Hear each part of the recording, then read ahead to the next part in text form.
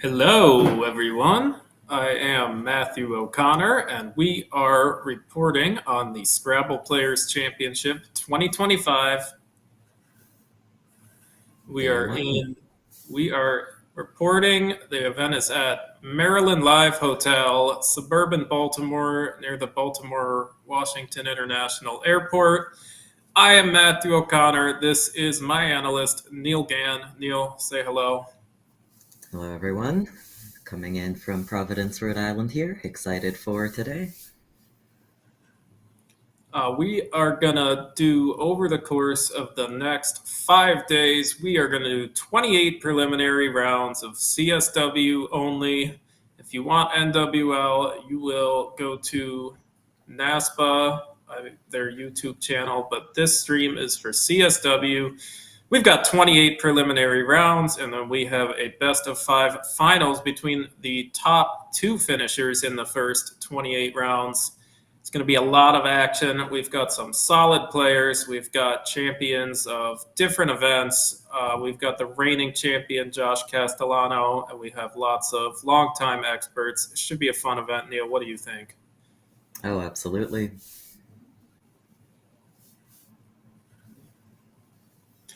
Shall we introduce First the round. Our first round is going to be David Whitley, a longtime expert from Los Angeles area, and Mina Lee. Mina currently lives in Stamford, Connecticut. She is originally from the Twin Cities region of Minnesota. Neil, what do you know about these two?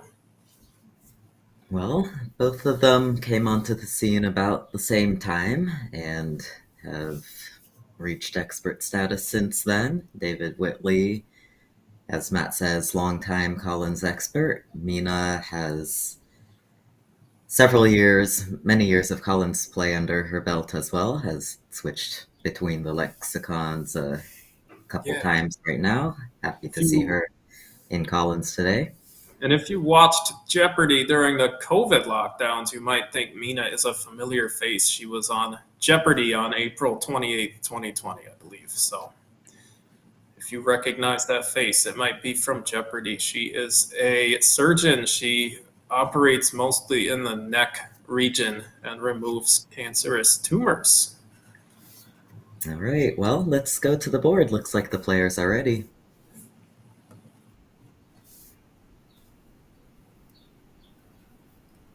David is up first and Right, drawing. it looks like we are off. David is drawing his tiles. All right, what do we got? We got a G.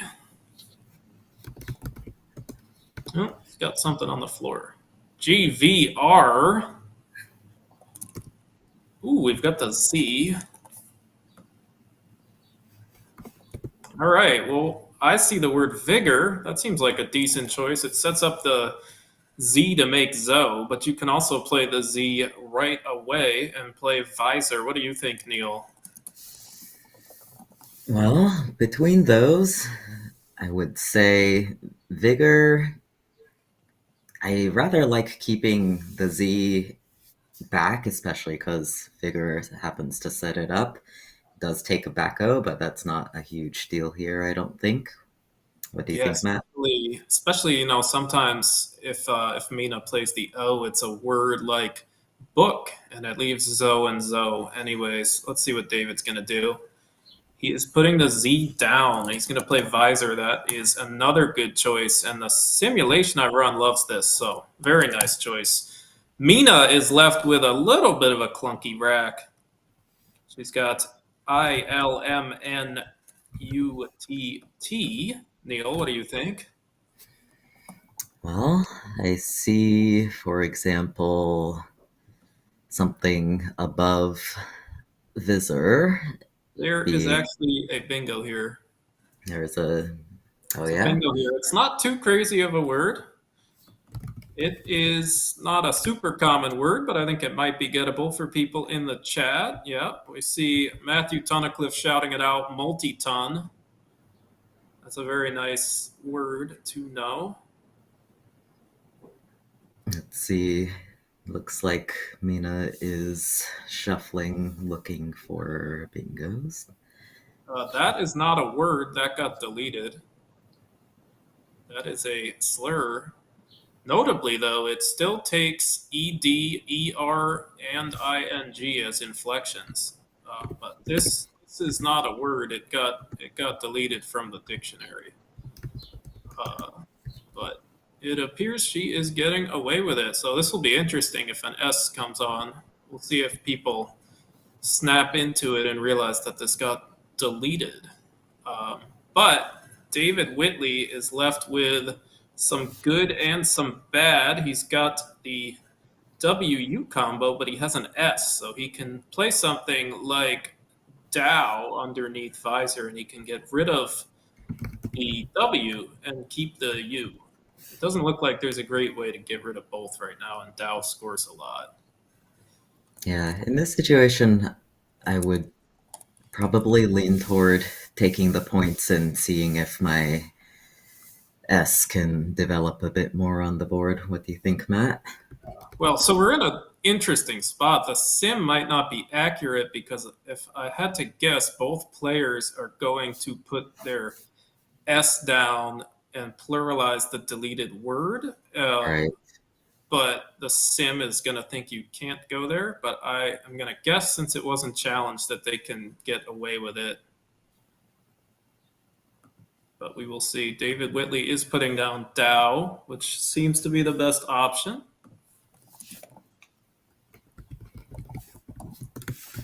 Mina is left with a pretty ugly combination.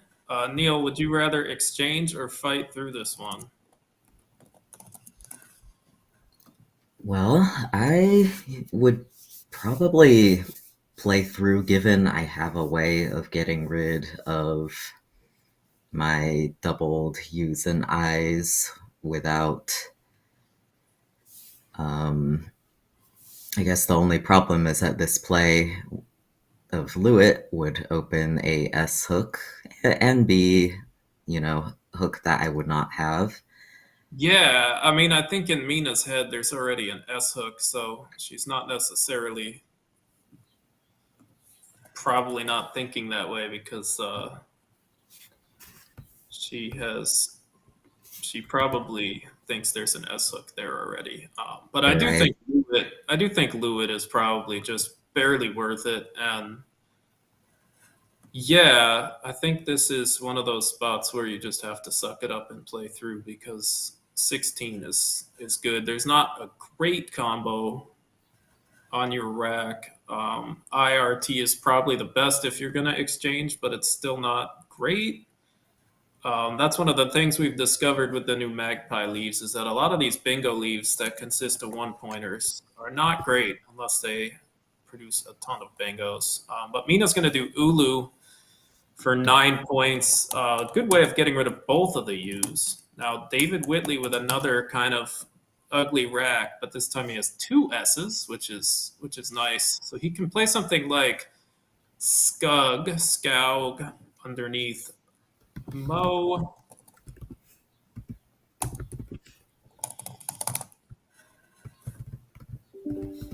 He can pluralize Ulu and play Vugs. He's got a couple different ways to go. The big thing here is he should probably get rid of his one of his S's because he's got two, and the obvious scoring spots all involve pluralizing something. So he's going to do Vugs pretty quickly. This looks pretty reasonable to me. It does leave a Yeah, relatively easy spot to hit for Mina, but it might not be easy to close everything. yeah, I think this is a great choice.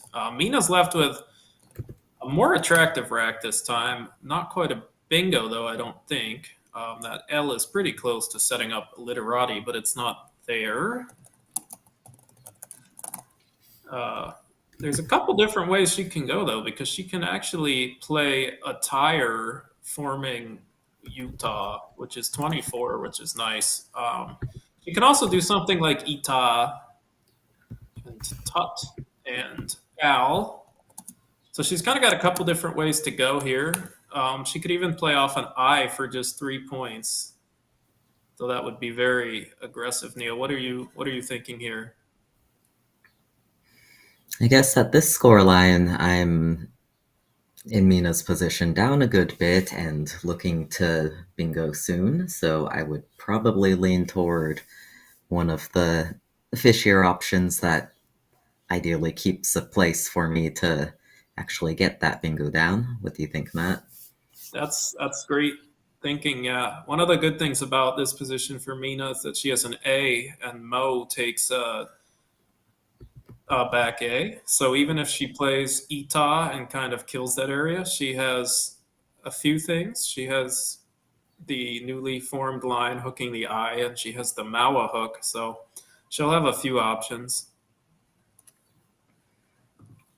And the sim does seem to prefer a shorter play here. One of the options is playing immediately with Moa, another playing Ita as suggested. Those Yeah. are in the same ballpark. Yeah, I think the play of 8 and Mawa has a lot of merit to it. It sets up some lanes that are harder to deal with because if you if you open, oh, she's playing a, that is MOWT is not a word, although it does take a front A to make a I'm mount. out. Yep. Yeah, this is also not a word. See, yeah, she's putting it down. Let's see if David Whitley is gonna challenge. Looking at it, kind of funny. But Mina's got her hand in the bag. It looks like she's gonna get away with this one. Yeah, she got away with Wow. this one too. So good for her. This is definitely the best play if it stays on. So nice job, Mina. And keep in David, mind this is 5 point challenge, so Mina. Never let it be said that you cannot get away with phonies in 5 point challenge. yeah, David Whitley with a really nice rack. There's actually only one place to bingo, and he needs to notice that this phony word takes a front S to make smout. I think that could be a bit of a tough spot, especially if you're not used to looking for the hooks of a word that It's not does a not word. exist. Yes. And yeah, there's three bingos, and they're all COO blank IES. He can choose to make the blank AK to play cookies. He can choose to make the blank an R to play Corys, and he can choose to make the blank AT to play cooties. If he doesn't see that, his options are not great. The best one might be L8 Cozy. That's one of the things when we have a blank, we like to score, we like to maybe err on the side of scoring because the blank will often bail you out. So the S is worth a little bit less when you have the blank because you will often get bailed out and be able to put some sort of bingo down. So, Right. barring finding the bingo, I like cozy and attires because David Whitley can go the route of trying to score something here and then bingoing next turn. What do you like, Neil? Well, I think we should also consider some of the fishier options in this position. Although, again, it depends partially on David's seeing that smout hook, because if he does not, somewhat fewer of his fishes may hit. So I'm perfectly happy with Cozy here. It's the Yeah, only it's the only choice that keeps the scoring pressure on if you do not see your bingos, which are tough spots. yeah, that is true. It will put him up 70, no, 65, which is about a bingo, and he'll have the blank. So he'll still be in pretty good shape even if he doesn't see this smout hook.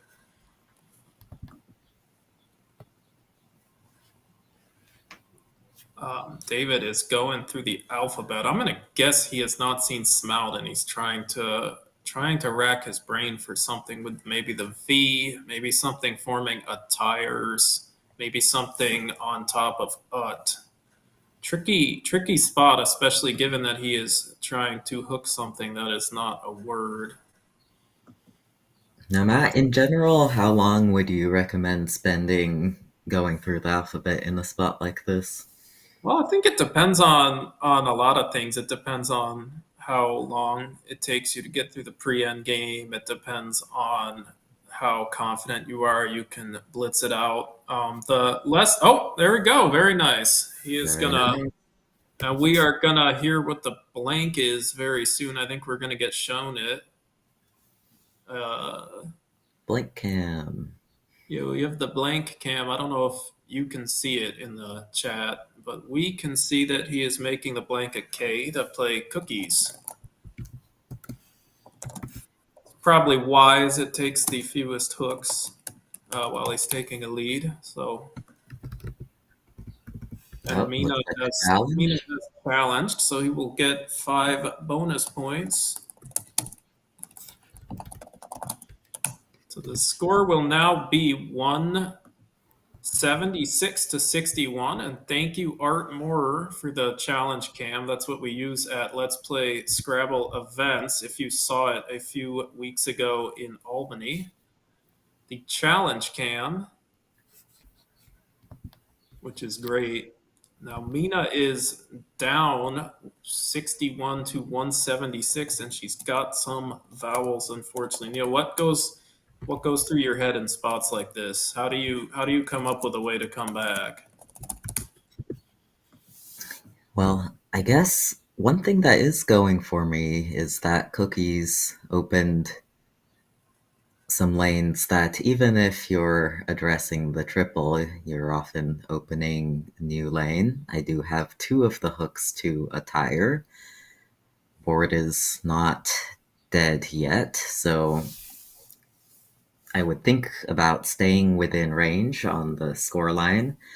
Probably not doing anything too desperate yet, as it is possible for me to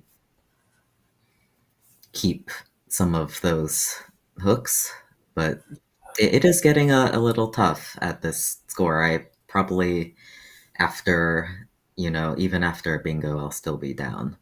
Yes, and Mina is going to play Chow, which sets her up with another lane for sevens and one that takes a lot of things. So she's probably trying to put a bingo to the right of Chow on her next turn if she can draw one. And possibly on column, what's this one? Column L. Yeah, this time David Whitley is likely to play something like farinha, the B column. That is, I believe, the Portuguese word for flower. And flower being like crushed grain, not like a rose. There's other options though. He could play something like FAA underneath a tire if he wants to be aggressive and set up his N. Mina with a nice rack, but not quite a bingo. And David, what is David gonna do? I do think that the B column right now is the most flexible one and hard to block without playing down from next to Yeah, that O, as Zoa doesn't take anything. I think Um, this is a good spot to talk about how it might look scary setting up the triple, but David Whitley's actually quite far ahead, and his biggest worry is a bingo. So the 30, 40 points that maybe Mina will get on the A column to the left of Farina, not a huge deal, and it's less likely she has a high point tile because she just played Chow. There's a good chance if she had a high point tile that it would have gone onto the board last turn. So something like Farina is actually pretty nice because it works kind of towards shutting down the entire bottom left of the board, and that's what we're going to see. oh, Oh, looks we're going to like see we're Fa. actually, yep. Yeah, This Fa. is This probably is a little bit back. It does keep a stronger leave and requires slightly more specific tiles to hit that A column, but Farina is a lot of points. It should be Mina. mentioned. Mina Was with also a really Splint. lovely option of Farang on David's turn. Mina with no sevens, but if you can look through the V, if you love people like Greg Louganis, you might love this word. If you're surprised that I am old enough to know who that is, I get lots of cultural references. Thank you very much. But Mina left with one bingo, and that is nosedive. The only bingo. I wouldn't call FOD defensive since it opens up another S hook and then opens up the triple and stuff. But yeah, I don't think it's enough points. If you're gonna play FOD, it should probably be the one under a tire. But yeah, Right. nosedive. Nosedive is Mina's only bingo. If she can spot that, she will have a good shot. Now, Chad, I want your best gut instinct. What do you think Mina's win percentage is after nosedive, according to the simulation I am running?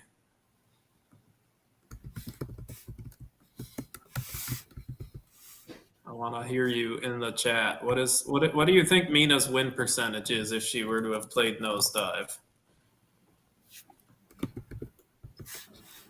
I am just curious what people's gut instinct is in this spot.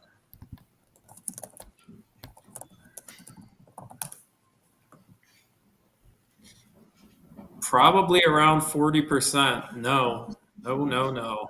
It is 15%. It's still a pretty desperate spot given that she will be behind and it will not be her turn. Although with the blink on her rack, things are looking like they'll develop into a bingo very shortly. Yes. Now Mina has lots of options, especially given that out take the front D and S, which are both on her rack, as well as a G. Yes, Mina would have been at about 15% after nosedive. It is a tricky spot to be in when it is not your turn. David Whitley, probably Apian to the left of Fa is the best. It scores the most that he can get here. He's gonna play Pan and try to keep his leave a little bit more together. Neil, what do you think about Pan? I think in this position I do somewhat prefer taking the points with Apian. I think I Or like that idea. Um, another way to get over the finish line is to just keep scoring 30 every turn and hope that Mina's bingos aren't enough anyways. Mina's best scoring bingos now are probably going to form a tired and pain. One of them is desking, one of them is designs. That's a nice hook. The ones that put one pointers and not the blank in the area that is counting twice. Those will score 83 points, and she will be behind by 35 if she can spot one of them. She's got seeding spelled out, however, which would probably play with Fa. How do you get through the alphabet when you have a rack like this? You have so many choices, but you only have three that score the most.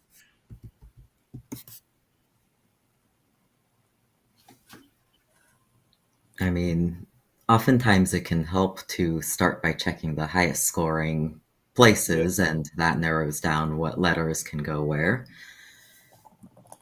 And Mina in that spot had one of her three 83 pointers. If she could get the D and the G in the parallel area, she would score more. She would have scored 83 with edgings.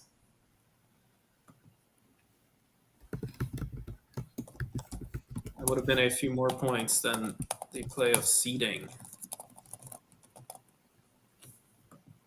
Very important when you have these racks, however, to just put something down because you don't want to spend 15 minutes looking for the best play and then have no time for the end game. So I'm happy she got something down and she can preserve her time for the future. Now, David Whitley has an interesting choice because the highest scoring play is a Bryn to the left of Fa, but that G is looking awful scary in the triple triple. How do you decide?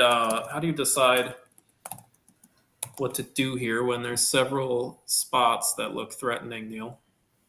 Well, I would look for one thing at the pool and the fact that Mina just drew 7 random tiles, making it somewhat less likely that she immediately bingos. Another thing to note here is not only is the G not the easiest tile to immediately hit, but also the pool has 1 N and 3 Is, making ING less likely, although AGE, that kind of thing, certainly still available.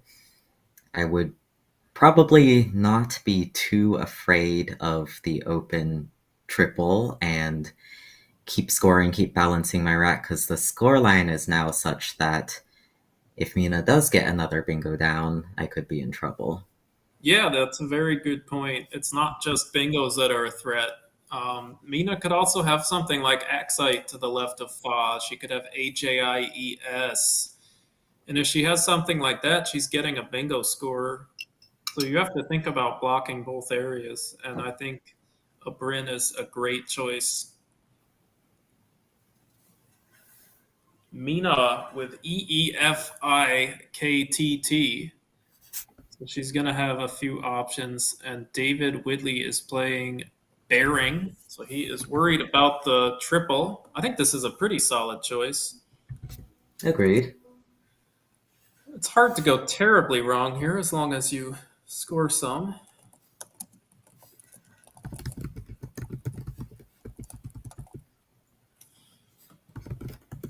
Mina has the very nice fit. She has one word that scores 43 points to the right of Fa.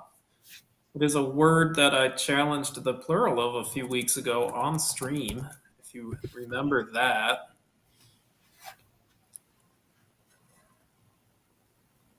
And I think this is a standout play here. 40, 41 points matters a lot at this score line. Yes, that is true. She can get to down 27, which is not quite enough, but she is going to be able to get back into the game with a couple nice scores. She might not need a bingo at this point if she can get a couple of nice scores, especially with David Whitley is probably going to be stuck playing QI for 22, which means if Mina can find fit, she could Which then it go to is. the left of Fa and have Although a 1 2. David actually has something much better than QI for 22.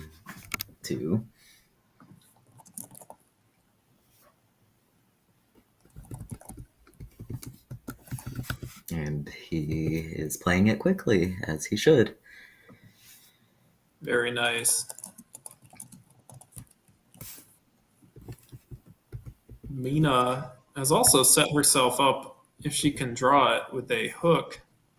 She can try to draw fitter. She could try to draw fitted. So she's giving herself a decent bingo lane to work with, which is another way for her to come back. David playing Quay, he could get in consonant trouble. We will see what he draws. This is one of those racks that could go really well or really badly, depending on what he draws. Looks like No. Mina has one of those in between racks here with pretty flexible scoring tiles and good vowels, but not quite a bingo and nothing, no huge scores on offer. So she will probably be thinking positionally here. Yeah, this is one of those annoying racks where I want there to be something starting with like KH or something on the triple, but the best play on the triple is probably Hella for 33. And I'm not sure that I would play something like Hella here, given that obstructs my fitted, fitter, fits hook, and it doesn't keep my most bingo E leave, and I almost certainly will need a bingo and some scoring, or possibly. Yeah. Yep. One of the things here is that if David uses the triple, it it makes fitter and fitted a more annoying to block. It doesn't. It obstructs it a little, but it does make it more annoying to kill completely. You might have to make a low scoring play to kill it, and he's probably not going to want to do that. So that might make me a little more likely to ignore it and use the triple on the top right for something like Alki. Maybe Lakey is more likely to set up a bingo lane that you can kind of sit on and see if it just sits there and you eventually hit something ending in L, and that's what Mina's going to do.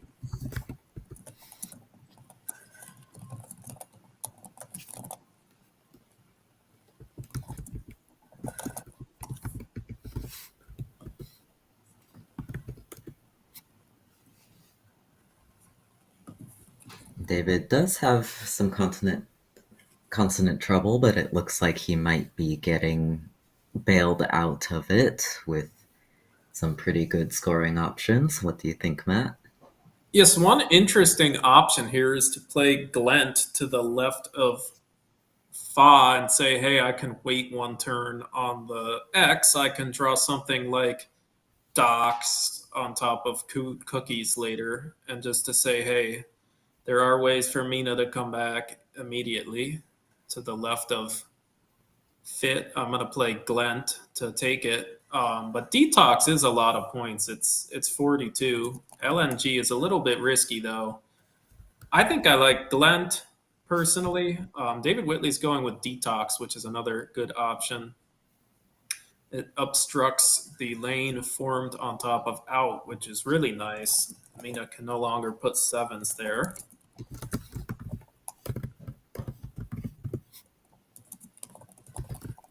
And Mina with While and Hole as her likely best choices.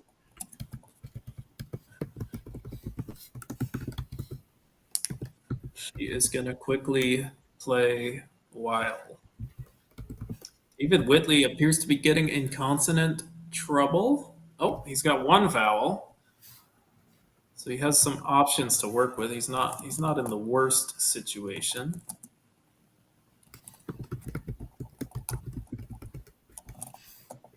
He's got a few choices. A lot of them will involve the area on the top left. It might be nice to put some tiles there to eventually work towards kind of occupying the entire top left in a way that makes it hard to ever do anything. That's what's known as exhaustion. If you can get the board in that state, it's hard for your opponent to do anything. But he also has choices on the bottom right, such as Glimed. Niel, how do you think through these situations? There's kind of a few threats here and there. You have to avoid the bingos, and they can kind of appear anywhere. You have to think about scoring too. So how do you get through this situation, Niel? I mean, pretty similar to what you've said. I would usually look at the lanes available and how compatible they are with the tiles in the pool. In this situation, I might decide that the E of Detox is the most flexible threat for Mina compared to something that has to start with the R or S or E. That said, a lot of this evaluation depends on your word and knowledge and board sense. So Yeah, this is one of those situations where, if I had an O instead of an E, for instance, I would think Dom to the left of Fit is a standout play. It scores as well as you're going to get, and it blocks the biggest lane. But we just don't have that, so we're going to look towards blocking maybe a mid-level threat, and that's what David Whitley is doing with Gled. My sim actually likes Glenn in the same spot for 14. Sim thinks it's important to keep the D, maybe to work with fitted, but this is not a bad choice by any means.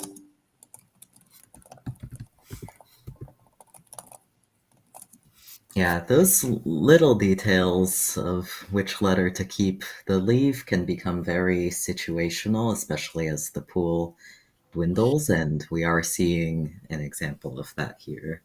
One of the things we're finding with Magpie is that the D is an excellent tile. It forms a lot of hooks because it's the past tense letter and it is in a lot of words. And importantly, it is worth 2 points instead of one, which a lot of the bingo tiles are worth. So, in my experience running Sims while I practice Scrabble, I've noticed a lot of sacrifices that keep the D and maybe score two less than something that keeps the N or the R. They end up doing really well because the D is a very flexible tile. So Mina's in one of those annoying spots where she not quite has a bingo. She has to be careful in order to keep a bingo leave. She's going to play Peak to set up another lane, but I worry that ABNO is not going to become a bingo in time.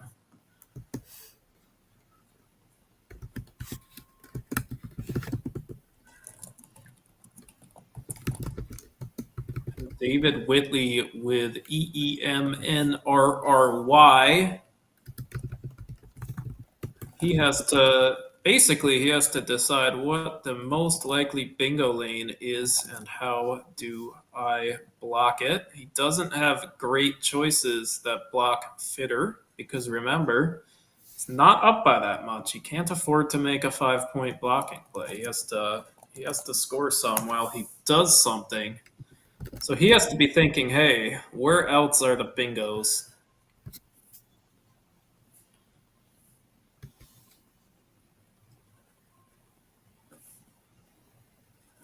So if I was in this situation, I would look through the bag and I would probably come up with the I in seating because I would see stuff like chainers and then I would basically look through and say, "Hey, do I need to block this? What could Mina have? She does have a few options. She also has things like joiner, which could get annoying because she's only down 19. Neil, what would you be thinking of here? Well, I do think that. So there's 5 tiles in the bag. I think David has a nice play that does obscure Fitter fits while scoring and even setting up one of his own tiles. I, looking at this pool, would probably simply concede anything from the P or to the L. I'm not even sure if there's something there to the L, but the play of Mir alongside Fit on column D looks pretty good to me.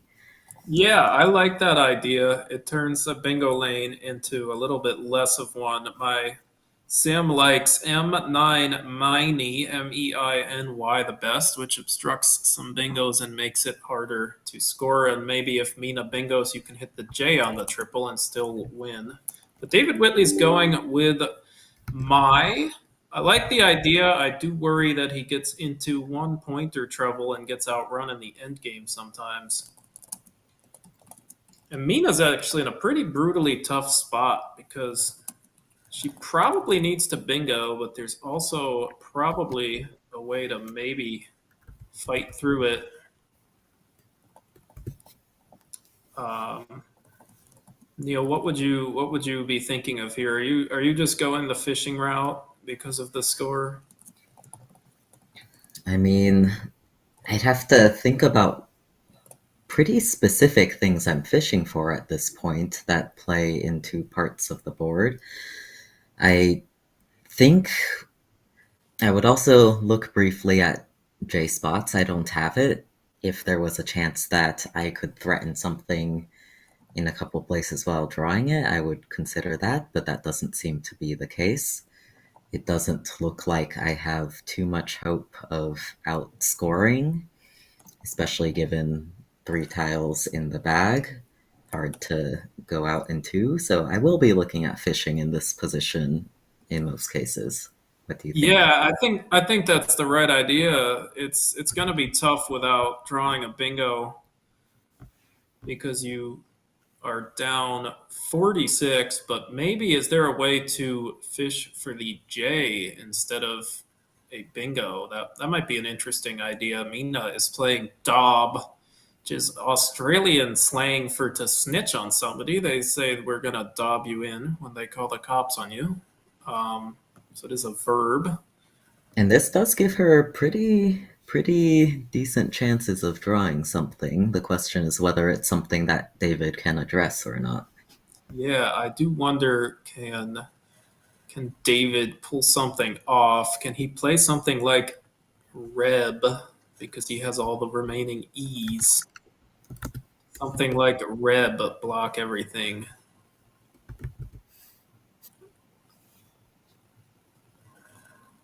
Almost cojones for Mina, which would not play in two spots, but would be fun. Yeah.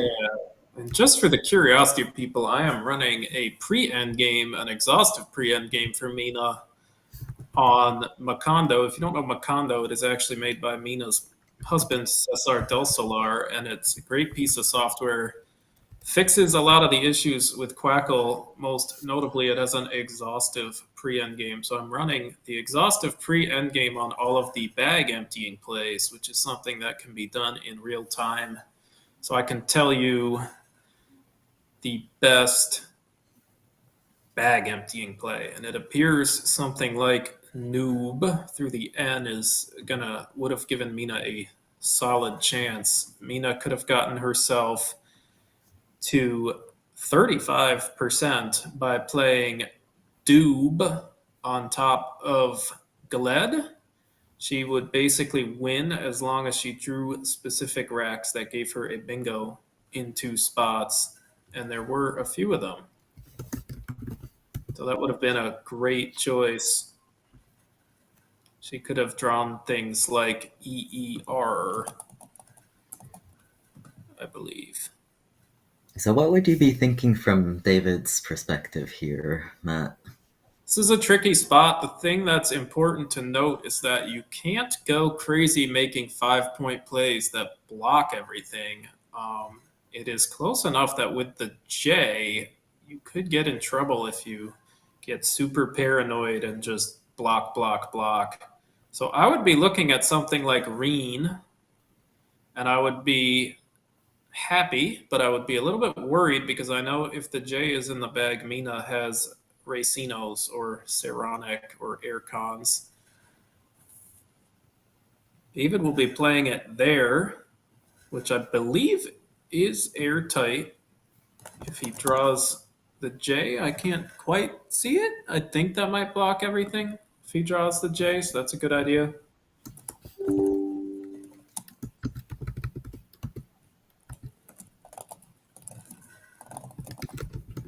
I just get a little worried about the score.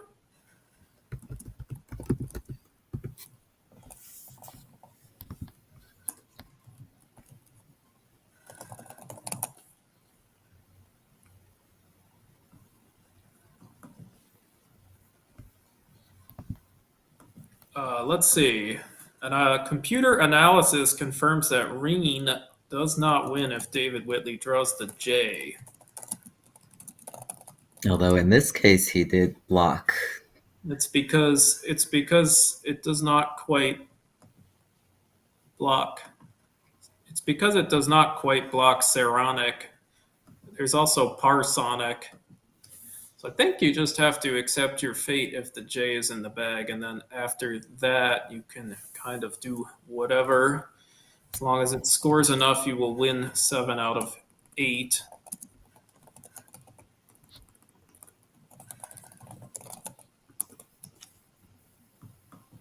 Now Mina is with the J. And she had Jacobins. He managed to block Jacobins, which is really nice. So anything in that area is probably good to win 7 out of 8 as long as it does not block too much. Or sorry, as long as it does not score so little that you get outrun by something with the J. Basically, in those positions, you have to find the most volatile spot and block it and just make sure it outruns. Like in this case, it happens to be the bottom right because of Jacobins and Racino's Saronic Aircons. In an alternative universe, it could even be maybe the P, because some words start with P, and you just have to kind of go through the 8 possibilities that come from the unseen tile pool and see which one sets up the most, which one sets up the least. So it's good to see that David Whitley saw Jacobins and managed to block it. I was a bit worried that he was going to play Reen to the right and leave some bingos open. If Mina saw Jacobins that time, Whitley may have lost. But yes, this is kind of what I was hinting at earlier with possibly setting up to need to concede bingos from the P depending on the pool. And I think that is how it shaped up. Now, in terms of endgame here, what is Mina going through? She's most likely thinking about ways to first seeing if David has an out. If he does, she's going to try to block it. If he doesn't, she's going to try to set up her best out in 2, making sure she can get rid of and ideally score with her J or this combination of tiles. Yeah, it doesn't look like there's a great choice for the J. I'm wondering if maybe it's best to just play like Joe and Pizzo.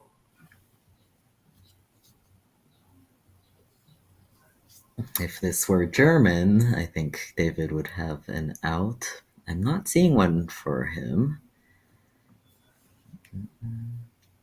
Yeah, go for broke with Pizzo. That would be fun. Mina's gonna do Job, which sets up Canes underneath. That's a solid choice.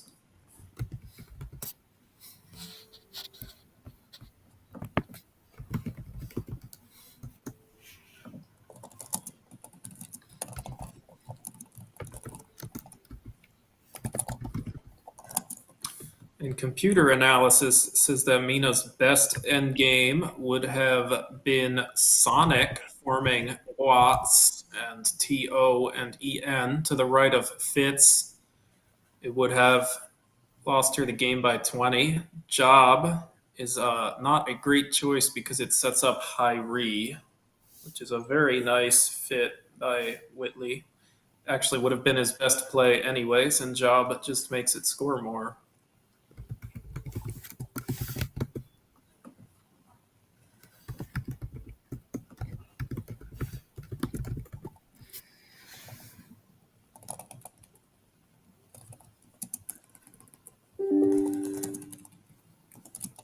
Mina is probably in short order going to put down her best scoring outplay of Canes.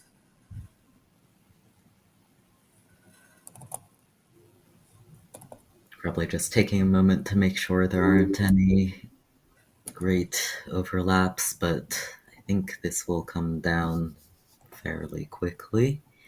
I think so too.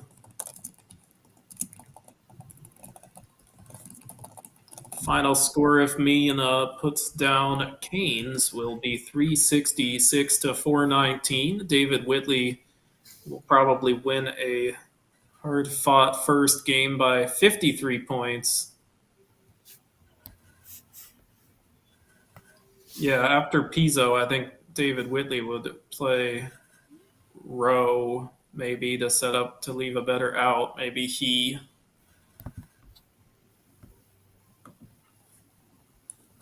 But solid first game. We had some opening round jitters playing one of the words that they deleted, but that happens to the best of us. Very difficult to unlearn words. And David Whitley with a nice job finding the S hook to the phony 4 Mout, which got him into the lead.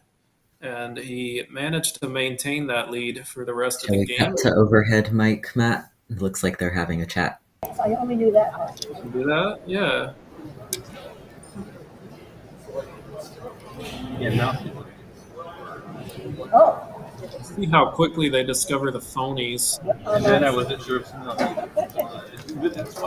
Two phony fours. We had some opening round jitters, but happens to both of us. I'm sure you watched me have some mistakes. If you watched me at the Poplin Superstars a few weeks ago, I had some interesting moments on stream. It can happen to anybody.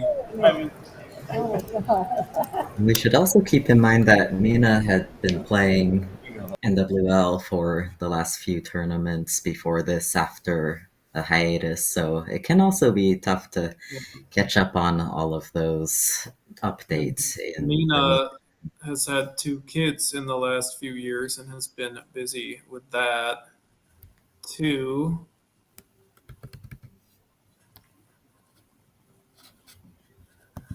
All right, so our next matchup will be Waseem Khatri versus Khatri. Eric Kinderman. Wasim is a legend in his native country of Pakistan. He has won the Pakistani nationals many times, maybe 12. He's one of their stars. He and Moyes, very nice guy, very good player. He's one of those people who is sponsored by the government of certain countries that fund Scrabble players to be Scrabble coaches as a way of helping teach people English. So he shows up to events like this and competes, and he builds a name for himself, and then he works as a Scrabble coach in his native Pakistan. Eric Kinderman is an American, but he's an expat living in Dubai, and he is a teacher. He's about 1700 rated, solid player. Do you know anything about these two, Neil? Well, I haven't played either of them, so I am excited to see this matchup and learn a bit more. I probably am a little bit more familiar with Wasim's games given his annotations online, but we shall see. Yes, he appears on stream quite a bit. We are going to take a brief break, maybe hit the bathroom, get a drink of water, but we will be back in a few minutes for round two. Thank you so much for coming. If you can please hit like, hit subscribe, visit letsplayscrabble.com to find out more about upcoming tournaments in the New York and Canada, Ontario, Quebec area. Letsplayscrabble.com. You can check out more videos on this YouTube channel, but we will be taking a break. There's also my website, matthewjoconnor.com, listed under my name. I have a free book for learning Scrabble strategy. It's a great resource. But yeah, we will see you in a few minutes. Thank you so much for tuning in.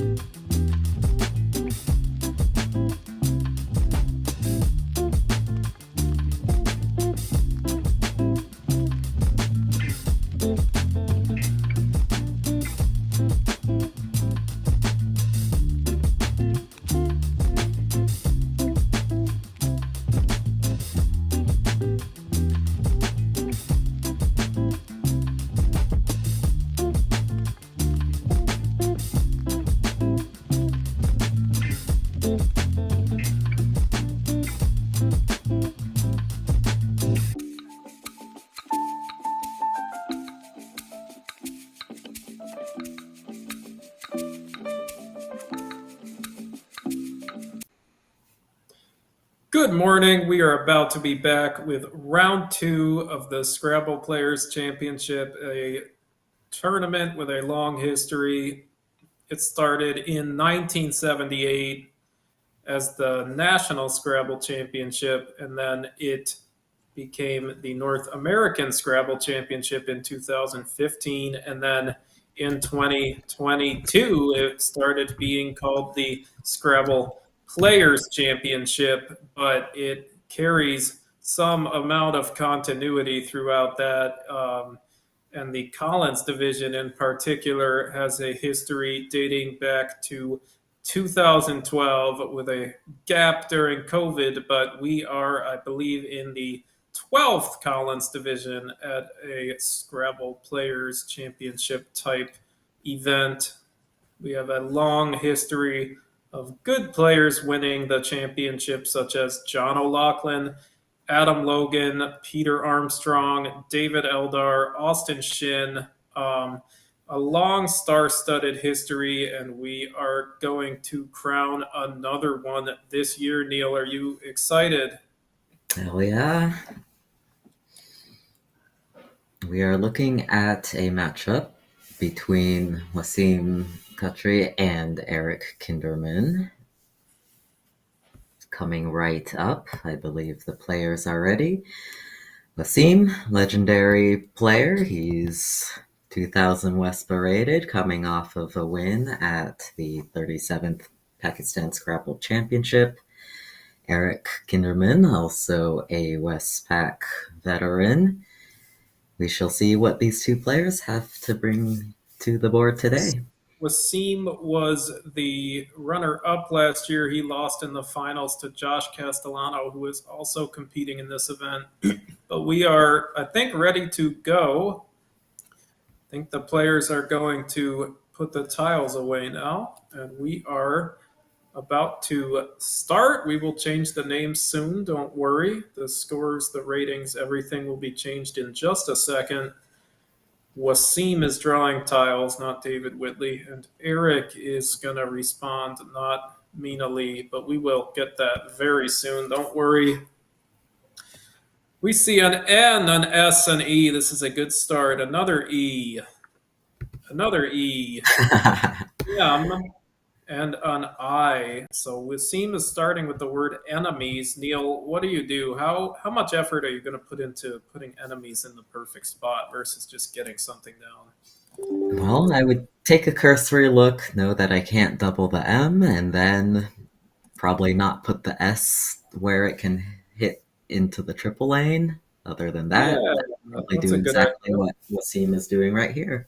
I like this. There's no I in the double double, and there's no S in the triple, and it's one of the 70 pointers, and there's no vowel in the next to a double letter. So this looks like a solid place, and it's important to just get something down so you can think about the more difficult decisions later. And Eric will have a response of a bingo.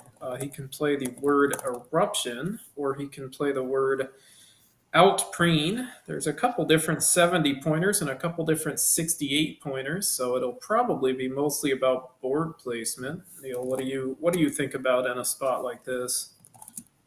Yeah, since the score would be fairly even after this and it's early in the game, I would probably think mostly short term, not trying to give back too much.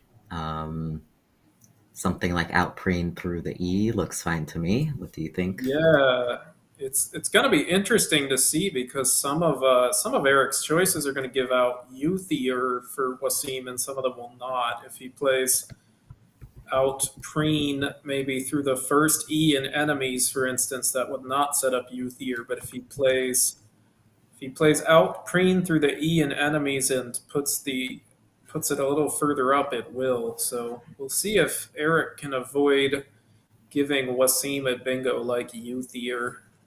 And of course, Eric, I mean, can't know this.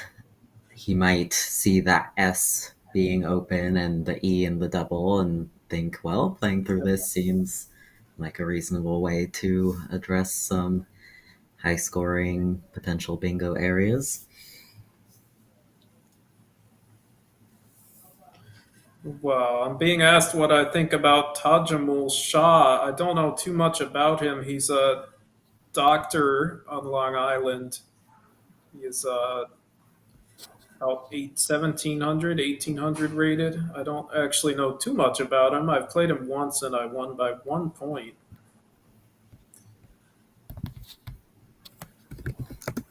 And yeah, we're getting a look at the player names. Those are fixed already, actually. And I have run the sim. The sim actually, interestingly enough, prefers the more volatile placement of out preens setting up the S1 from the double.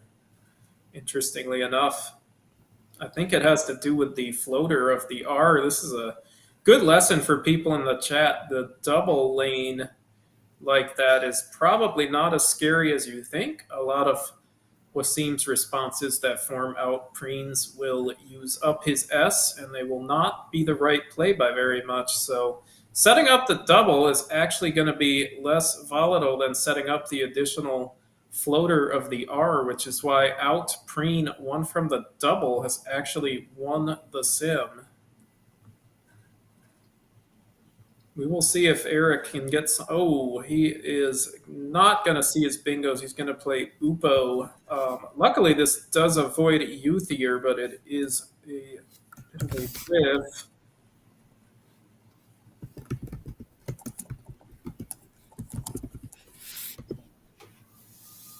Yeah, a bit of a miss there, but it keeps a strong lead. We'll see if that can mature into a bingo on his next turn. Yes, Over and to Wasim.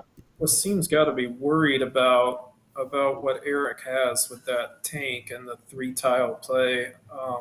I would probably err towards being a little bit tighter here. Something like Show You is going to appear nice, but it does kind of open the board.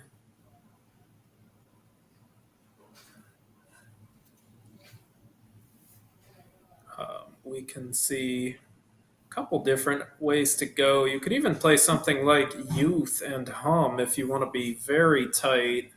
I always try to generate maybe a more defensive play and a more equity play and a more fishy play. Another super tight option that's nice is Height underneath Enemies, which has the added bonus of killing the hook for bingos that end in S. That's a really nice thing. Neil, what do you think about Height? The leave is not great. I wouldn't prioritize leave here because I would be going up 90 and I have time to groom that IOU into something better if I need to, but for now I need to address the immediate threat, and if I can score 37 points while doing it, I would be happy to.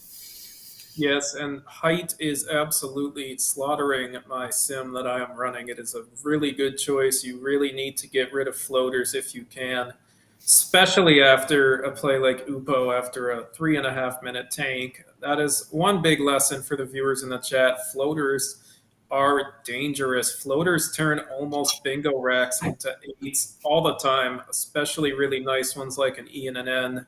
If you're ahead, one of the best ways to block things is to get rid of the floaters. Height with the added benefit of getting rid of an S hook. It turns which takes a front S, which is a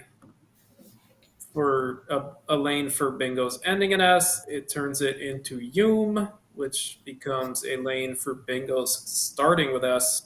And even though that's not going to kill everything, and even though takes a front R, it is a lot of blockage. There are so many words that end in S. Probably ume, given it's a kind of Japanese plum. So we see Height. It's a very good choice. How do you handle this situation, Neil, when you are Eric? Not quite a this bingo. is one of the more frustrating positions you can be in Scrabble. Yeah. You might have to play something like Teens and Upon to give yourself more of an area to work with. Teen taking a front S, which you don't have, but it is another lane in case you draw one, and he is behind at this point. So you might want to do teens. You could do E10s if you don't want the S hook. Both of those leave an R for room, which is right? nice. This score and the fact that he has an R. How do you think through this, Neil? That's pretty much exactly how I would be thinking about it. I want to make sure that the board cannot be shut down long term quite as easily by Wasim because I may need more than one bingo to come back depending on how much he scores on his next turns. Yeah, and another nice thing about teens is it kind of encourages parallel plays to the right, which open up new things. That's another thing about Scrabble. You have to think about what the next logical plays are and what they do to the board. And a lot of the logical plays after teen kind of open it once again. They give Eric a lot of choices. Eric is going to do set for three, which is an interesting choice. It gives him a decent shot at SETE and a bingo there. So he is going all out for the bingo. What do you think about that, Neil? No SETE, but instead SETT set. I'm sorry. So he I don't has the know. option for bingos with either room or set two T's and or He is set drawn. with an S, and he will He have. is drawn centers and 10 recs and all of that nice stuff. Wasim with a not great rack. One option that jumps out to me is Dula and Seta, which is a very defensive choice. He can also play Dula to the right of Set and score a bit more. How do you think through these? He's clearly fishing. Are you going to go all out for defense, Neil? Well, let's take a look here. I think it depends a little bit on how hard it is to address the spots. So I would look here and see that there's one very obvious high scoring spot, and if I can score something decent while kind of deactivating it a bit, I would be happy to do so. Dula looks like the lanes that it gives back generally give me back more when Eric hits them if he doesn't hit room, so I would definitely consider a play like that. Yeah, and one nice thing about Dula too is I don't think Eric is guaranteed to have an S, so there's a chance that you block maybe a bingo with a T in it forming set, and you kind of avoid the bingo one more turn. It's not going to work this time because Eric drew the S, but it's a good idea, and Dula wins my sim handily, so the computer agrees, and Eric will be left with a couple of bingo choices.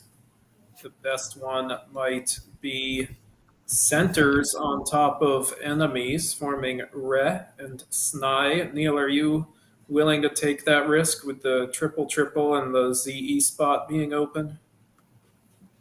Well, again, I probably wouldn't necessarily be the most afraid of the triple triple with the C in that position. It often it has the benefit of giving back additional lanes, and I will need another bingo after it. Yeah. Um, what do you think? Fortunately, this time it's going to set up Argent 9, but I think it is the right idea. I think it's the right idea. You know, a lot of those plays through the sea aren't as high scoring as you think, and they leave open some nice floaters for the next bingo that you're gonna need. So I like this idea. I think it's worth the risk. Fortunately, this time it will set up Arginine for Wasim.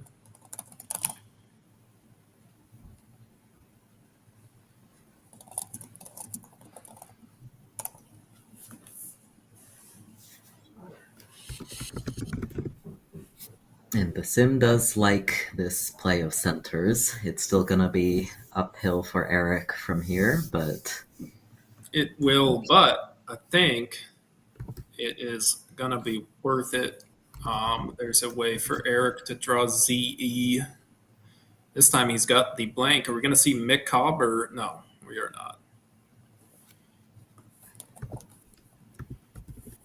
For those of you in the chat, there is exactly 1 8 in this rack with the blank, and it does play right now. Eric, if it doesn't get blocked, and it's not going to, Eric will have one playable bingo Very, very low prob. Oh, RTOIP, I'm talking about Eric's rack. Um, Wasim's going to have a couple of options. He can play Adrian or he can play. Yes, Muffin Tentacle has gotten it. Hawk Bill, the only bingo, and it plays to the L in Dula.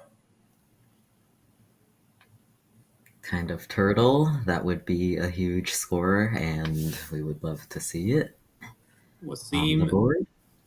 is going to go with Asia Ryan, probably thinking he needs to obstruct the C with his lead. He wants to block the triple triple, and this does win my sim.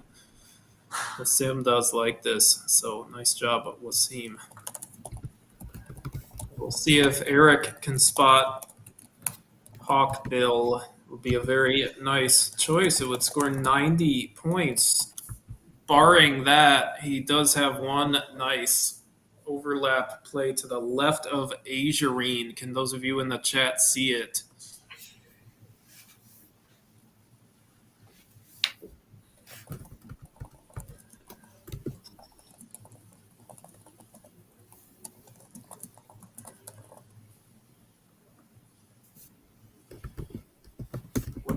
What is Eric's very nice play to the left? Yeah, Kibla. If he doesn't spot his bingo of Hawkbill, his best play will probably end up being a Kibla, which scores 49 points and maintains the blank. Not a terrible choice if you can't find the bingo. We'll still keep him in the game, especially with Wasim's relatively poor post bingo draw containing 3 N's. Yeah, this is definitely a tricky bingo. It's very low prob and it contains the blank. Not an easy one to see.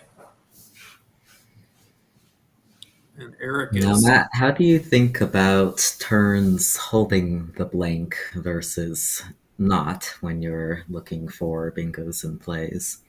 well. I always try to spend more time on the plays with the blank because there's so many more options. But if I find a good play that saves the blank, I'm also likely to play it knowing it won't be that much worse than the bingo. Eric is going to go with Auk. He's going to keep IBL, which forms more bingos than you think because IBLE is a reasonably common suffix. Wasim is left without some great options. How do you approach these positions, Neil? Would you play something like cute blocking the other triple, even though the leave is bad? It does score a lot of points. Let's take a look here, digesting the position a bit. I think when I have a rack that I can't necessarily have a good leave from, which this one might be tough, no great spots for none. I think about trying to accomplish other goals on the board, and that is. There's a couple things I can go for here. I can try to just keep the score on, which probably I would not do keeping 3 N's with something like recut. Wasim Wasim is is going to. with Trunnel, which I think he wants to partially obstruct a lot of the areas in here, and he probably wants one of the blanks, which are yet unseen. Unfortunately for him, Eric has both of them, so it's not going to work. But Trunnel wins the sim. Exactly the right idea. Another great option is a recut on the triple, which scores a lot more.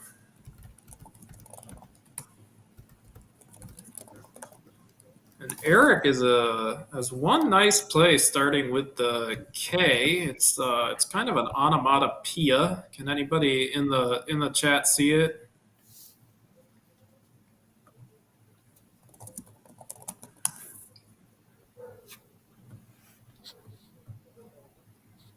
This one might be familiar to those who have studied the 5 vowel 8s.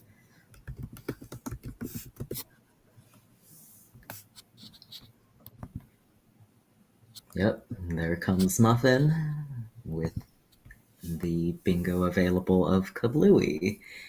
Yes, that will be the highest scoring option here. It'll be 89 points. A very good choice. Um, we'll see if he can find that. It's a tricky rack. There's maybe not as many bingos as you think, given the two blanks. Other options include Boltonia, Oblation, Lobation through the T. Those are probably the easiest to spot because they're the highest prob. You could find something like Lubies and Doulas. Not too many Yeah. points. One Boot. interesting thing about this position is that having both blanks and a few places to bingo means that the worst bingo is pretty comparable to your best non bingo play here. So if he does not see something like Kablooey or Pot Boils, his backup plays are actually not so much worse. Yeah, we will see what Eric comes up with. Oftentimes, if you leave the blank, you might find a way to get a triple triple if it opens up, a double double, something like that on your next turn, and it ends up not too bad if you can score well and keep the blanks. Sometimes even you end up wanting to use one blank for a bit of a bonus, hoping that the second blank still gets you a bingo next time. That's not going to work here, but in a situation where your only bingos are in the 60s, you can sometimes find 30-point plays that use one blank that end up correct because they still keep the other one for later and you try to bingo on your next turn. Of course, that gives a pretty big signal to your opponent, although there's not always anything they can do about it on certain boards. Now, so for the chat, I want you to estimate what is Eric's chance of winning if he finds Kablooey. It'll put him in the lead by 5 points. So, what is Eric's chance of winning if he finds Kablooey? Let's get some estimates in the chat.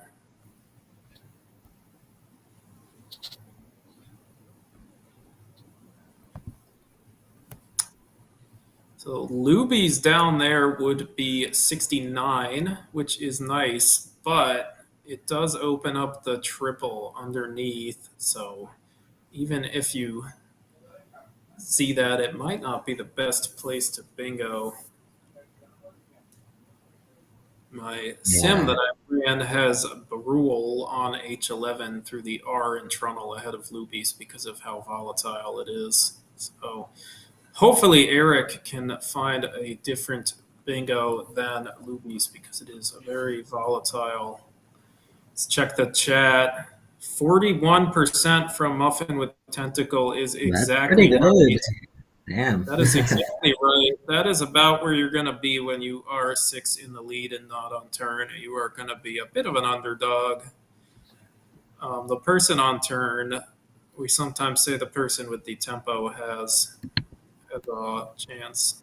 So Penumbra, 15% after Nove's dive. I believe she was down about 25 and not on turn when that happened, which is why her odds were a bit slimmer.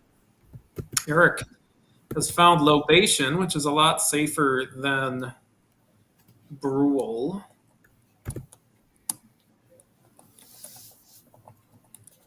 Um, so he is go. We are not assuming Wasim's rack. We're doing it from Eric's perspective, which would yes, Wasim's rack is not great. So he's actually probably closer to a coin flip here, given Wasim's rack.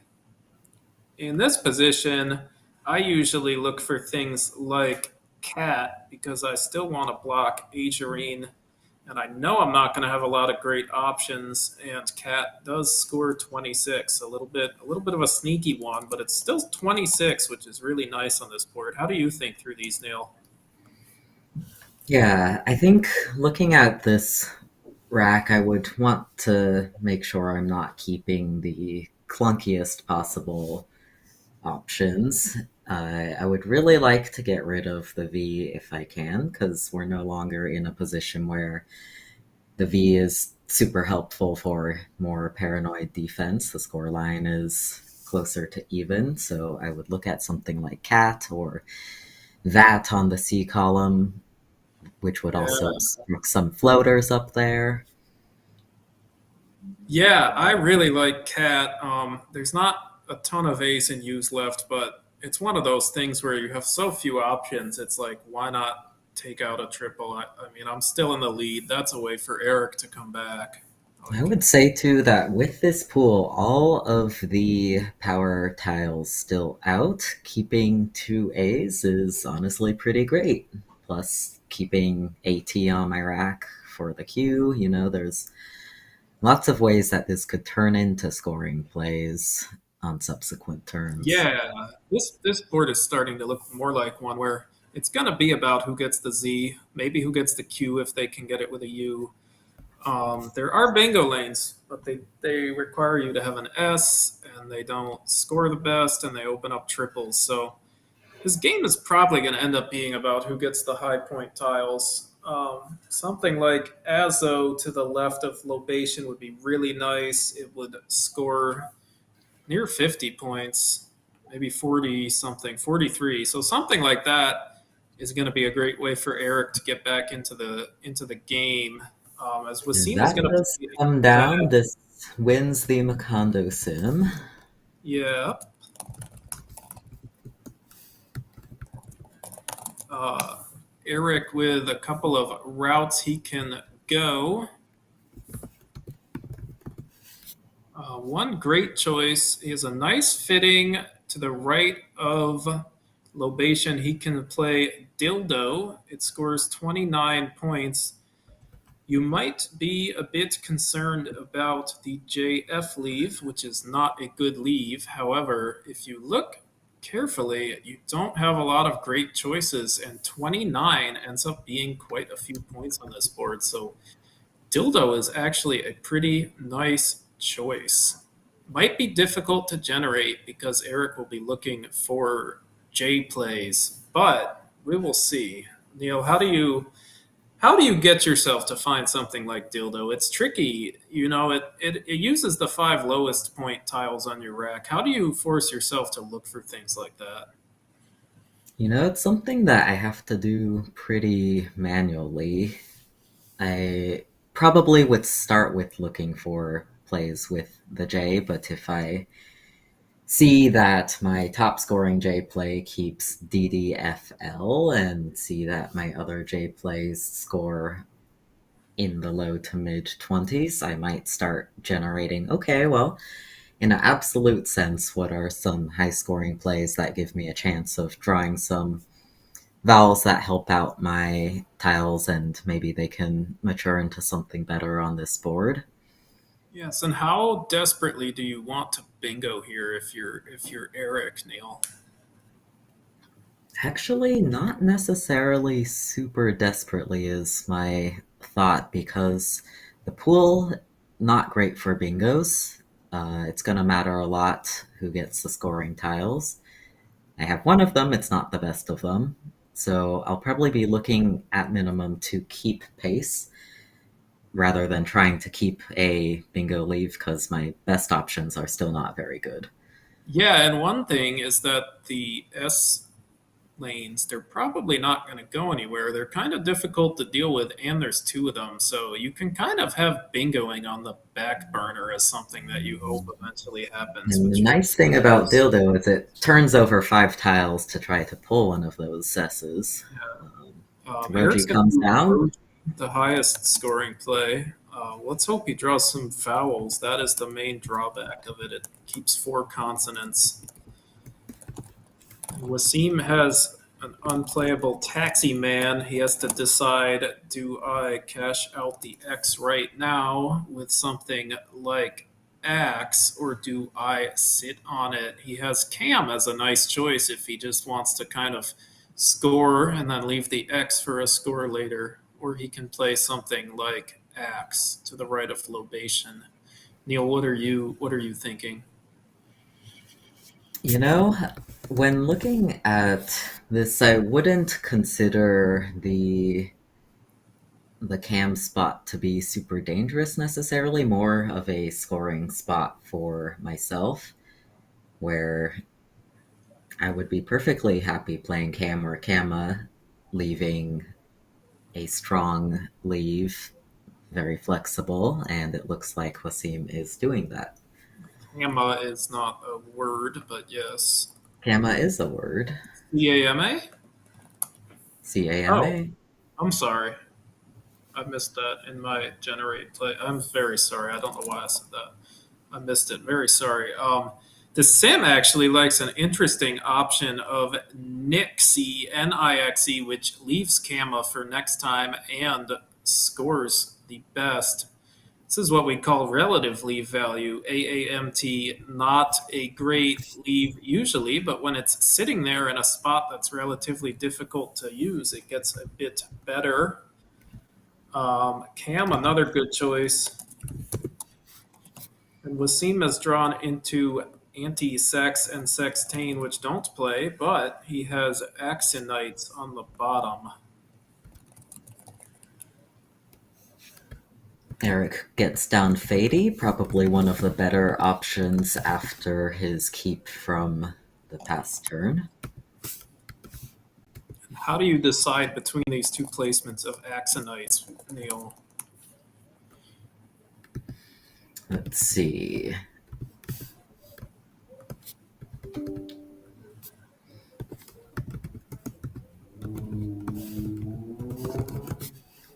Axonites and Axonites. Both score 66. It's probably mostly going to be about the overlaps because it's not too different otherwise. So it's about, do you want to put the I or the A next to the. Yeah, I probably want to play it further to the left because that makes it. Yeah, you don't set up the Z that way. And you also don't set up a double QI spot. Yeah. You set up the Z and the Q either way, I think, actually. You can do ZE. One interesting thing about the placement on the right is that it prevents some scoring plays with doulas. It's not much, but since the plays are so similar, it's something you think about because you have to try to find a difference. Although um, this time, I think the one on the left is simming a tiny bit better. But it is a pretty small difference. I think the most important thing is to get something down and have some time for the end game. What do you think, Neil? There's also the interesting option of not bingoing at all and keeping AENST, which actually sims best here, but I am. Well, looks like Wasim is reconsidering. Because the ED spot is not really going away usually, and I might get multiple chances at it, especially with Eric going to be down a tempo and not usually trying to block the board up for himself. So something like Nix on column J would obscure the I, which could be helpful to Eric as a lane while leaving Ed's, which is more helpful to me as a lane. Yes, and Nix does leave you with ITES if you draw that. That's pretty nice. You can still use that. You're kind of keeping it for yourself, which is cool. And you keep the E hook for yourself. Yeah. We know Eric has 7 consonants and is unlikely to be able to do much, but Wasim does not know that. Um, Having run a many-ply sim with XI generated, N13XI is the sim winner, a very aggressive option. Wasim is doing Nix for 26, another great choice, kind of leaving the bottom area for himself while leaving AENST. So I like this idea. What about you, Neil? Likewise.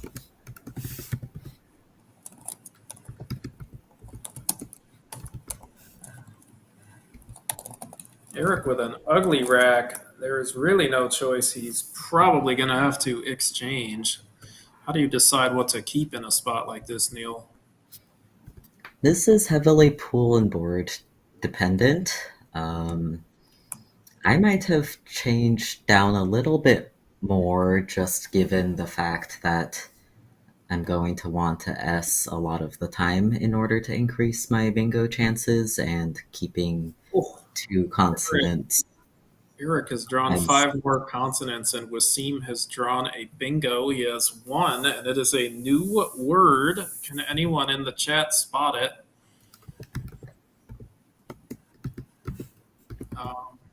Do we have any weeps in the chat? that one might be the only one that plays from this rack, so I the think it update is. is It's a Satine bingo, but it's a new word. Might not be best actually. He might be able to do a similar play with similar logic to Nick's, kind of keeping the board tighter and seeing if he can get Eric to bleed by 1,000 cuts. But the playable bingo is a hentais, which is brand new. Wasim is instead going to play Haj. Not sure if he missed it or if he has some sort of logic not wanting to open the this is triple. not much worse than bingoing here, though, because Hentais does give back a lot in a pool that has great scoring potential. Hajj is only about 3% back on the sim. Yeah, it is a defensible choice. It partially obstructs the lane once again, which is always nice, and it leaves EINST, which is really good. From Wasim's perspective, the consonants that Eric had could have very well been in the bag, which would have been really not fun if he bingo drew all seven, and then Eric maybe gets basically two turns in a row if you draw seven consonants and have to exchange. So I like the idea. Wasim is taking a bit of a lower variance route, which is fun when you're ahead. And So Eric Eric was, has a very tough decision here.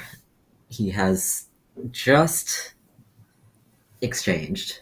If you imagine that he had not just exchanged, he might be considering exchanging again here over something like warp even, but I think changes win. psychologically it's really hard to Yeah, do something like an that, especially exchange. with your opponent making short plays that could suggest that he's happy with what he's keeping. And yeah, the computer simulation is liking exchanging again, thinking, "Hey, you're now behind. You need to bingo and get something."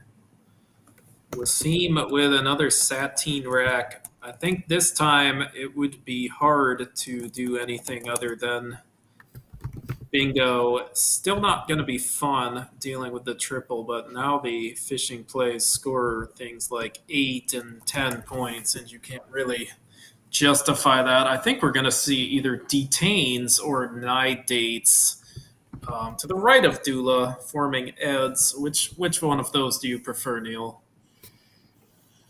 I have to visualize them a bit first. Um, Essentially looking at, do either of these have the option of giving back two scoring spots instead of just one? How do they work with the threats remaining in the pool, like something with QU or Z, which do not play to the right of the E that is open? Yes, and So Eric I'm with what appears to be his best option is another new word. It is ba to the left of nidates.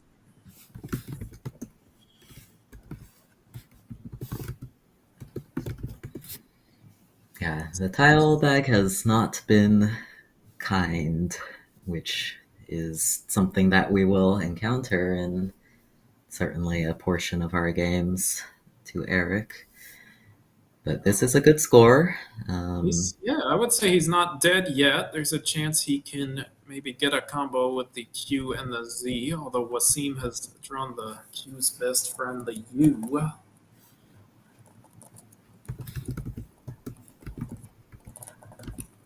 So how do we approach this position? There's still some threat of bingoing, and there's still some threat of a big Z play. I think I would iterate through the bottom to see if there's bingos or big things on the triple forming Nix E. And I would also look through the top with the N and the F. We're pretty far ahead, but we are not out of the woods, and we have to be a little bit careful. And it starts becoming very much about the specific plays that are available at this point, which is where a player like Nigel shines because he very consistently sees them. Wasim is going to play Vug, which is going to set Eric up for Drip to the right of Vug. This could get hairy if Wasim draws the Q, because he will be forced to play QI for 11 unless he draws something else with it. So Eric is going to have a shot if he can draw the Z. We're playing Drip. Vug is not doing great in the sim, most likely because of the issues when it draws into the Q without the U. What do you think about this position, Neil? Yeah, I think while the score is decent and the leave is, about as decent as you can get it from a rack like that, I wouldn't necessarily be looking at it from a score and leave or equity perspective. In Wasim's position, I would be thinking about what's the worst case scenario. So drawing the Q, having no U, Eric gets down a sequence of high scoring plays is Yeah. probably what I would be thinking about. Yeah, this is one of those positions where you just have to say, "Hey, how do I lose?" And I think Wasim is has the equity on the brain, but how do I lose is, Eric plays drip to the right, and then I have to play QI for 11, and then Eric gets something with the Z. That's how you have to think here. It's like, how do I lose? Do I care about a play to the right? And the answer is yes, but if you can keep a good leave, you'll be fine. The issue is the good leave here involves keeping keeping the U in case you draw the Q. You need to lower the variance while you still have a lead, and that would be VOG, not VUG. The computer analysis agrees and says that VUG only wins 94% of the time and VOG wins 98%. You do need to lower the variance and keep the U for insurance if you draw the Q. Now, chat, I have run an exhaustive peg on drip. What percentage of the time is Eric going to win after drip? He will not be winning this time because the Q is in the bag, but what percentage of the time is he going to win if he plays drip and he has Wasim as a random rack? Does anybody have a guess?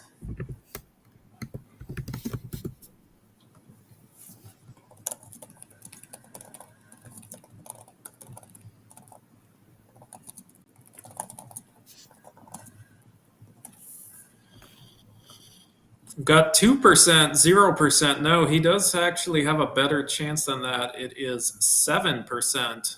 He can win with a couple of different combos involving the Z if he dodges the Q, because oftentimes Wasim is stuck with QI for 11 as the only Q play. So yeah, Wasim in an interesting spot. Here's where you have to wonder, should I try to stick Eric with the Q? It gets a little tricky here because Eric has the Z as well, and he can get a couple of nice scoring plays if you play too slowly. Going fast is nice because he can't get rid of the Q and Z at the same time, so you will get one of them. But Wasim is going the block route. Neil, how do you iterate positions like this? It's so hard. Yeah, honestly, it's something that I'm not very good at this point in my Scrabble development. I generally try to generate opponent threats first, generate my threats, and then try to look for sequences that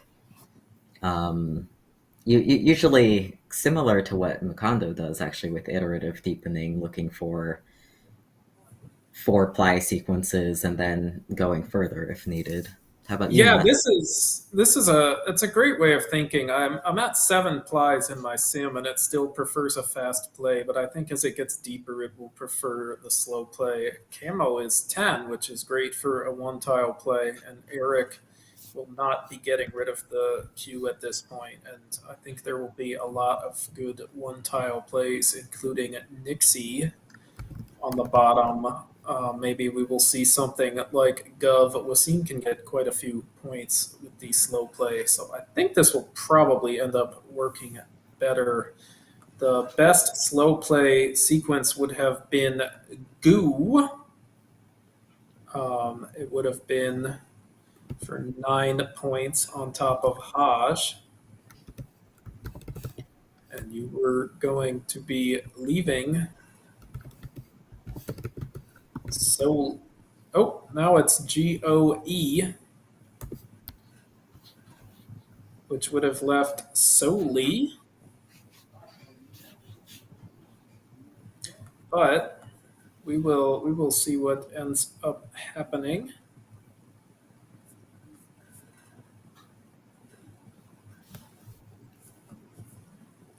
Yeah, I don't think a very slow sequence makes sense here because you don't have scoring power yourself, and getting the points from the queue while making sure that the Yeah. Z isn't like taking care of the worst threats, which actually don't look too bad here. Yeah, and I think it's totally defensible to just go out quickly, just in case you mistracked and Eric has the U or something, and you don't want to blow the game. It is still kind of close, and it is just round two, and maybe you want to be conservative with your energy and your stamina. It is round two of the 28 game event, so plus a finals. And we're starting. My end game has gotten to the point of being deep, and it is saying that if Eric plays correctly, he will lose by 47, with the fast play being 53. So it's going to look like Camo is not quite accurate. It does not quite score enough. I think That's a blocking 0 on the previous turn would have been possibly the best idea. Yeah. This is one of those spots where you have to remember that if you play fast, you will get either the Z or the Q off of Eric's rack, and that's really nice because they are both worth 10. So you will get 20 off of his rack, and that type of thing can easily make the fast play better than the slow play in a spot like this. So now Wasim is going to be making plays like Zoe, who will win as long as he's careful not to put the I in space for QI, but there's not really a logical place to do it anyway. So likely he will do things like Zoe, XI, Nixie, and he will get like 10 points at a time or so, and he will put up a decent sized win in the end. You're going to see, it looks like we're going to see Zoe right here.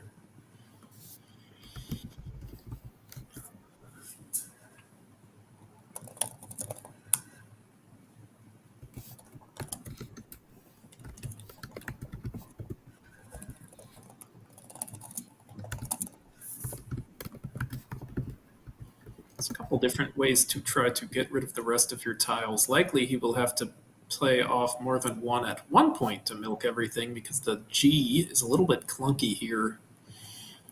And we're getting low on time. Eric with QCL and not great options. Does he have a place to play just the C? Oh, I think he He has has Micah. one 11-point play. That would be very nice.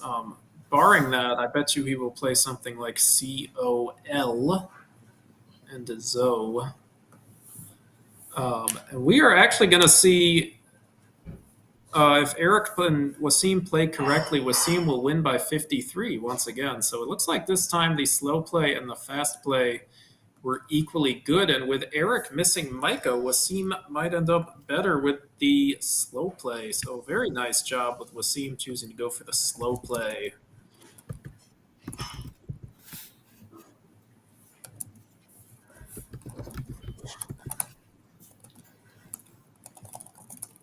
Yeah, these types of endgames are so hard for People not named. humans to iterate through because in order to know that going out in 2 is actually best, you have to be able to see ahead through to the many ply endgame, Yes. and that is not something that most humans can do. Yes, Eric is going to play Li. He also had Milo as an option to score slightly more. Now Wasim can do that, so he will get a little bit more spread.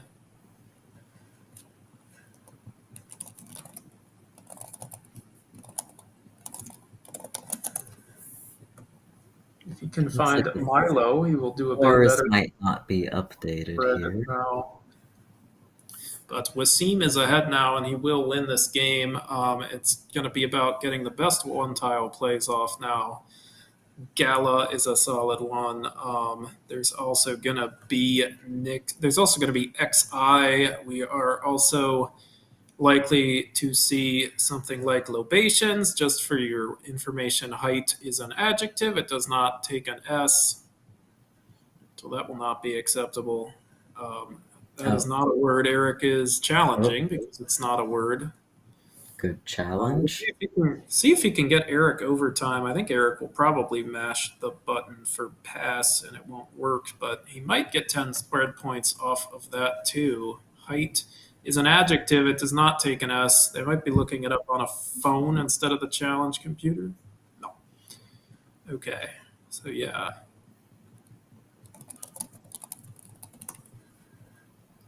Here's Challenge Cam, courtesy of wordjudge.me Hey, from. this is a free spot to try a phony. It Eric can't do anything, so having the pass doesn't matter as long as you don't six pass. And Wasim gets to hit Eric's clock and try to get him overtime. He at least has a shot with 1 second, so we'll see. We'll see if it works. Wasim with only 10 seconds, but he's just going to go out. He doesn't even want to mess around. Yeah, because at that time there's also the risk that he sends himself over time trying to extract that last little bit of spread, and Yeah. So he's going to play Phil's, and he's going to win by 39. I believe the final score is 459 to 420 if they scored let's cut 8 to runs. overhead and see if the players have anything to say. 362, you have that? You have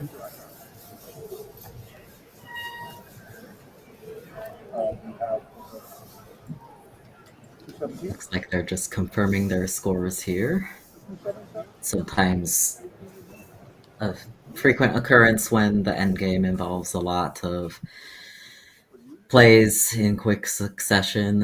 If I have my memory of the rules right, you are not required to write the scores when the bag is empty. Is that true, That Matt? is true. Yes, you are allowed to blitz out the end game for whatever reason. It's similar to chess, where you do not have to write down plays if you are in time trouble, but you do have to write down the plays if you want to claim something like threefold repetition or 50 move Let's rule. listen to them.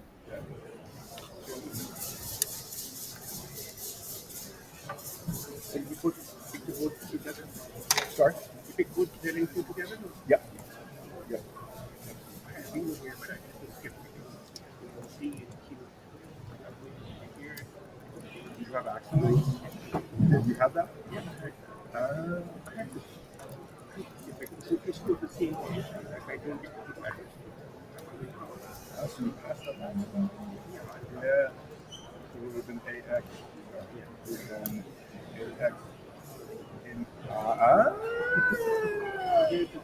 yes, yes, yes. It's a good play, but I didn't have it at the time.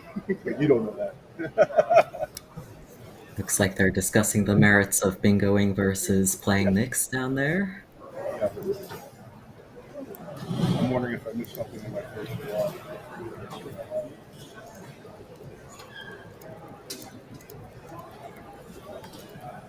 All right.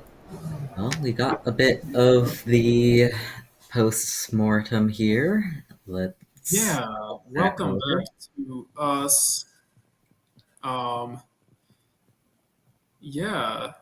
We are. Do we have an idea on round 3? I think we are figuring out. We're going to get Bob Lynn, Scrabble tournament mega donor. He loves to donate to Scrabble tournaments. He recently donated 75 grand or so to the Bob Lynn Superstars event in Albany, New York. A very generous man. He wants to see Collins grow in North America. He donated a decent sum of money to pay for us on the Collins stream, which is very generous. And that way, for our international crowd, we can get Collins all the time at nationals. At SPC, we don't have to just swap off and do mostly NWL. So that is very nice, very generous of him. Jason Ubika is from the Toronto area, I believe Mississauga. He has been playing for about 20 years. A very solid player, somewhere around 1,800. We're probably going to see some interesting moves between the two. So I am very excited. What about you, Niel? Oh, absolutely. I've played both of these players many times at this point, and it's always been interesting, tough games. Yes, one of Niel's positions against Bob Lynn is in the pre-endgame section of my book. My book is called How to Play Scrabble Like Matthew O'Connor. It is a read that I highly recommend for anyone, especially intermediate and lower experts that are trying to get to the next level. And Niel's position against Bob Lynn is a very interesting one in that the idea of going out first in Niel's shoes is so important that he has to leave a large Z spot open because he can often outrun it, which is a very interesting part of the pre-endgame. You can find some pre-endgames where going out first is so important that you have to make a shockingly large point sacrifice, and that is the position Niel finds himself in against Bob in the one that I included in my book. So if you want to read an excellent strategic resource, Google How to Play Scrabble Like Matthew O'Connor. I believe it will show up. There is a link sitting on Woogles to a Google Doc that it contains. Niel, what can you say about my book? I highly recommend it. And with that, shall we take a quick break? This is day 1 of Collins Nationals. Please remember to like the video, subscribe to the channel, share it with a friend. We're all trying to grow the game here and would love your support. Yes, thank you very much for everybody watching. We're going to take a very quick break and then we will see you soon. Was that the only thing? Yeah.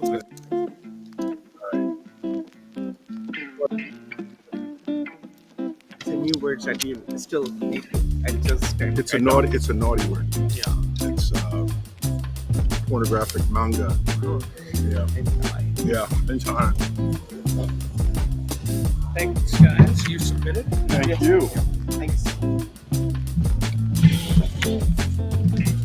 How badly did we get hammered for missing our bingos? Were you gentle? Commentators were gentle. Chat. Maybe a little less. The first move, the chat. You know.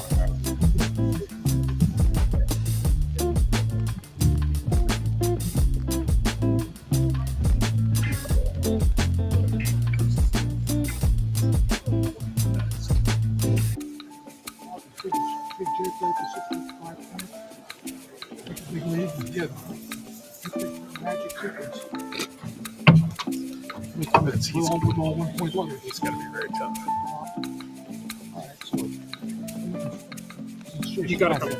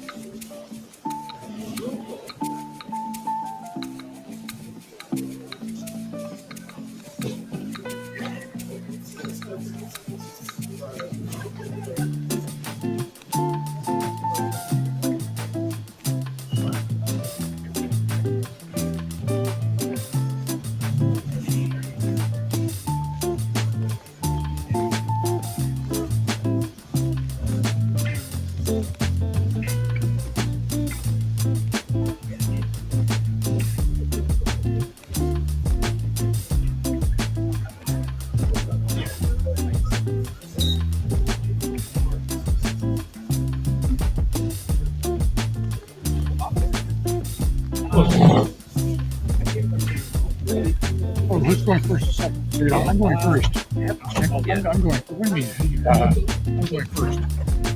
So this looks like. Oh, you're going first. Okay, go. Well, go look at the standing. Round 3. Yeah, Jason is first. I have Jason. I'm looking at round 3 pairings. Oh, it's even more. No, there's been a change. That's what's happened. Because Sandy is on fire. So something changed. I think there was a no-show or something like that. No, that's where you're going. We're going to keep trying to improve. Okay? Yeah, right. I'll get you on that. You guys can bag, but not start. You're a couple of minutes away. Okay. Jason, no, look, Jason, this is time for you to let me look good for the crowd. Yeah. All right, you can be nice, right? I'll try. Let's see. You know I can be a stinker. Oh, yeah. Should not bag yet? I said we can bag, we just have to hold off on starting.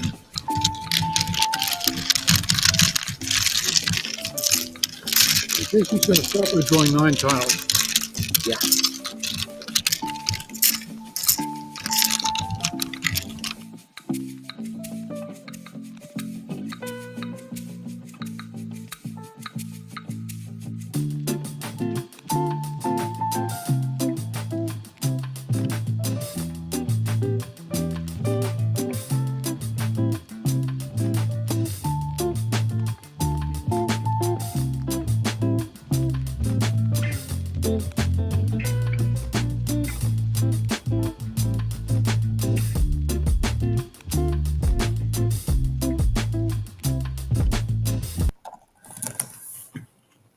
Welcome back.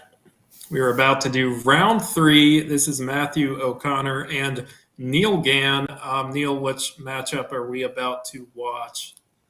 We are looking at Bob Lynn and Jason. Your mic is off, Neil. Is that true? Let me reload here. Oh, wait. My mic is off. I'm sorry. My mic is off. I couldn't. All right, well, we're looking at Bob Lynn versus Jason Ubika, both expert players, both tough contenders. The results are wrong right now, but don't worry, we will get them done soon. Can we get a live update on these two players' records? Is that possible? Perfect. This doesn't look right either. Looks like Bob Lynn is at 0-2 on the scoreboard, and Jason, where is Jason? Jason is, well, we can check the website. At 1-1. All right, so coming A in. lot of games left. Neither one is really out of it yet. Bob Lynn with a 3-point loss to Alex Seaholm. It's a close game. I don't think that negative 50 buy is real on Jason. I'm not sure why that is happening, but I think Jason is 1-1 with a nice win against Sam Rosen in the previous round. All right, well, let's get into it. Jason will be going first, and he is about to pull some tiles, and we can see another game of Scrabble.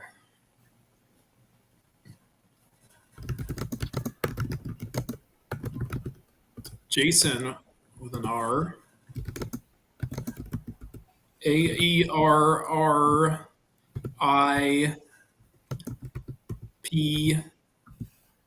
So he's going to have the very nice bingo of Grapier.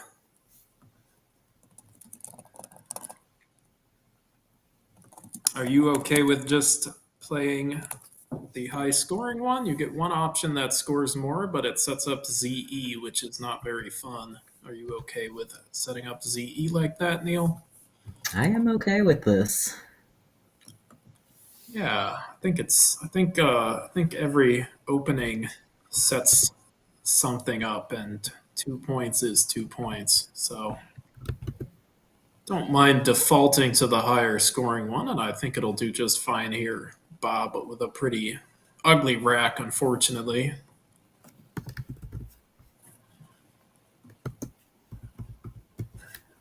You think it's worth playing here? I would struggle to make a play from this rack, I think. Yeah, it doesn't look like there's too many options. It might be that Bob will be forced to exchange. It's tough with four eyes. Oh, is this a challenge? It's Bob challenging. Okay, well, we are back with the challenge cam. We're going to see their live reactions. Jason will be getting 5 bonus points due to the challenge, and he will be up 79-0. Bob with an ugly rack of 4 eyes and some other clunky stuff. The best play to try and play through it is very ugly. It is Inia for 8 points. I think we'll see an exchange pretty quickly, Neil. How do All you right. think does the G on the board change your opinion on, say, AIN? Well, it looks like it has for Bob. He's keeping IN instead of AN. This is a very marginal difference, with the A potentially overlapping better over the RM working better with floaters, the IN working better to the G. I like this choice. I think AIN is another good choice. The sim likes AIN because the IN kind of gives you a reset, and the A is a nice tile to go for an ING bingo with. But IN number 2, probably because of the G on the board. So good vision by Bob as Jason with somewhat of a nice rack. Got some stuff. What do you do to parse this situation, Neil? I guess first off, I'm looking, I'm probably going up by 100 or so I'm looking to see what I can do to close some of the nicer floaters while scoring. That is a great idea. What is your opinion on something like Faragor? It is not the most defensive, but it kills some of the floaters. Or would you prefer maybe something like 4 killing the E and I floaters, 4 on top of Rapier? That seems like a way to kill some of the nicer floaters. I don't know if there's a great way to kill everything. Right. And depending on what I leave open, I would also look at how compatible that is with what I'm keeping. And if I play 4 keeping AGLR, that is not so great with what stays open, which contains GRA. That is true. Yes, the duplicates end up bad, and when you're thinking about the floaters, if you have the same tile on your rack as a floater, you are effectively drawing into bingos with duplicates. It's going to be a little bit less likely. Jason's going to do frag, keeping 2 vowels, which will make him a little bit less likely to run into bingo trouble. The sim, however, likes loaf on top of Grapier, which is very defensive with this lead, and it kills all of the vowel floaters. Yes. That's a really nice idea. One of those plays where you maybe have to not be too scared of the consonants because you're scoring so much. Bob has played quickly. I worry what he's going to be able to do without an E or an A or an O, but he has drawn an A, so he will probably end up okay. Yeah. Is it worth considering something like Jerd here, keeping I think HMTT? so. I don't like being that far behind this early, so.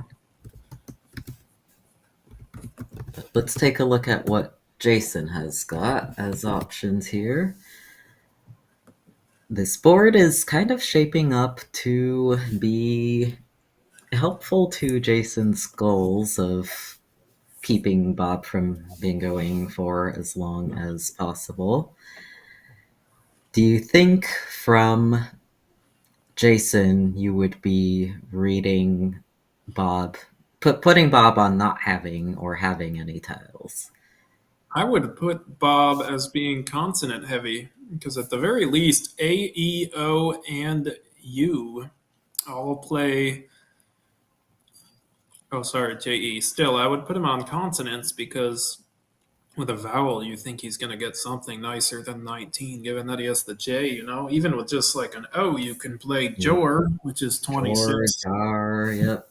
lots of options. So I wouldn't necessarily think that Bob had kept Jeté here, although I think I if would. he's going to have a vowel, that's not too unlikely, especially if he has just one vowel. Core is an interesting choice. We worry about Jason getting into consonant trouble here. An interesting option is Korat if you're really scared of Jeté. There's also a Terok who can spell Korat backwards. Bob has drawn fairly balanced from. Nice looking rack. I don't think there's quite a bingo. Bob is going to have to try to figure out a way to maybe score some and maybe balance. He's going to do hot. I like this. ADIN is improved by the floating G. He will have a Keeps decent A amount of. for Hota. Unfortunately, this time Jason has some very nice options with Hota. He can play something like Rattles to the right. But it is a good idea. It's the right idea at this score, and it wins the sim handily. So very nice job, Bob. From Jason's perspective, I would probably just be looking at which of my bingos scores the most first, because there's likely to be a pretty big difference between the highest and lowest scores here. And then I would be Yes. looking at whether any of those does something that's Yes, there are indefensible. a couple options. He can play Latters, Latters, and he can play Tattlers. Those would be the highest scoring ones, but I don't know if I want to set up a triple at this score, Neil. How do you approach this? You can play Rattles and sacrifice 5 points, but not leave a triple. I think at this scoreline, 5 points for Rattles looks pretty fine to me. If it were more like 10 or 15, like 15 points difference, I would not be playing Rattles, but 5 points, Yes, I not think unhappy that's an with. excellent idea. And I think this is a great example of hey, we are putting in a floating S and we are leaving hot, which takes lots of front hooks, but neither of those are going to get Bob back into the game. The triple is what's going to get Bob back into the game. And the Latters and Tattlers open a triple. So that ends up being relatively the biggest deal, and we do not want that. So we're probably going to prefer something like Rattles, even at a bit of a point sacrifice and maybe at a bit of And increasing amount of score. Macondo likes Rattles about the same as Yeah, Tattlers. that I is think that is what I am seeing too. I think it's a great choice if you want to be a little bit more conservative. Jason is going to go with Startle. I might not have seen Rattles.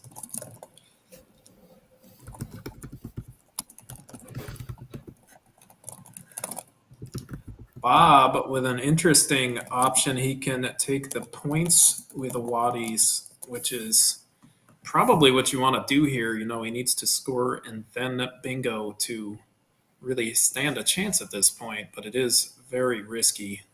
Jason can end the game on the spot if he has something nice on the triple. Are you going to recommend Waddies, Neil? I think it's kind of forced in a way. It's the only thing that keeps things somewhat within bingo range, and it does fork the board. I think you're right. Now, if yes, I think that is the right idea. Bob is playing hot and wad. Yes, that is pronounced hot. It is an archaic spelling of hot, so it is pronounced hot.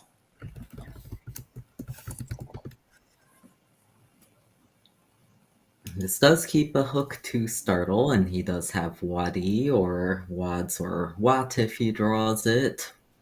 Well, looks like both Correct. players with the blank, but Bob almost certainly bingoing, and Jason almost certainly not. Jason will have a bit of work to do to groom his rack before he bingos, but I'm sure it feels good to have the blank. What are we gonna do here? Are we gonna start to think about a long-term lockdown sort of strategy, Neil? Is there a way to accomplish that? Well, this board has a couple. Well, it's very open. It has good lanes for both sevens and eights right now, and I don't think that Jason can do anything about both of those immediately. I do agree that it's worth considering the long-term board dynamics as a result of any play, as well as what might advantage me if I can keep something that would make me likely to bingo next turn. Yeah, I kind of like Towie through the T and Startle. I think there's a lot of good things to say about that. It kind of makes it hard to do anything on the right because it slots two kind of not great floaters and then obstructs a lot of sevens. But Jason is going to go with Cowie for 23 points. Another solid option. IC blank being a lot more likely to bingo than ICC blank because of the lack of a duplicate.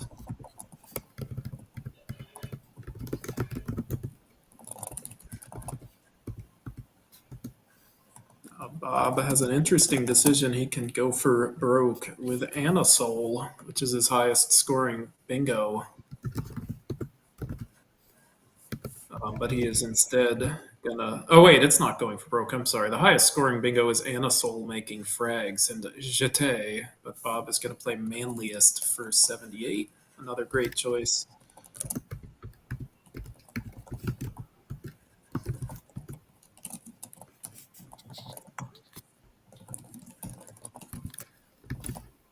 Jason with one bingo. It is a 7. It plays in a couple of places, but there's one main one. Can anybody in the chat spot it? Let's see. Indicia, very nice. That is the bingo, but Jason is going to play Assany. Neil, what do you think here? Does Bob have to suck it up and play QI, leaving 5 consonants, or is there another better option? I think it's hard to pass up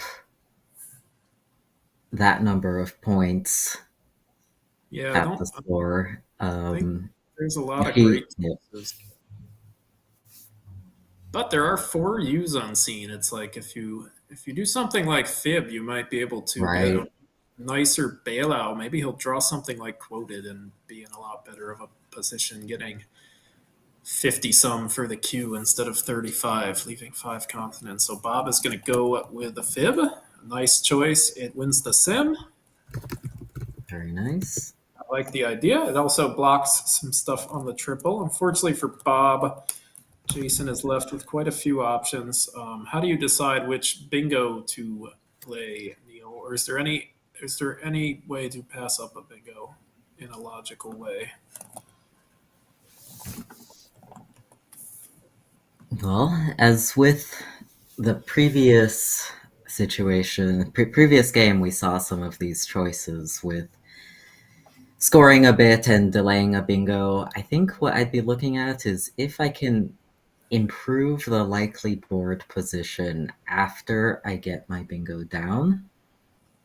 If I can make a play that accomplishes this goal, then I might consider not bingoing, especially if my bingo score is something like 65 or 70 while opening a huge spot. What do you think, Matt?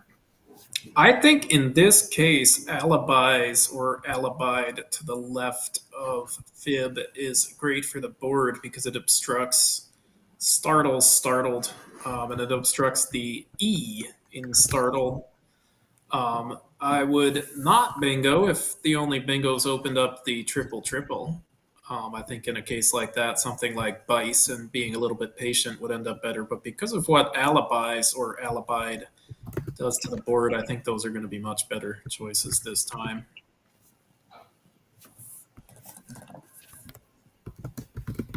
And the sim is concurring with me. It is saying that alibis or alibied are going to be by far the best choices. Jason will be about 97% to win if he puts one of those down. Um, I like it.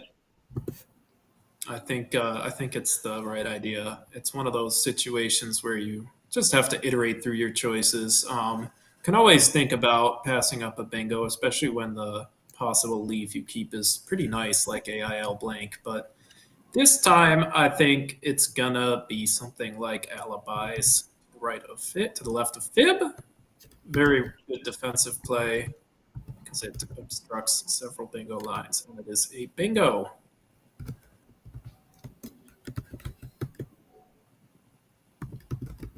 This has been a friendly game for Jason tiles wise. He has gotten 2 bingos already and he is about to get a third. It looks like he is spelling out alibis. Let's see where he puts it. I imagine it will be to the left of fib. It doesn't make a lot of sense to play it with startles. And here we go. Here we Great go. choice. We will see in just a sec what the blank is. It could be a S or a D. We'll be getting a blank cam soon, I believe. That is the S. And I kind of like that because there's fewer letters that overlap to the right of the S, and we're not really creating a new lane Yeah, or the D taking A, E, I, O, and the S taking H, I, O, T, letters that are less numerous in the bag. So Bob will have slightly less possibilities on that triple, which is one of the better places to score. So I like that choice. Bob, do you think Bob just has to play QAT? I don't like 12 points, but I don't know what else he will be able to do. Another option, I guess, is metered. I hate leaving the queue when I'm this far behind, but there four are still U's. 4 U's, as you said earlier. So let's see what Bob is thinking. What is on his mind?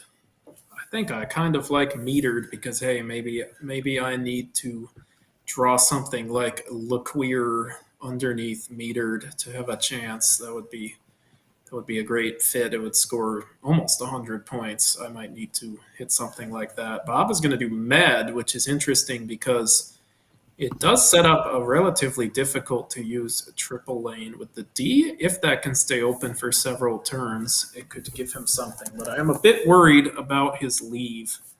Right.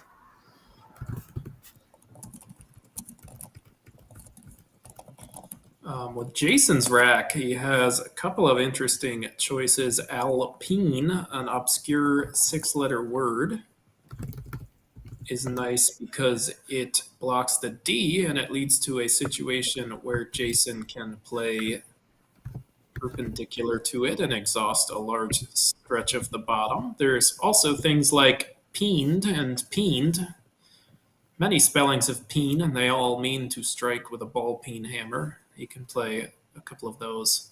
Eupnia to the underneath manliest is very risky. I probably wouldn't do it, but it's a nice option if you want to get rid of the U. How do you think through these positions, Neil? You've got a big lead, but you have to be careful. Bob could still come back. Right. And I'd be thinking about what his most likely comebacks are, which are either 2 decently scoring bingos, which looks pretty tough with this pool, actually, and the board, or. He does play Eupnia. Bob will have Tranquil, and he is starting to Wow. spell it out. So this could get interesting. Okay. Oh, never mind. Nope. Never mind. Safe and sound. It's playing Eupnia.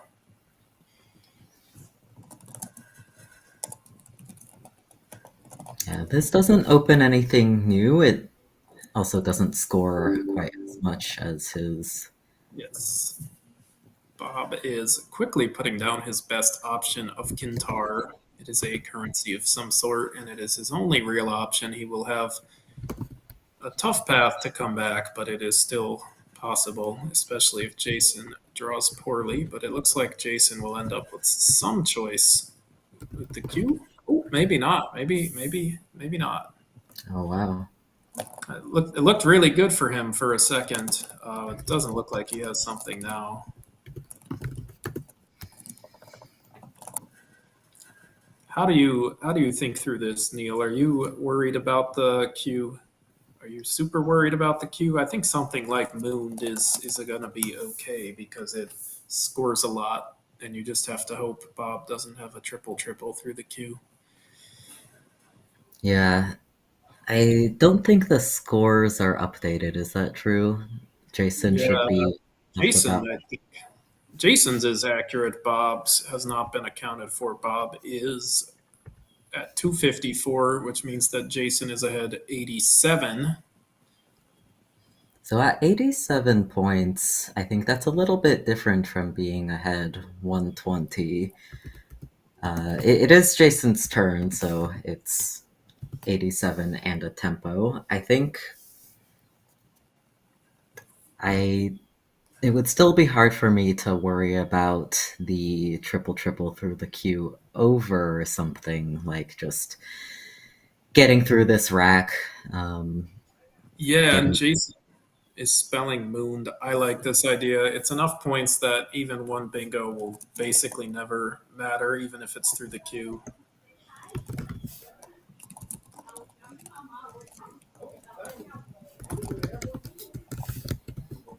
Bob with a tough rack, he's probably thinking, how do I bingo through the queue next turn? Because there's not a lot of choices. Would you open up a triple, Neil, just to give yourself several shots? Like something like ROUP, LOUP.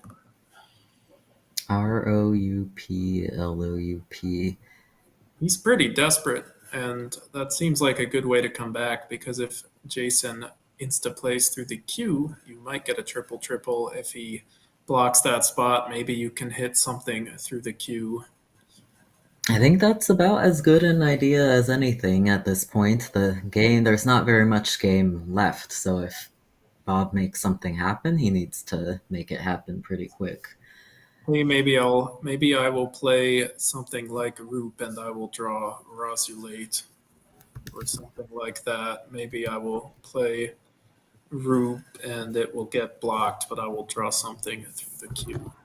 There's not a lot of good choices, but there are certainly ways to try to force something.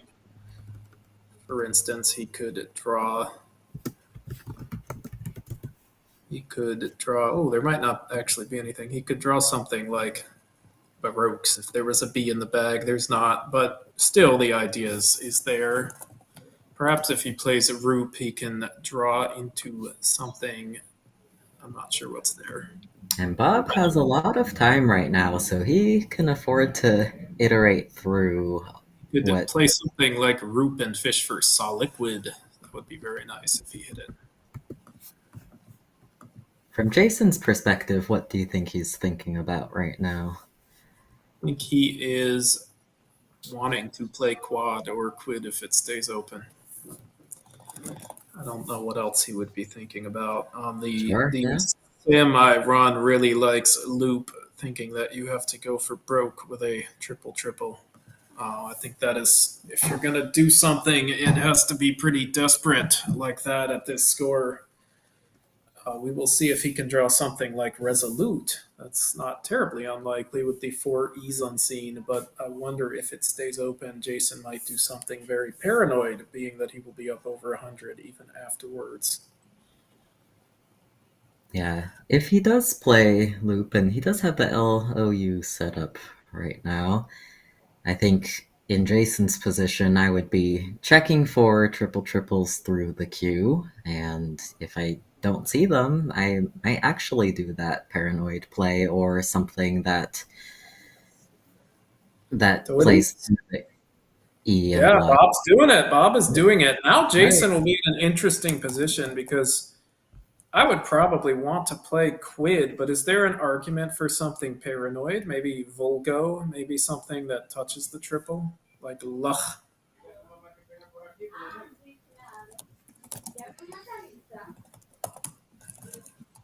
I guess I would look again at the score, because Quid would put me up, what, Oh, is this a challenge? We're seeing a challenge, I think. Okay, Bob will get a 5-point bonus as this is a valid word. It is an alternate spelling of leap. It can be turned into overleap with a W, Owerloup, another fun word which past tenses to overloop it and overloopin, not overlooped. It's a fun one. Jason is left with an interesting decision because he is up 106. His best equity plays are either Vug on the bottom or Quid or Quad or something like Doe, but we will see. He might want to block the triple triple at all costs as he is up 100. Do you think blocking the triple triple is worth it, Neil?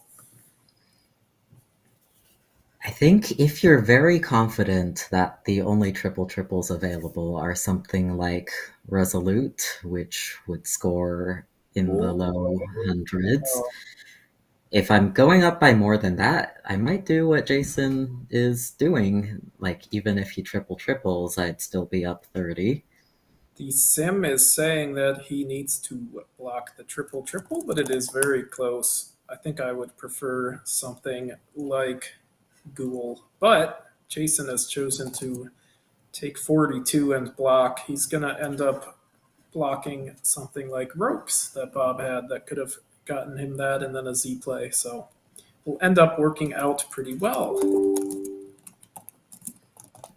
Yeah, it seemed like if Jason were up an additional 20 or 30 points, just playing quad should be fine unless there's a Z triple triple. But in this case, it was pretty close. And here's one of the maybe the less good situations with the quad. Bob has a ZE or ZO, and this is one of those spots where maybe he can wriggle his way back in with that, followed by a bingo.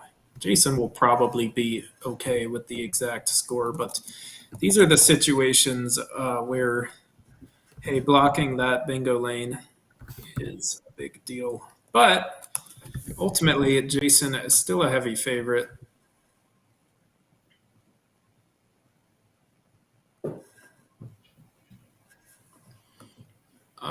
I think that they are both good choices. I'm leaning towards ZE because of the E's left.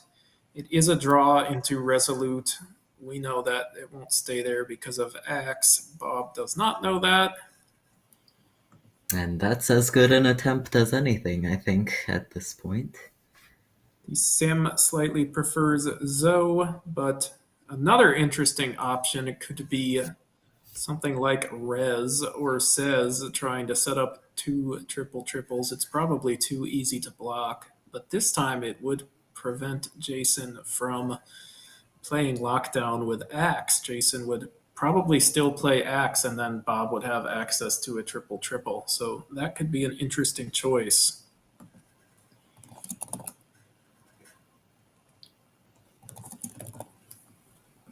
And we get to sweat with Bob. Chat, I want to know what country you are from. I want to see our international audience. Can we get some countries in the chat? I want to know where you are from.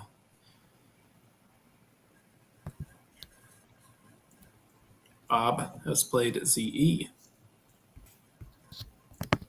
And if Bob can draw the T after Axe, he will have Rosulate if Jason plays Axe, but he's playing Vexil. Vexil, all right.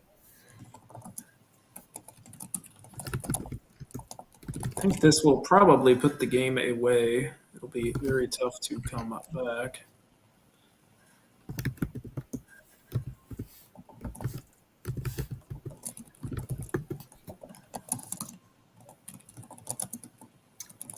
Yeah, great vision by Bob spotting loop, though it didn't work out this time. It usually does not work out, but we like to see the chances staying alive as long as they can. Yes, that you should always be trying to give yourself a chance. It exists in more spots than it might appear. The game appears to be over, I don't know, should Bob attempt a bingo? It seems like even if he finds something, it will get blocked. Let's see what kind of countries we've got. We've got Canada, Norway.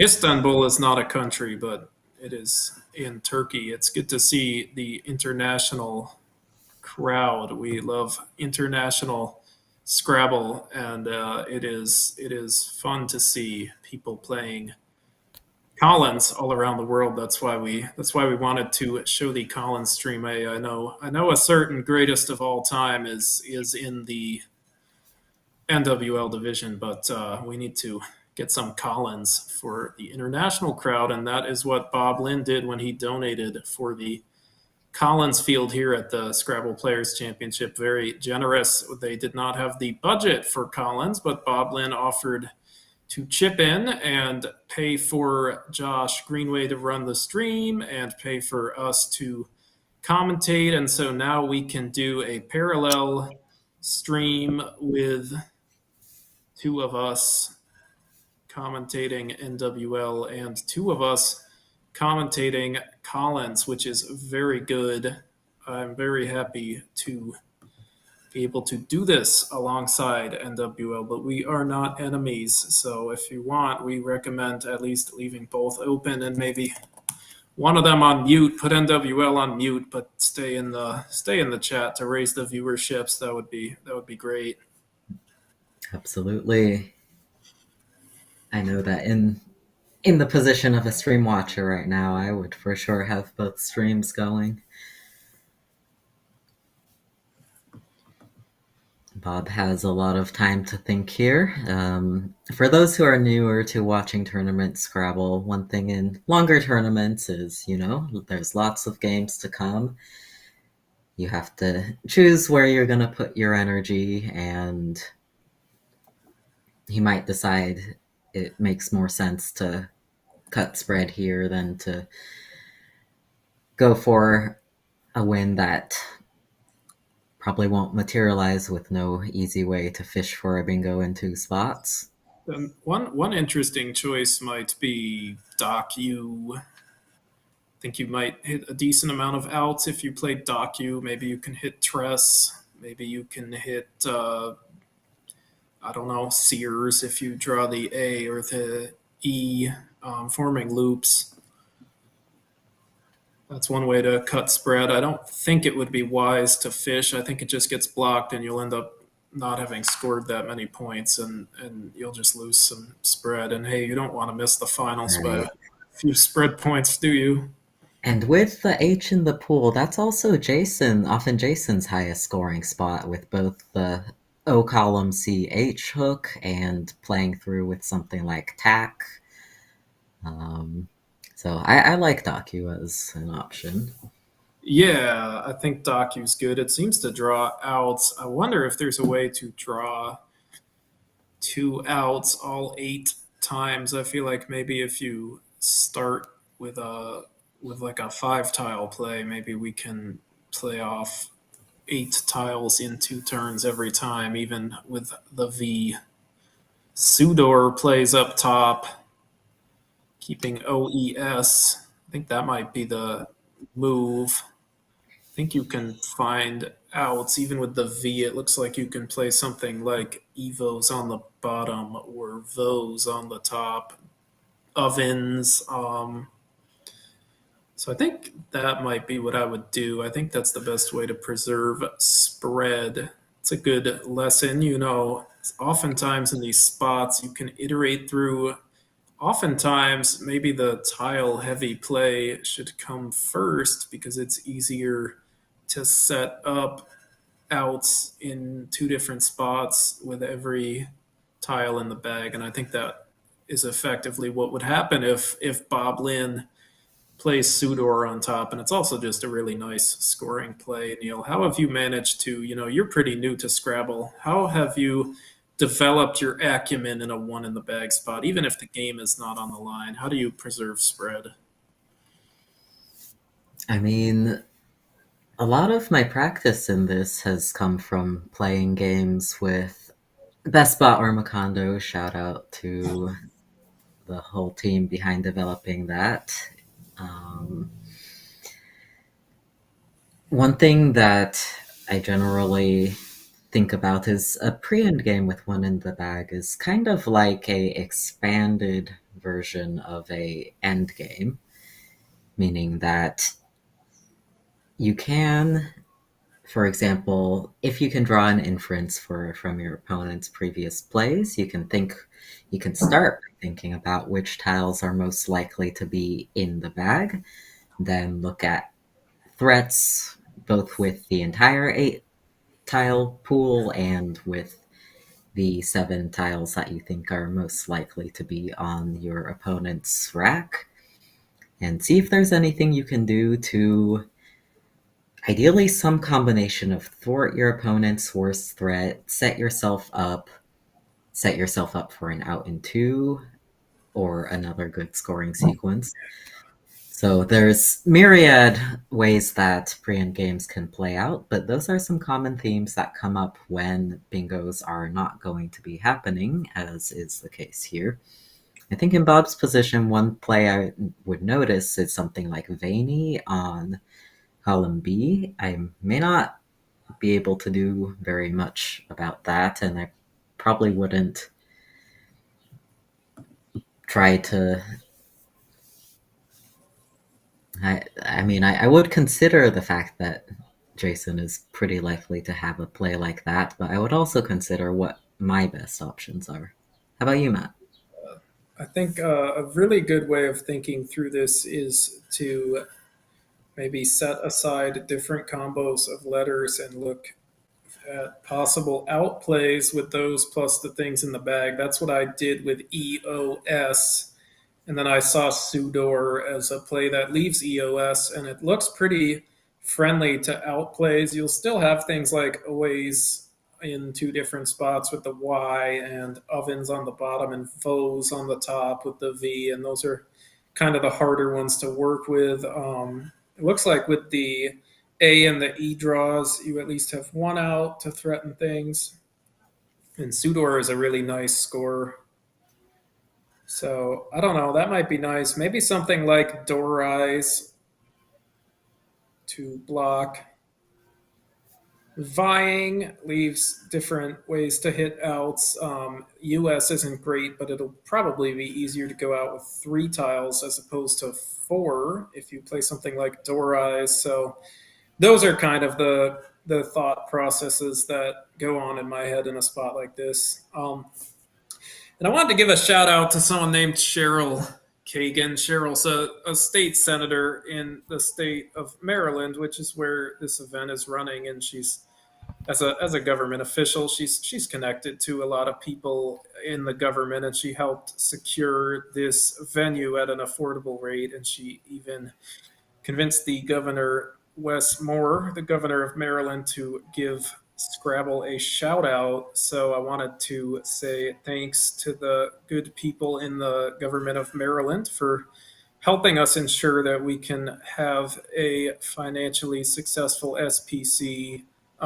We have done this before. We had the North American Scrabble Championship 3 years ago in downtown Baltimore, and we are looking at another one of Maryland's venues here, a popular resort, Maryland Live Casino in Arundel Mills Plaza, a couple miles south of Baltimore. So thank you very much to Cheryl Kagan for helping ensure we get a financially viable, affordable venue for the SPC and helping us ensure SPC is a viable tournament for years to come.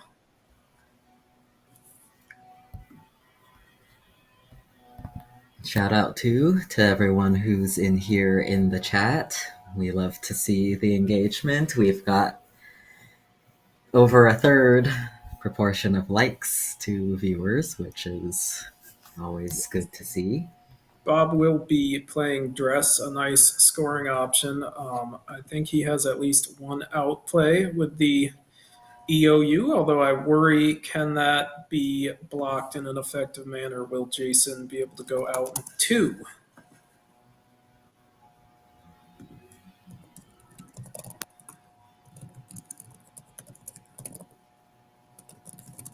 Jason has the very nice choice of Vanity, which does block Rue, so I believe that will be the best play. It will block outplays, and it will leave Jason with Arg for 16 on the bottom. So that's a great sequence, blocking the out and leaving an out. Niel. It looks like he maybe, well, he was about to set something up. I think the remaining tiles is pool. It should be EOU, but all right. Viney going down does not block Bob's outplay, and Does Bob know that there's a tile in the bag? Does he still just have OU? Uh-oh. So what happens here is if Bob just plays OU and Jason notices, Jason will just say, hey, there's a tile in the bag, and Bob will be stuck with the choice he made. Bob would much rather know that the E is in the bag because it is supposed to be his, and he does have an outplay with it. And then Jason will be able to play something. He has the word got on his rack. I don't know exactly what's best. I don't know if he has an out. I think Thaga. No, I don't know. He might not have an out, but he can yeah, certainly score. he can certainly score with something like Tatch. That would be 26. Bob is about to put something down. Let's see if Jason knows and tells him to draw that E. You're not out. I'm playing. I'm scoring. Jason might be able to milk a little bit of spread if he knows that there's a tile in the bag. And next round, we have an exciting matchup between a former champion of this event, Austin Shin, a two-time champion, and a former champion of the NWL event here, Alex Seaholm. It should be a very exciting matchup. We've seen both of them on stream regularly, most recently last week, and they are top competitors. Austin is originally from the United Kingdom. He lives in New Orleans now. Alex Seaholm lives in the suburbs of Seattle. But events like this are a great way to bring people from around the country together and should be a great game. Niel, what do you know about Austin and Alec? Well, both of them top players for many years. Austin, as we have discussed on streams before, extremely solid. Nearly always finds his top plays. Alec, Yeah, also an incredible play finder, and we see him in the Discord a lot of the time solving puzzles that are pretty dang impossible for the 99% of the rest of us. Alex Seaholm loves to sit in the comments on these videos. I've heard he set up a bot so that he can post the best play even while he's playing, which is going to be fun. No, I'm just kidding. Bob is going out, except he's not going out. But we'll see if Jason actually noticed. Jason's showing his titles, so maybe not. Looks like the stray E will Once go once it's unnoticed. once it's too late to change it, which happens after 20 seconds, we will let them know so that Alec and Austin are not confused about. Bob's counting the E's because he doesn't know what's going on. It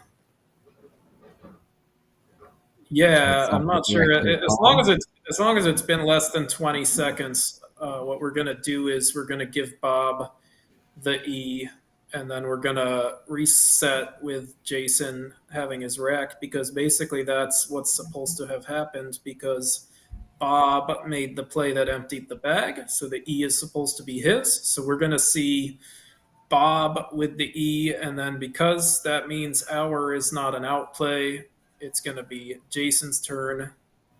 But it looks like What are we doing? Are we giving it to Bob? If it's been over 20 seconds, it's too late, and I couldn't quite tell based on the timing. So let's see what they do. Looks from what the players have been doing that the E was not in fact in the bag, which is He was not in the bag. That is weird. Where did it end up? pretty unusual for any It board was where things started out squared. it was So definitely here in the first two rounds. I'm not quite sure what's going on. If it went into the bag at the beginning, then likely we are supposed to give it to Bob, but they're just saying game over, it looks like.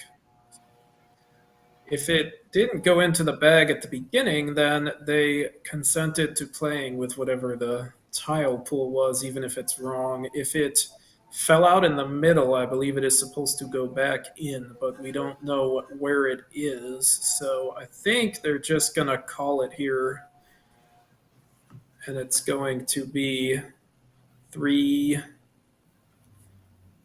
386 to 493, assuming they scored it correctly. And we will be right back as soon as we have a fresh set of tiles. We will be getting Alec Seaholm and Austin Shin, two really strong players.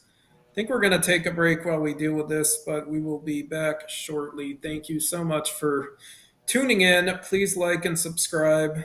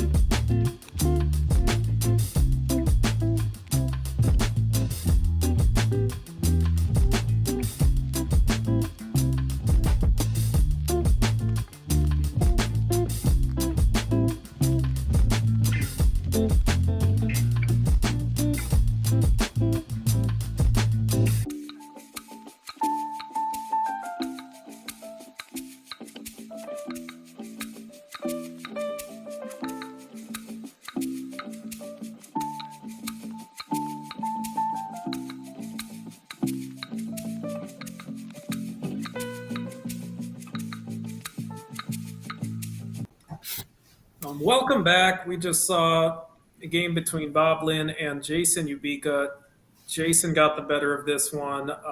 This next round, exciting one between a two-time former champion of this event, Austin Shin, and Alex Seaholm, a winner of the NWL event here at SPC in 2019. He had a thriller of a match against Carl Johnson that year. Neil, are you excited to watch Alex Seaholm and Austin Shin? Hell yeah, let's take it to the game. I think the players are ready. Yet Austin Shin has a famous motto of scoring never stops. I sincerely hope he does not exchange or phony or play a double blank play for zero on stream, because that would prove him wrong. Both of these players at 3-0, so let's see who gets the better of the other in this one. We've given them the go-ahead, and Austin will be going first. Austin, originally a Brit, but he lives in the U.S. and recently became a U.S. citizen, so he is now an American as well. He's going first, and he's got D, W, P, R, L. Can we get a vowel? U. That will save him, and an A. So we have a couple of ways to go. I think P, U, L, W, A, R is a nice word. But there's also up draw if you want to keep an L. I think we have to go long here given the options. The short options don't leave a great leave and score 14 or 16 or something. So I am definitely in favor of going long. There are words that get rid of W and U, which is really nice here. I would be inclined to agree with that. Hard to pass up 32 points getting rid of a lot of Drek. The sim that I am running says that Pull War and Updraw are great choices. This is, again, showing the value of the D. The D is great because it is a easily hookable tile, and it is in a lot of bingos, lots of things, past tenses and adjectives, and in ED. And the D, most importantly, is worth 2 points instead of 1. So you get a lot of flexibility and some scoring ability if you keep the D. Austin going with the other top choice of Updraw. Perhaps worth mentioning, too, that the D has better overlap potential in general than the L, which could also play into it being a slightly stronger tile. That is true. Alec with not quite a bingo. Kind of feels like maybe you have something ending in oid or eum, but you don't quite. One nice option is Hoy. Hoy is a bit defensive. It makes it harder to play bingos a little bit. It also leaves DIRM, which is probably as good as it's going to get. There's not great options for leave. There's not incredible ones, at least. So Hoy stops some overlaps. And it looks like he's setting it up. I think this accomplishes several of his goals, and if I don't see anything dramatically better, I would probably commit it pretty quickly. Yeah, Alec is getting ready. Oh, he's got Mihi spelled out. This is a Maori word. It is, I think it's definitely a verb, and it means to greet. I don't like this choice. I think it's a little careless. It opens up the triple, and I imagine that with another 30 seconds to think, Alec will probably realize that and go back to Hoy. If he does play Mihi, Austin will be left with the pretty nice Aleye, Aleye, on top of Mihi, which will be 40 points. And yeah, Alec is going back to Hoy. I like this. I think Mihi is a little bit careless with. You just don't have to open up that triple, so don't.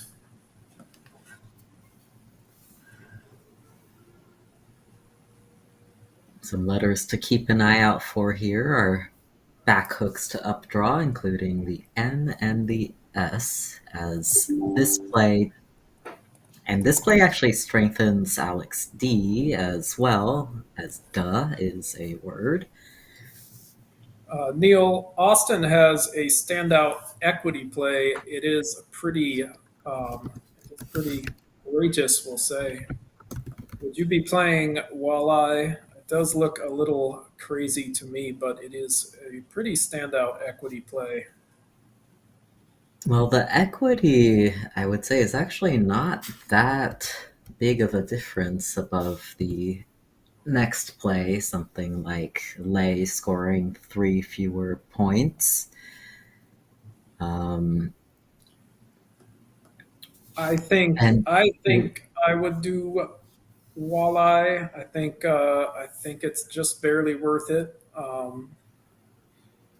Part of that is because Aleye on top of updraw, the second best equity play, is also pretty crazy. But Ley is a nice choice. It does prevent some nice underlaps. oh, I think I misread his rack. No, with a keep of 3 vowels and an L, I think I would be more inclined toward Walleye. It takes a So lot to, really good in choice. general, overcome the downsides of opening floaters like that, but I think in this No, case, there's a standout choice we haven't mentioned yet. It is very defensive and it is crushing the sim. Do you know what I'm talking about? Let's see if the commentators have noticed it. There's one choice that actually crushes everything, and it just so happens that exactly what it does to the board is so tight that it ends up being worth it, even though it only scores 15 compared to Walleye's 26. Does anybody notice it? I think I see it. Yeah, Ely underneath updraw is a really great choice. It's gonna end up being best just because of how freaking defensive it is. I'm not sure if it would have even given Alec anything with his nice rack. As it stands, Alec has mid iron and updrawn. There might be something a little bit better.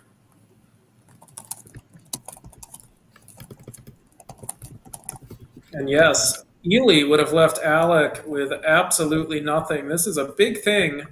The beginning of the game, all of the big scoring spots and hooks are often next to each other. And if you can find a nice geometric play like Ely, you can often play a very temporary form of lockdown defense for just one turn, but that's often all you need. I mean, this stifles Alec pretty severely. If Austin can get Ely down, Alec will have no options to bingo compared to he's going to get something like 80 points for something like mid iron and updrawn here.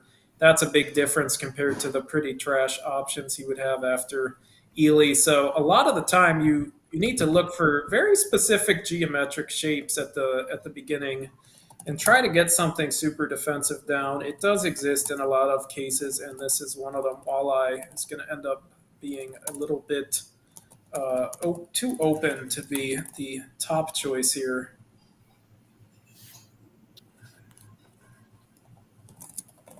It's worth mentioning here that Walleye takes both a D and an S, so if Alec were not to make this bingo play, he has a very strong option of Mirrored for 47, which actually wins the sim over mid-iron by a couple percent.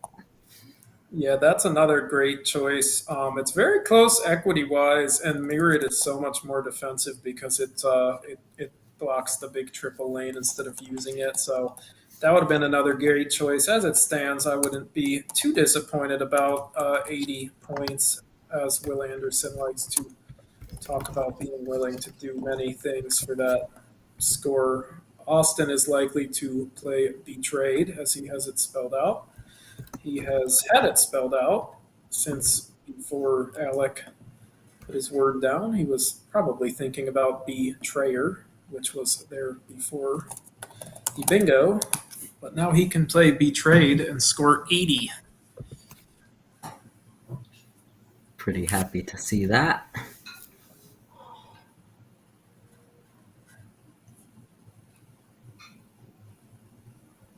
And yeah, this is another example of sometimes the defensive play ends up winning out.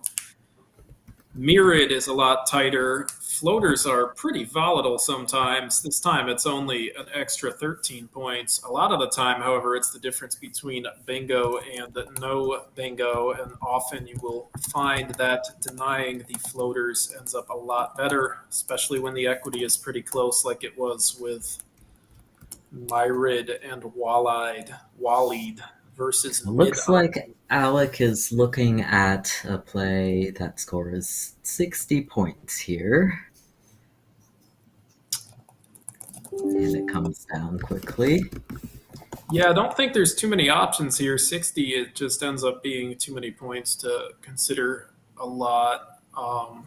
But Austin here has a couple of choices. Most likely, I think we're going to see something underneath G'ing. We could see Zoo, we could see Azo, we could see Lazo, could see Zoa.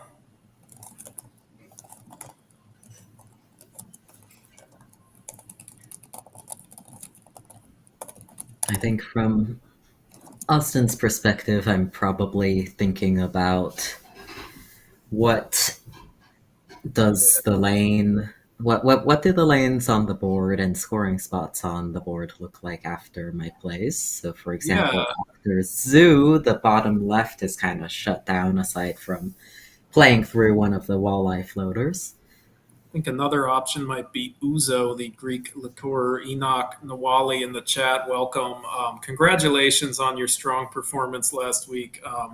Second place is awesome. Thank you so much for coming into the chat. And yeah, Enoch is pointing out what's probably going to end up being the best play of Uzo that Austin has now put on the board. Sam also likes an interesting option of Dulia to the where does that go? Dulia on 5J forming UYU would be interesting. Saving the Z for later, but Uzo ends up on top. Alec plays QI quickly.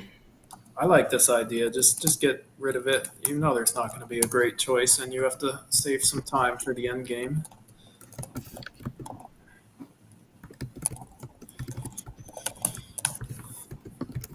Austin with a bit of an annoying rack without too many good options. Not quite a bingo and not quite anything that'll leave an amazing leave.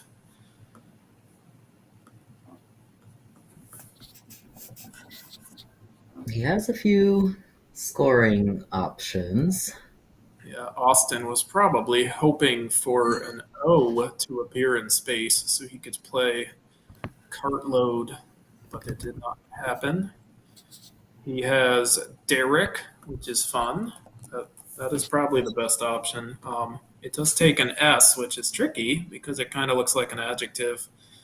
I wonder if Austin is entirely sure of it. If I wasn't sure, I would be very reluctant to make a play like that. I might choose Dolly there, keeping a nicer leave with the C and going a little bit more directly for a bingo.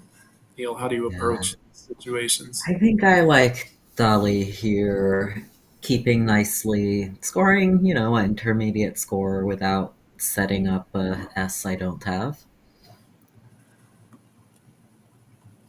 Yeah, I think maybe Dolly a little bit safer when you don't have the S, and every time in Scrabble when you make an opening, your opponent always gets the first shot at it. So And keep oftentimes, in mind that we're halfway through the game here with 4 S's and a blank unseen, which could make Derek a Derek is even riskier choice. pretty risky.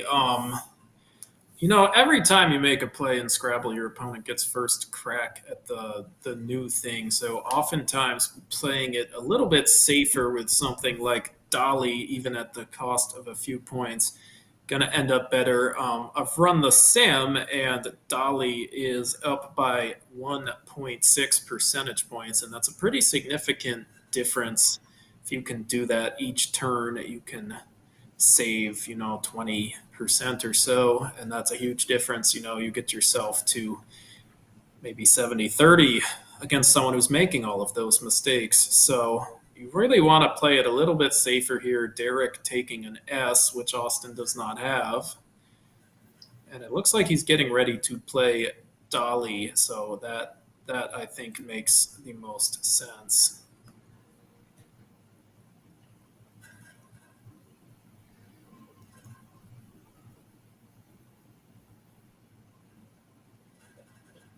And here it comes. Austin playing Nice job, Dolly. Austin. Yes, I like this choice. No need to set up the S that you don't have, and Alec does not quite have a bingo. He's left with an interesting position with a lot of kind of mid options that play off his X, keeping nice leaves like AERST and EORST, depending on exactly which one he chooses. Niel, do you think there's any argument? I don't think there's an X setup. I think it's about the best dump of the X. I think so. The leave will be so strong after playing off OX for a decent score. Of course, the S is not necessarily the strongest aside from the ads lane. Austin with a rack that looks like there might be a bingo. There is not. When I have these racks and I'm wondering if I have a bingo or not, I like to add an S and then anagram that. And when I do that, I find escargot, which is not a plural noun. So that is how I remind myself there's no bingo in there. However, if the T somehow appears in space, let's say Alec randomly plays a Taxor or something, then Austin could end up with Cottager. But I don't think that is very likely, but there is a chance. Looks like Alex is considering different OX plays. What do you think of the merits of the different ones available? I think that I slightly prefer adding a defensive element. It's one of those things where AERST is so nice that the ratio of your bingos to opponent bingos can actually go up if you play defense. Even though you have AERST, you can sort of mess with the ratio. You can make it so that say, if you're 50% to bingo and your opponent is 10 because you played defense, that's better than, say, 90 to 60. That's one of those little tricks of the trade. And Alec picks the lower scoring Ox play with Locks, which actually sims 4% behind Box, which I was just talking about. Fox is one of those plays where it's scary, but because you get an almost game-ending double-double enough of the time, you just close your eyes and hope it is you. That said, he might have a specific read with Dolly. Dolly could imply something like ARST, something nice that hits a lot of double-doubles, and you don't necessarily want to allow that. Alec draws what appears to be the unplayable treasure, and he has also unfortunately blocked Resolute. Don't know. Oh, Austere plays. Austere does play. Austere plays under bet. So he did block his own Resolute, and he could be in trouble if that gets blocked, but he's good for now. And Austin having one of those intermediate turns where you can't really score very much, so you have to decide which of your goals to pursue. He plays Cog. Yes, Austin, I believe, wants to bingo, which makes sense. He is behind. He will be ahead, but he will be off tempo. He's probably still a slight underdog without knowing Alex rack. So we're going to see him kind of think about going for the bingo. Not too much to think about for Alec. He's confident Another that option for Austin would have been you go with the Y and voila. I think that's a little bit better, but I can see the idea with cog.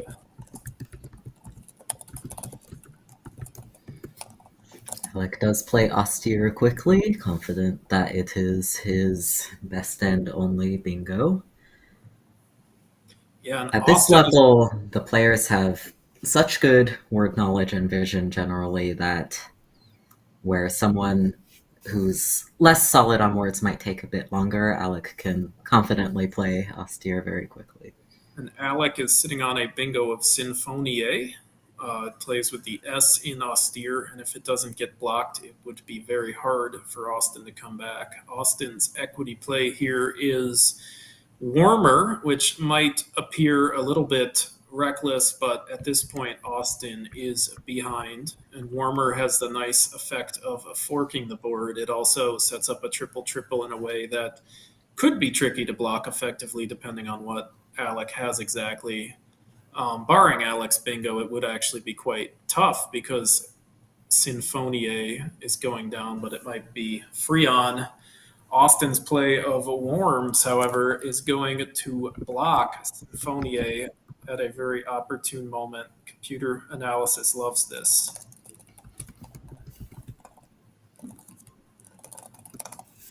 And Austin has dodged a bullet as Alec no longer has a playable bingo. So now, what do we do if we're Alec, Niel? How worried are you about that triple triple?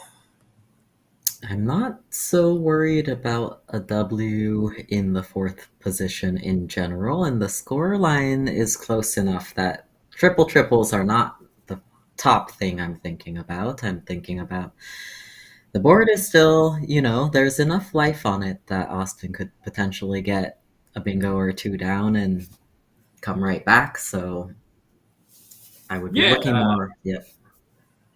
I think I like your analysis. I think that it's one of those things where it might be nice to block it, but it's not realistic here. Alec has an excellent choice of Figo on the bottom, Figo, and I think it's hard to say no to that. It scores 36 points, and it keeps just about as good of a leave as you're ever going to be able to keep with a rack like this. So in absence of a nice play like Foyne, I think Figo is pretty hard to say no. Another nice option, Elfin, which does restrict that E a little bit, and gets rid of one of the N's. I think I wouldn't be mad about either of those plays. Yeah, I think Elfin has a lot of things going for it. It unduplicates his N, it obstructs a little bit of the board, it does block the triple, though it's not a huge deal since it's not a triple triple anymore with blocks, but it's worth something. And yeah, Elfin would be a solid choice. I think this might be one of those situations where the best defense involves some amount of offense, as bingoing yourself is another way of preventing your opponent from coming back. Alex, bingo chances are not great after Figo. They're probably slightly better. It's Alec. interesting to see lots of S's out with 2/3 of the game over, as this board is not great for the S, but it's always still a flexible and useful tile to have on your rack. Yeah, I think Alec is probably at the point where the best thing he can do is put something down. I bet you he has seen Elfin as well. They're both reasonably solid choices, and I would love to have some time for the end game in case Austin bingos and makes it close again. Maybe I want to put some time pressure on Austin. though both players have played fairly quickly this game. He's Yes, looking at tifo. wifey. Tifo is a Tricky. fun word. Rebecca, a tifo is when everybody holds up one card at a soccer match and spells out a word or some sort of design. And then a tifoso, I believe, is the design itself, which pluralizes to tifosos or tifosi.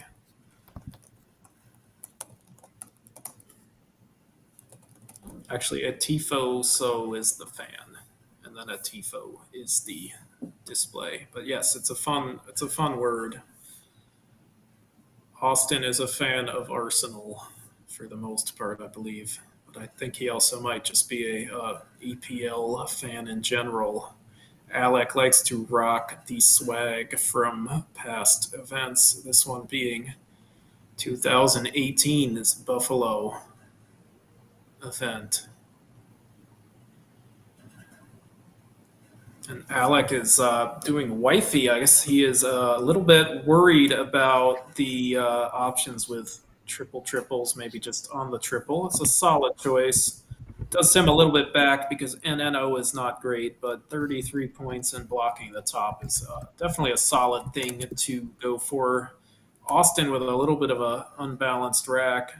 Probably not thrilled, but he does have some choices. How do you handle this, Neil? At this score, I would be looking to bingo as soon as I can, so I would probably lean toward a stronger bingo leave over something like typo, which scores well with 30 but leaves EFGR. That makes sense. How worried are you that if you go too far in the direction of leave, that your bingo won't be enough anyways? I think down 73, I would be a little bit worried about that. Yeah, I would be trying to score. Like, if I'm scoring less than 20, I would be a little worried. I think that's good logic. Typo does score well, and it does give you some shots at things. Typo's one of those plays where it's like maybe I'll do this and then I'll play the F and then I'll eventually bingo. Whereas something like if he can put fog on the board, if he can put frog on the board, maybe he's going for a little bit of a faster bingo. The game is probably not quite far enough along where Austin is panicking. There's still 23 in the bag. You can be a little bit patient depending on what's going on. Golf is an interesting option. It tries to set up a lane for sevens, although it's not great with a G. The sim that I have run likes typo the best, so going with the line of thinking of maybe being a little bit patient and waiting for a better situation later. And Austin is playing Pog. Be a little worried keeping three consonants. You do run into situations like this where he's got all consonants now, so I'm not so sure about Pog. Would like to have kept a vowel, but he did accomplish the goal of scoring points. Alec probably wished the P went into a more open space, but he didn't get it. Alex seems to be looking at the play of Natek for 38. What do you think of this play, Matt? I think this is a good idea, and I think this is a good place to talk about maybe the relative risk of things. There's a very obvious issue with not talk, but if you look into it, there's only one unseen O from Alex's perspective, and even if Austin bingo's there, you have a decent chance of winning. So I like the idea. Also, Alec can go there immediately if Austin doesn't use it and completely sort of snuff it out. And he draws the other O.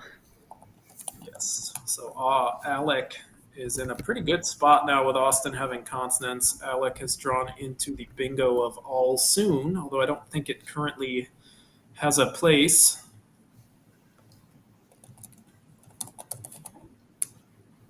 Which is one thing to note about this board. There's really only a couple spots that are likely lanes, and they're both for eights. One from the tee and one, I guess two, either through the E or to the L. Yeah.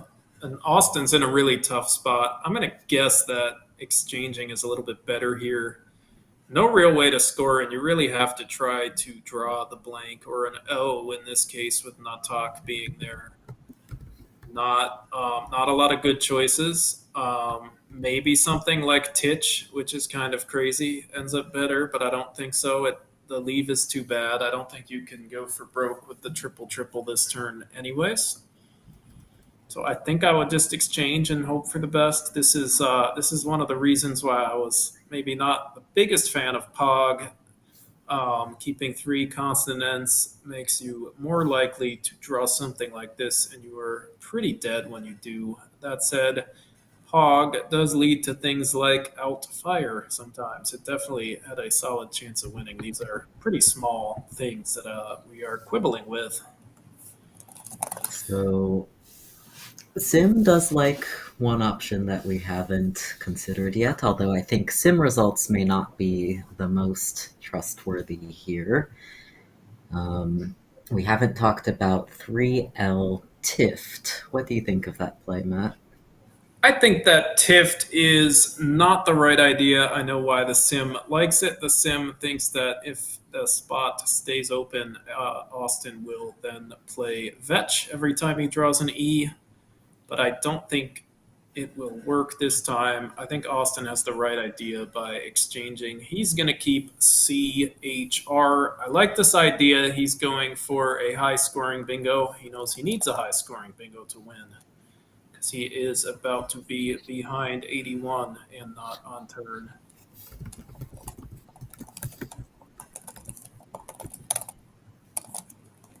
Alec is in an interesting spot. I'm going to venture a guess that this is the kind of spot where equity is not a good idea. Equity would involve fishing, and one of the best ways to lose is to fish and miss and have Austin hit you with something. So I like the idea of maybe scoring a few more points and just trying to get over the finish line in case Austin bingos. What do you think, Neil? Yeah, I think one thing that is in Alec's favor is the fact that the score is such that Austin's bingos often will not be quite enough, and any attempts to open a higher scoring bingo can be kind of taken out one by one, something that Austin surely knew when he exchanged. Tough to swallow an exchange wherein you're going down 80.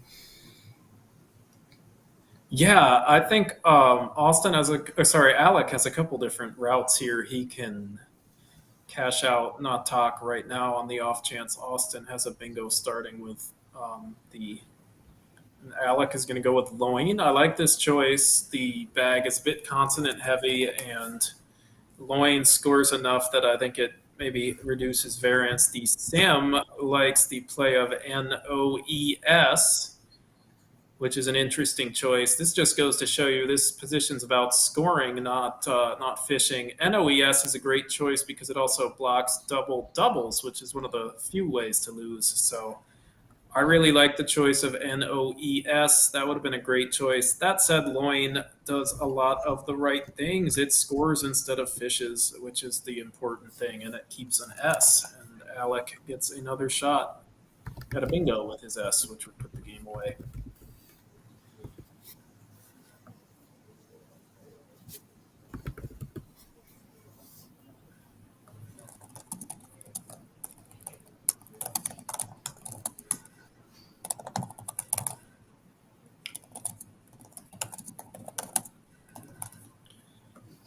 Austin with not quite a bingo. If you're wondering if Chinner is a word, no, but Channer is a word. CHANNER, a user of 4chan. No, I'm just kidding. A Channer is actually another word for gravel. Austin with a bit of an spot. The equity play is actually fishing off the N with QIN, but I don't think that's ever going to work. Doesn't really hit much, and yeah, I like this. You kind of just have to do it at this point. Maybe it's better to play Chimer, but this is certainly the best idea. Um, it wins the sim. I like it. There's a chance of all kinds of things. I mean, Austin, from his perspective, thinks he can draw the O. He's going for the blank. He does just have to go for broke here. So I really like Kryman.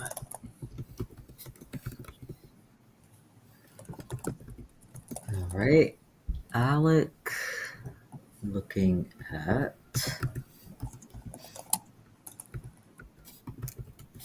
Yeah, there's several interesting choices here. I think you strongly favor blocking the N in Kryman. You don't want to give Austin something like in Fausts, which can play even without the blank. Oh, sorry, in Host is the one that takes an S. I'm so sorry. But something like in Hosts is there, and Alec is up 69. So he's got a nice lead. I think ultimately the biggest threat ends up being the N because while the O hook to the K with Natak is there, it has to be the blank. So there's not too many options. And something like Outsaid, which is one of the few options, would leave Austin with a pretty poor post bingo rack. So I think Alec will be able to hold on as long as he blocks the N. What are you seeing, Neil? I think I tend to agree with that. This pool is not very bingo-y in the first place, and most other bingos will put Austin up just a bit and drawing, depending on how many Alec plays, probably not drawing an out. Yeah, I think another underrated thing is the less tiles you play off, you're a little bit less likely to get some sort of disaster with drawing VV and having Austin bingo. Alec might be putting down antes, which I think is a pretty solid choice. Blocking the triple triple is the biggest deal here, and he's doing just that. He is blocking things like Inhost. The sim I'm running actually likes N Sate, playing off one more tile. I think that says that because it's a little harder to get a good scoring out with two as opposed to three. But Antes is a really good choice too. One of the best plays. Alec knows that blocking triple triples is the biggest deal here, and does a very good job. He is not scared of blowing up his rack. He knows that it's time to do it to get over the finish line, and I'm happy with this choice. All right, so Austin here with 3 in the bag. Do you think he has any hope at trying to win this game, or is This it? is this is a tough one. I think there might be a chance. The best thing he can do is say, "Hey, I need O blank to be in the bag. I'm gonna just set something up that bingos if I draw O blank," because he really doesn't have a lot of options. So if he's gonna win, it's likely to be something like, I don't know, Vid. Does he have a bingo? If he draws the dream draw, and you just have to kind of iterate through stuff like that. Vid making duh, keeping the A, potentially drawing blank and the O. Yeah. Does anybody in the chat, can anyone see a rack where Austin could draw something to the left of Natak forming okay and a double double ending in L? That's the kind of thing Austin has to look through if he wants a chance at winning this game. He's behind enough he can't necessarily just get a bingo. And he might even have to score a solid amount this turn. Unfortunately, in this case, Alec has drawn into out begs. He could also play something like obtuser, but that doubles the blank instead of one of his one pointers. So out begs is a better play.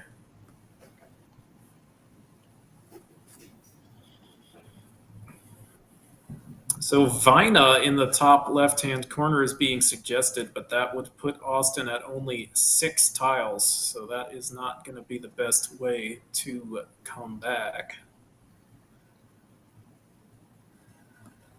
We are going to need to do something else. And yes, Austin does have ways to win. If he plays Vid on top and he draws a E-T blank, he will have bingos in 2 spots. And Alec will not be able to come back. He will have, what will he have? He will have Stan Chell to the L as a double-double, and he will have something else. I can't quite see it. I think it starts with a T. It would be something starting with a T or something. But yeah, that's the kind of thing when you're in Austin's situation, you need to fish for something very specific. You don't have a good chance if you do anything else.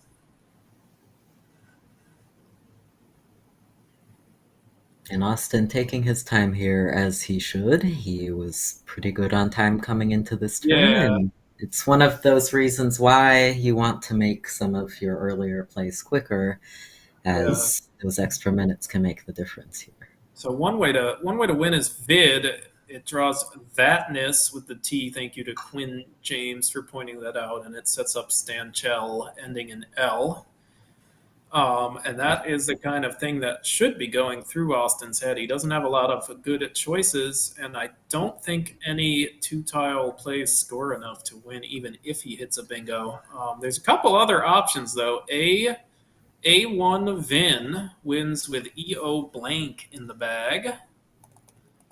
He will have Asphodel as a double-double to the L, and he will have Oxheads with OK if he can draw EO blank. There's that would also be beautiful. There's also divvies for 9 points. Austin is doing SH. Interesting choice. I think he is trying to fork the board. I'm going to run the peg on this quickly. I don't have time to run it on non-bag emptying plays, but I like the hustle.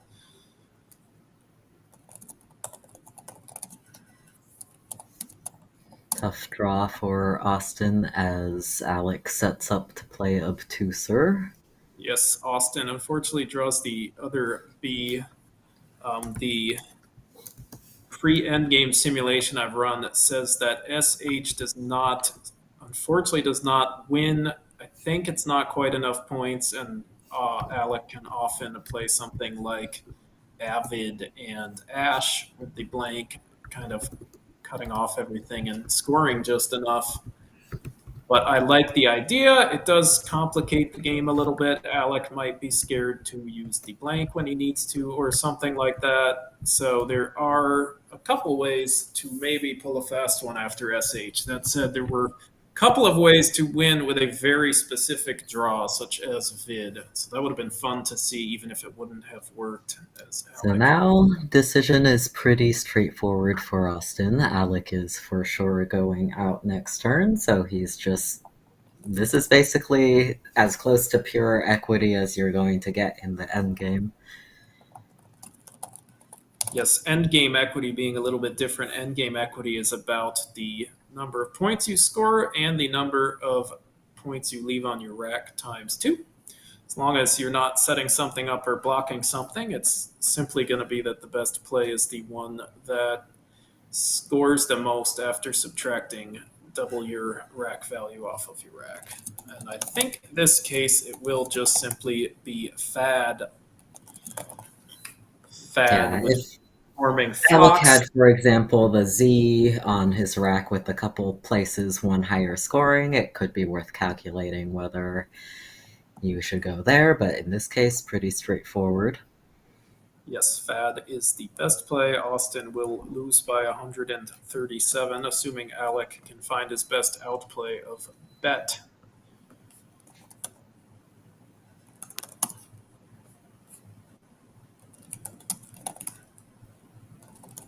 Thank you so much for watching us in the chat this morning. It's going to be a different crew this afternoon. Let's cut to overhead real quick, Matt. About that later. We're going to do a quick overhead shot. Overhead play. Make sure Looks like they might be submitting scores. Oh, that's new. That talk is new. I forgot that. Yeah. Yeah.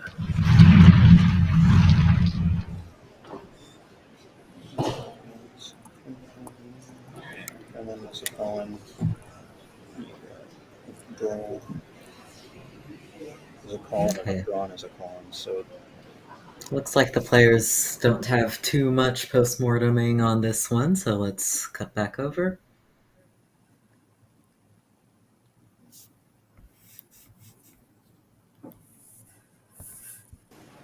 I wasn't sure of this or this. I wasn't sure of this or this.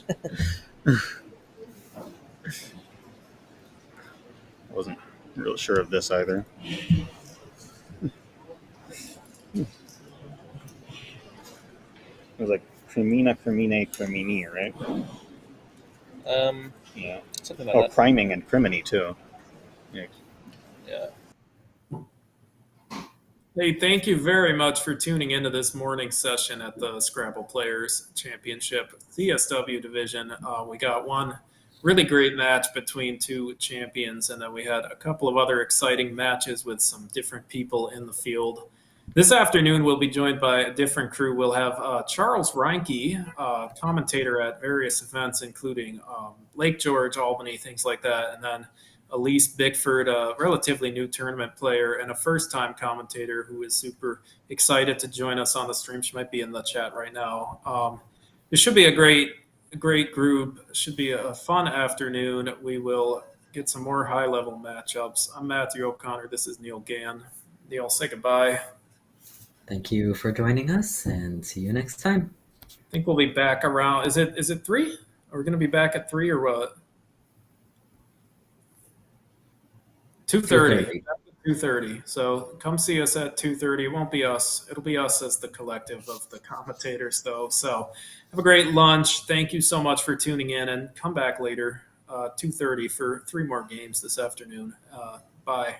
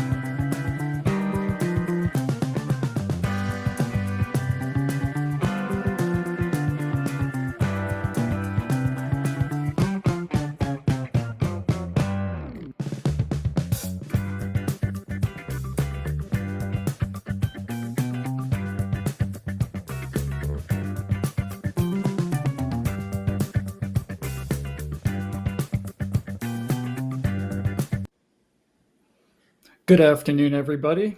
My name is Charles Reinke. You are joining us for games 4 through 7 of the Scrabble Players Championship presented by NASPA live from Hanover, Maryland. You might recognize me. I've done some commentary on some of these Let's Play Scrabble streams in the past, but who you might not recognize is my co-commentator, fellow Midwesterner, Elise Bickford. Elise, how are you feeling? I'm feeling great, Charles. Yeah, thank you so much for having me on. Can't wait to see some Scrabble.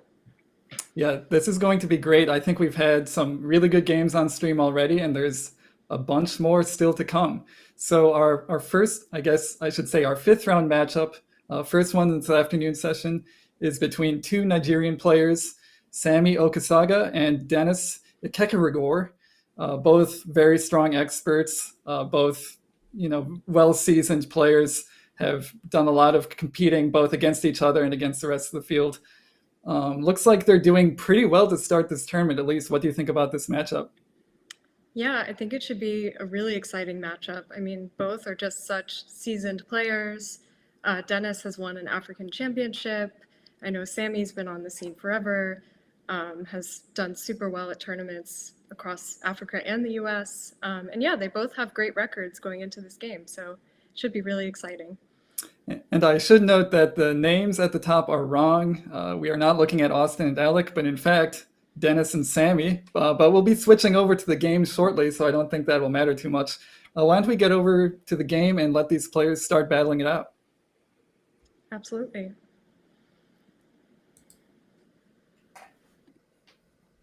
All right, they just got the go-ahead. Looks like no opening handshake. Dennis going right into the bag, and we're going to get underway. Great.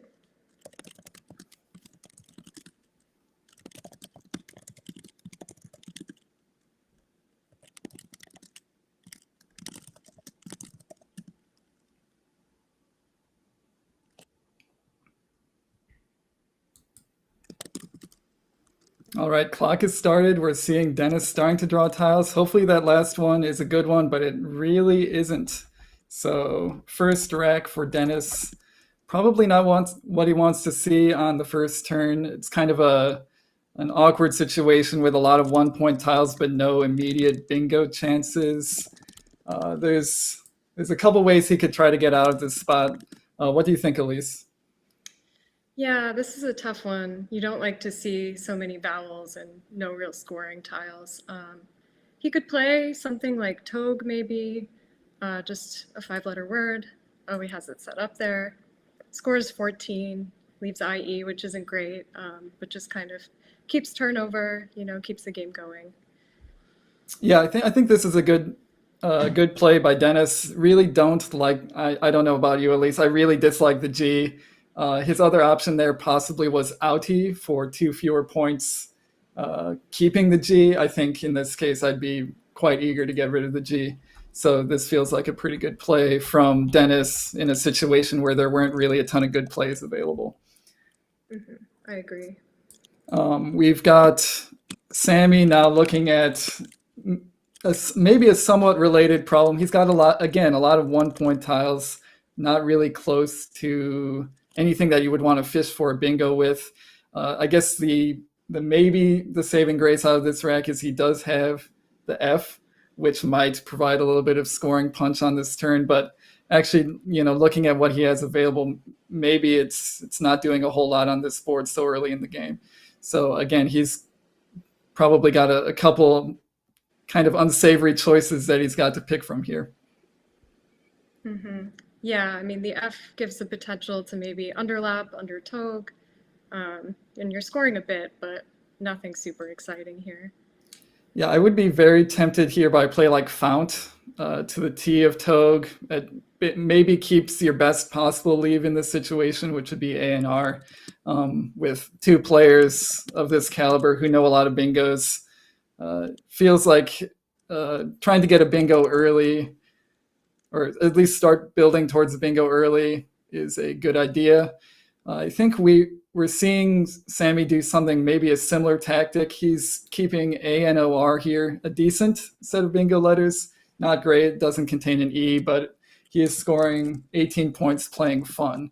So this this feels like a pretty good compromise, not scoring a whole lot. But then again, he is up by 4 already because Dennis's first play was so low scoring. Mm-hmm. Yeah, this seems completely reasonable here. So we've got a little bit of a test here for Dennis. He does have a playable bingo. It looks like he's going to go for it with relatively little hesitation. He was probably panicking a little bit that fund was going to block it, but it still plays making fund.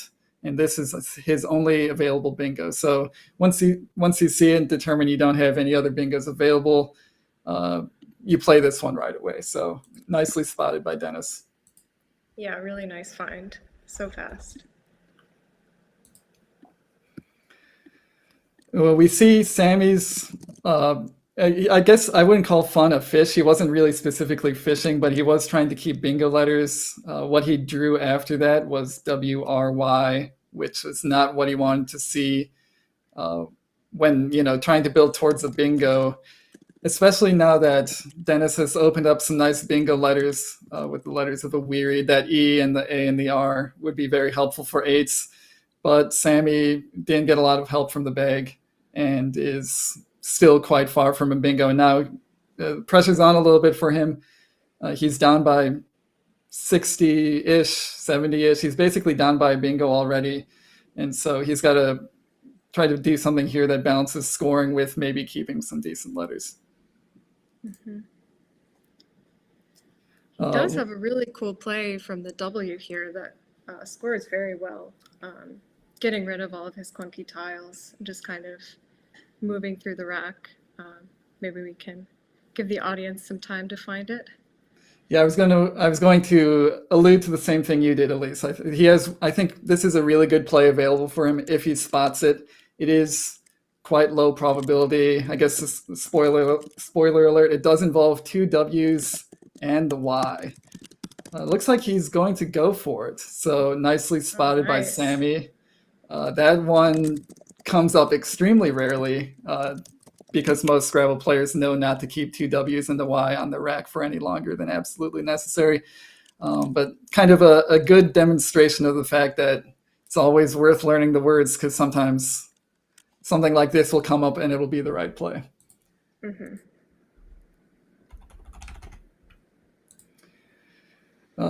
Dennis, I think just on first glance, it seems like he's going to bingo again, so Sammy's not going to be happy about that. Difference between this turn and last turn for Dennis is he's got some options here, so he does need to give some consideration for what he wants to do with this board, but he's certainly going to find one of his many playable bingos. Just the R and the A floating out in space give him a lot of options. Mm-hmm. Yeah, and it looks like he's going to put down andesite, which is one of his higher scoring bingos. Not necessarily the highest scoring. I think he had indites under fund for a little bit more. But yeah, this seems like a solid choice. I don't know, Charles, what do you think about the placement of this versus maybe some of the other options?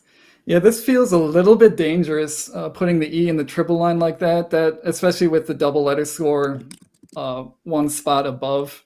That just seems a little bit risky, given that you're taking a big lead and you want to, try to limit your opponent's snapback options as much as possible. Like if Sammy, for example, had the Z on this turn and was able to hit a 70-point Z play, that would be pretty damaging for Dennis. We can see that he doesn't, but I think in Dennis's shoes, I probably would have played diatines through the eye of a weary to making done.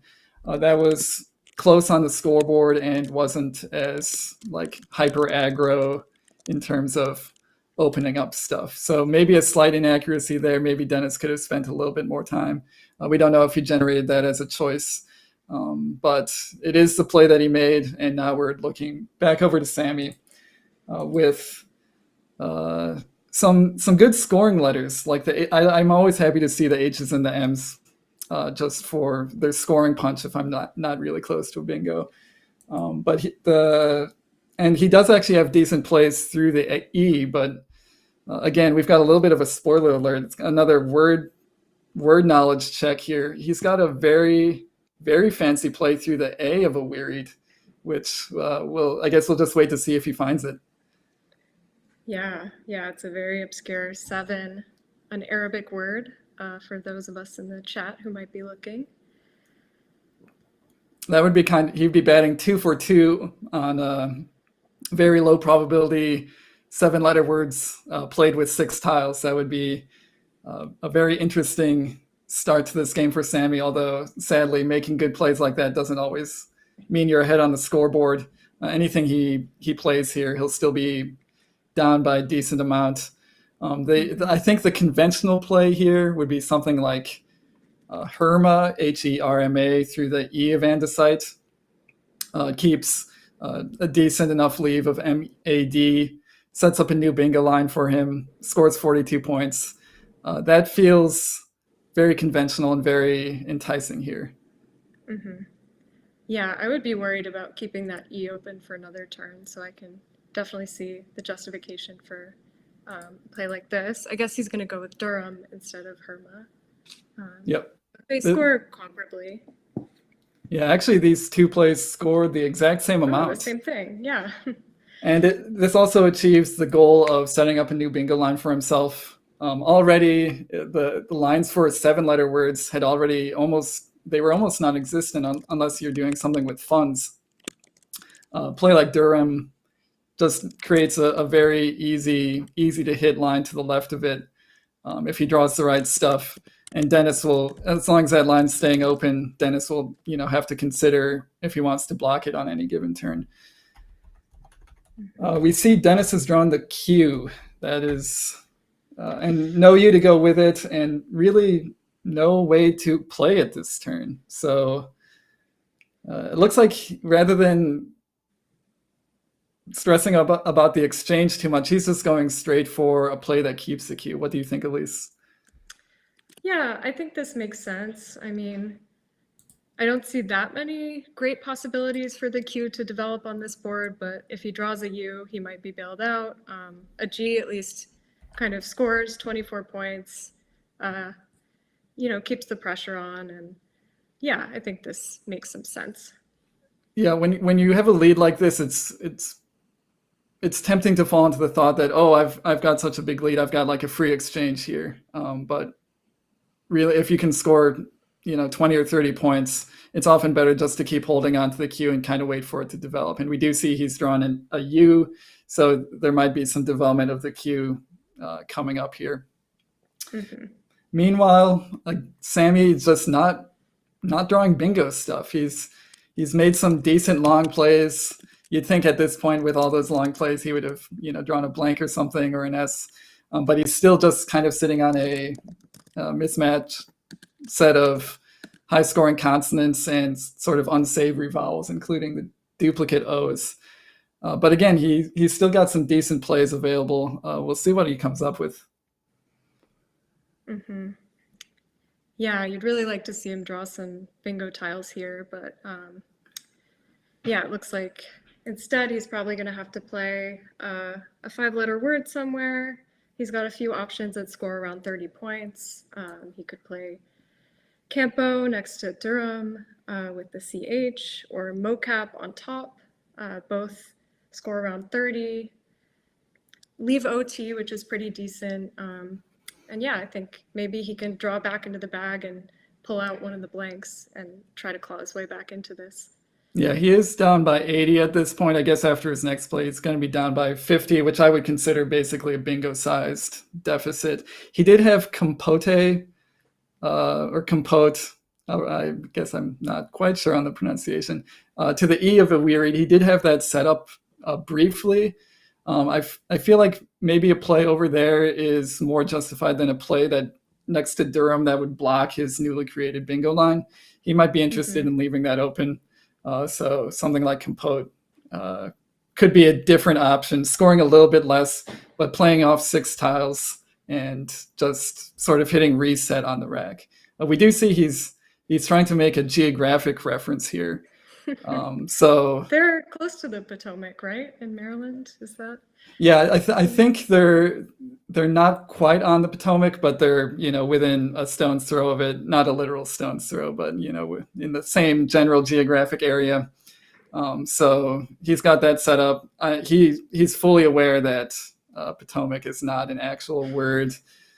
Something like Potamic would be a word, which I always sort of associate with the river. It's Greek meaning relating to rivers, but that's not what he has. He's certainly going to do something other than play the name of the river. Mm-hmm. I hope so.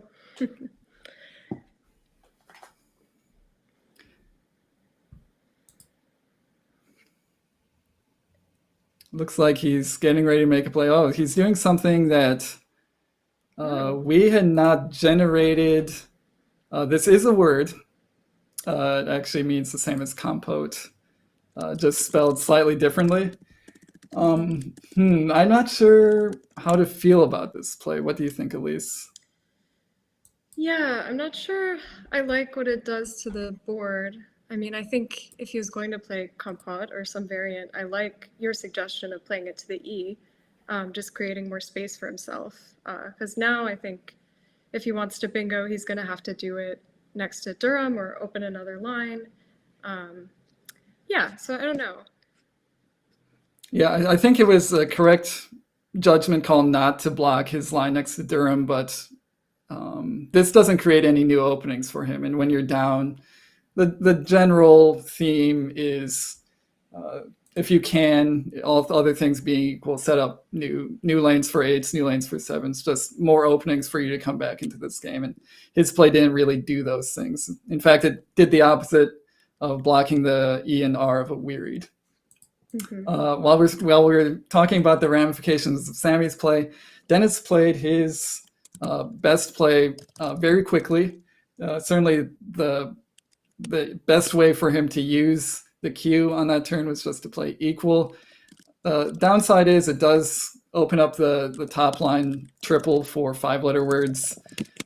Maybe something like qua could have been justified there to not be quite as open, but I think this is still a good play. Mm-hmm. Yeah, seems pretty standard. And yeah, so Sammy has picked up the Z. Let's see, does he have anything good with it here? His highest scoring Z play is actually just in the top right corner of the board, simply dropping the Z and the A. Looks very simple, but actually scores 45 points. So that doesn't seem like a hot spot on this board, but it turns out that that kind of insignificant spot up there in the top right might actually help Sammy out here quite a bit. We'll see if he opts for that or maybe something a little bit longer. Yeah, I wonder if something longer would be better just to make a bit more space. And you don't always like to keep 2 T's as well. But I don't know. I think the rack could improve with the draw. So yeah, I think his longer Z plays kind of work against him here, like something like Zati keeping LAT. That would be a very nice leave. Played to the left of Durham, that spot we've been kind of harping on for the past couple turns. It works against him a little bit because that's where he would eventually want a bingo on this board. So I feel like at this point, plays there, he's going to have a really good reason to play in that spot, or it's going to go away because Dennis decides to take care of it.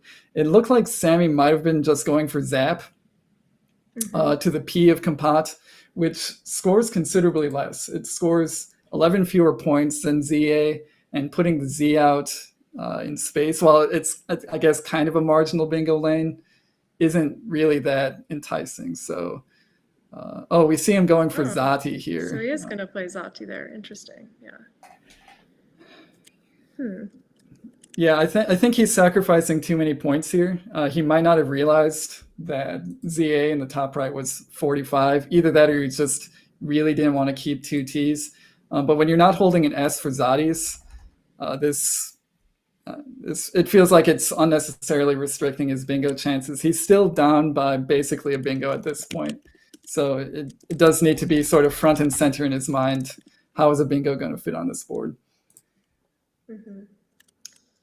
Yeah, and you talked about him not having the S hook here. Dennis has both the S's, so I don't know. Do you think he'll cash it in, or at least cash in one of the S's, playing something off of Chagti here, just to kind of take out the spot? Yeah, that honestly, if I'm in Dennis's position, Chagti feels a little bit like an S setup, or like that's Durham's spot already existed for an S setup, but this feels like a little bit more aggressive, maybe a play that Sammy would make more often when he has an S. So I'm not surprised at all that Dennis decided to just take care of that spot now. He does, with his play of bonds, does open up sort of an outside shot of a double-double on top of bonds. But I think the primary concern for him on this turn was just he's got two S's, might as well use one to block the Chagti's hook and score a bunch of points in the meantime. Mm-hmm.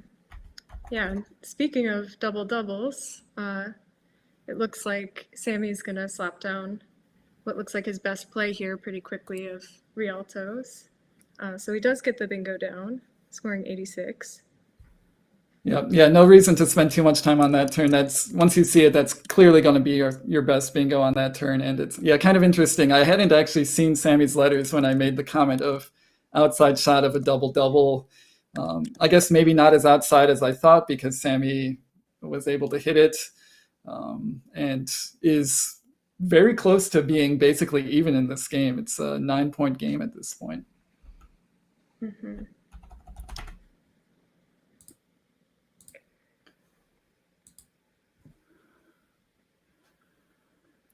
So now Dennis's position is a lot more perilous than it was a turn ago. He still has decent, I would say, getting close to decent bingo letters, but the two O's, the two N's, and the K are holding him back a lot. He does have one standout play that sort of solves all of those problems at once, and that would be Nook to the left of Compat. That scores 34 points. Takes care of the O situation, the N situation, and the K situation all at once. And he's still got a decent bingo line underneath bonds for his nice letters to go with. So that feels like a good play, Elise. Anything else you're thinking about here? Yeah, I really like that option, just undoubling the O's, getting the most for your K that you can. He does have another option in the top left of Snoke, a kind of weird 5, which puts the K on that double letter score and then on the triple word score. So it scores the most with 44, but you're getting rid of your S and leaving an O, which is not quite as good. So I think I'd like to see Nook come down here next to Compat. Yeah, I agree. Dennis is doing something entirely different. This one's actually coming out of nowhere for me. I don't think I had even thought about playing defense as an option this turn. But we do see Dennis just opt for a lower scoring, considerably more defensive play. How do you feel about that? Yeah, I'm not sure. I mean, so Makondo is kind of simming it within a few points of something like Nook or Snoke, but it seems a little bit early to be playing defense, and especially at this kind of tight score difference. I think I'd want to be taking some more points here. Yeah, I think I agree. Dennis isn't up by enough. Like, his 30-point lead now is not secure enough to sacrifice that much for defensive considerations. But I do see the upside here. And it might actually, I didn't see if Sammy had any bingos on that row that were especially devastating.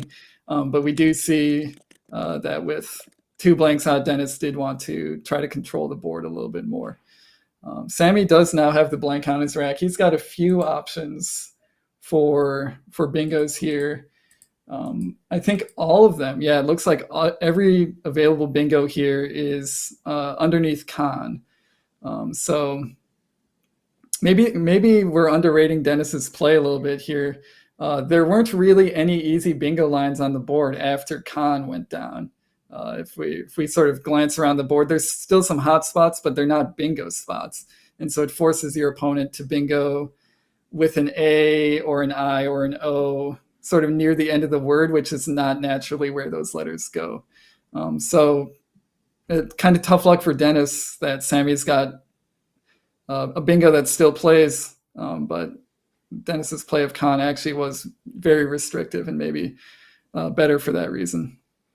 Mm-hmm. Yeah, and now he's forced to bingo in a way that opens up this bottom triple, which is pretty dangerous. So it seems very reasonable that Dennis can hit back pretty hard next turn. Yeah, that's another upside of Khan, as you say, Elise, is if your opponent does bingo there, by necessity, the triples will become exposed. And that's going to, play into Dennis's hand here as he's drawn the second blank. So Sammy here opting for Deliria. He had started saying something down with AL, making Obel. I think he was going for Iridial there. I'm not sure why he changed his mind. I think he probably would like the 10 extra points here and make the KA spot considerably less dangerous. But there might be some thinking there that we're missing. Yeah, I wonder. Let's see. Now it looks like Dennis is going to have a lot of really great options underneath Deliria.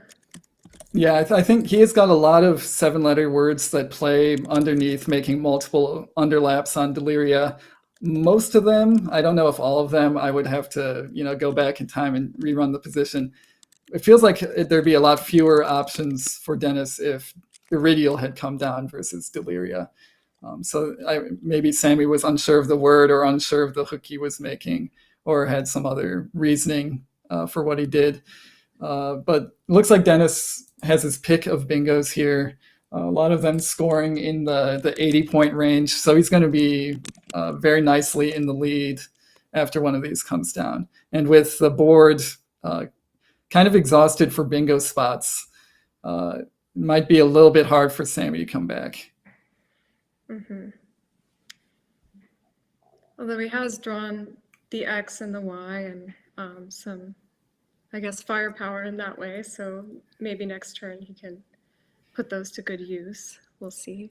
Yeah, I see mentioned in chat that one other sort of downside to Deliria, it kind of sets up a big X spot for no reason. But he does have Ilex there next turn if it doesn't get blocked. We see it does get blocked, which is unfortunate for Sammy. That a play of Ilex down there, which scores in the 70 or 80 point range, was definitely going to keep him back in this game after the bingo. But I like Dennis's idea here of use as much of that space as humanly possible and limit your opponent's comebacks as much as possible. Absolutely.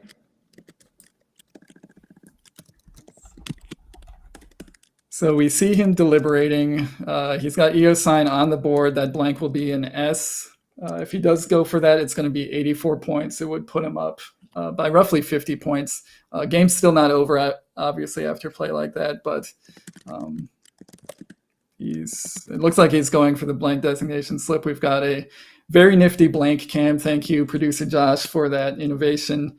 We see the S circled, and it's going to get counted up. So this is nicely spotted by Dennis with 6 2-letter words made at the same time. Yeah, that's beautiful. You don't see that too often.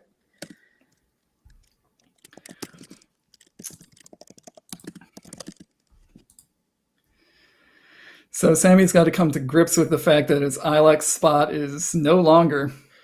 That spot for 5-letter words on top of equal, we mentioned that maybe Dennis would want to do something like that. That has been sitting there for a long time now. And this turn might actually be the point where it gets used. Sammy does have a couple options there, scoring in the 40-point range using 5 tiles. But he also has hex in the top right for 48. Maybe keeping the Y for 5-letter words on top of equal next turn. Elise, do you have a preference here? Yeah, I don't know. I find these turns very hard when you have sort of two dangerous spots, kind of knowing which one to use first. I think Macondo likes him to play Yex or Hex up in the top right first.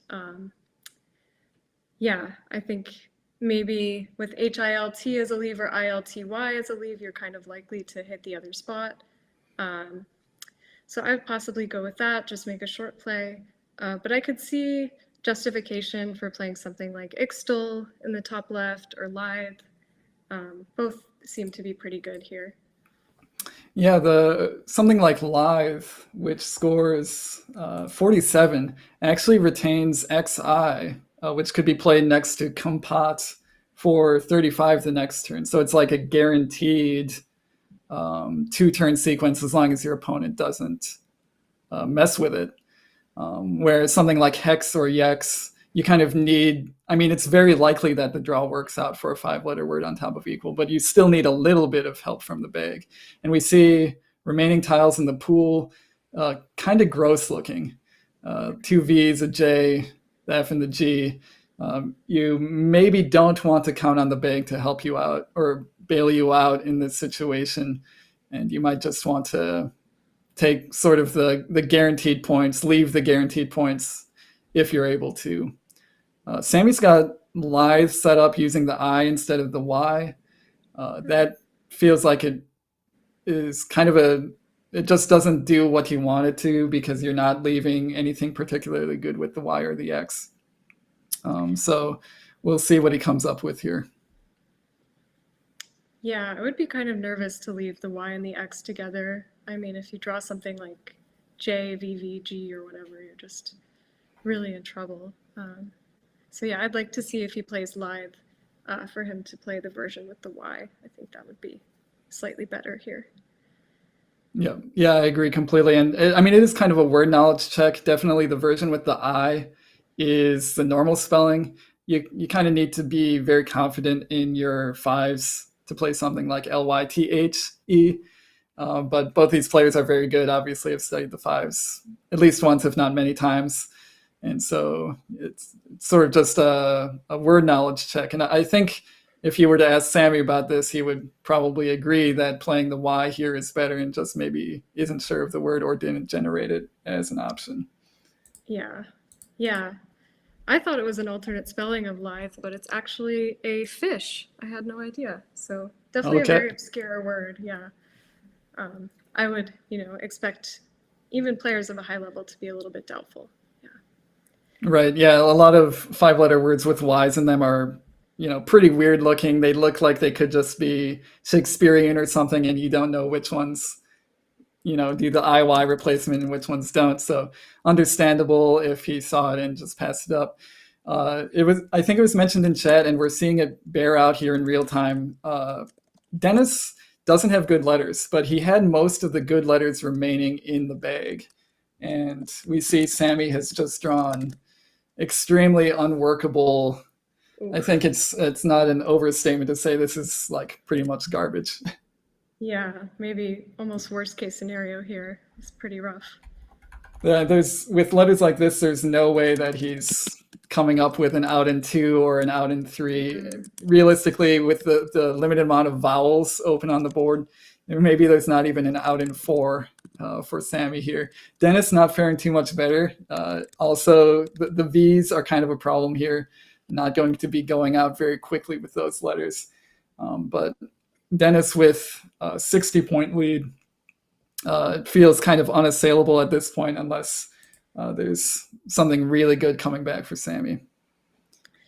Yeah, this looks pretty insurmountable for Sammy right now. He can offload some of the junk with a play like Jivey, making Jun, and that does score 48 points. So brings the score a little bit closer, but yeah, I don't really see a sequence where he can go out very quickly. Yeah, I think he definitely has to start with Jivey. The upsetting part about this for Sammy is the X now has no upside for him. If he had drawn the U, he would have XU next to compat, which Dennis would at least have to address. But with that spot sort of requiring specific vowels that Sammy doesn't have, the X doesn't do a whole lot for him on this board. So you can conceive of endgames where if there's many hot spots on the board, having the J and the X and all those letters could actually work out. I don't think it's going to work out for Sammy in this one. Yeah, and what's the best play for Dennis here? It's going to be hard to get rid of this V, but maybe he could offload the U and the B with something like Tub above Deliria. He could just play Love under Lithe. He's got a few kind of low scoring options, I guess. Yeah, I'm actually, now that I'm looking at the board a little bit, I guess he does have 2 spots for the V. He's got Vin on top of EO signs, and he's got Love, LUV next to Lithe. But there is, if he goes for points now, something like Tub on top of Deliria, making Udo. If he goes for points now, and then the Vin spot gets blocked, he could get V stuck, and that would actually be a way for him to lose this game. Sammy would just have to dink around a little bit. I think he's got at least a couple spots for the C and the F and the X. He might be scoring enough points there to pull this one out. Dennis is only up by 11 points, and we see him sort of handling the V a little bit. I think he's aware, at least, that the V could be his downfall if he doesn't deal with it right now. Yeah, true. I didn't realize that, but yeah, this could be pretty sticky if he isn't careful with it. It looks like, I think they had paused the clock briefly for scorekeeping, so it looks like they've come to an agreement on that. Dennis looks like he's currently rechecking his tracking. That is probably a very wise thing to do for him at this point, because if he's like mistracked the I's or the U's, the X all of a sudden becomes way more potent than it currently is. Something like the X, it's pretty easy to determine whether you've mistracked an X. You just kind of check to see, you check your brain, was there ever an X play in this game? But I's and U's, you can easily make a mistake on those. So we see Dennis actually just going straight for the V play here, saving Tub for next turn. I think this is going to work out for him, but good presence of mind to not have the V sink him in this one.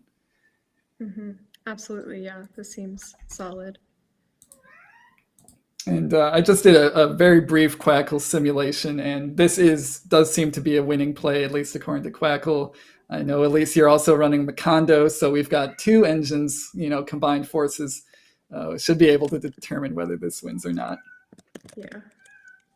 Let's see.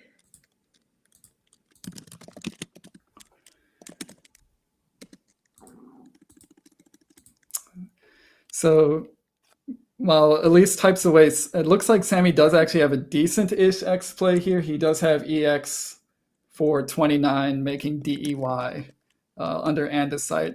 I had actually missed that for him as an option for the X. I was just thinking he'd have to plop it through the O of compat. He does have a little bit of life here. A play like X would put him up by 12 points, but with Dennis going out for 19, and then getting caught with the F and the C, it's going to be close, but it's not going to be by the skin of his teeth. Yeah, that's a nice play there. Takes some good board vision to see the spot for that X, but yeah, that at least cuts the spread a little bit. Sammy's a bit low on his clock. I don't think he's going to go over here, but it's worth doing some diligence here and make sure he's not overlooking a good X play here. There's not really any open triple letter scores that would let him score 50, but he's just got to double check and make sure that there's nothing that he's missing. He could be thinking, where's Dennis going out? Does he really only have Tub, or does he have anything else on the board? Dennis does have Stub from the S of andesite. He's got Bout through the O of compat. Sammy can't just play the blocking game here. He might as well just take the points. Yeah.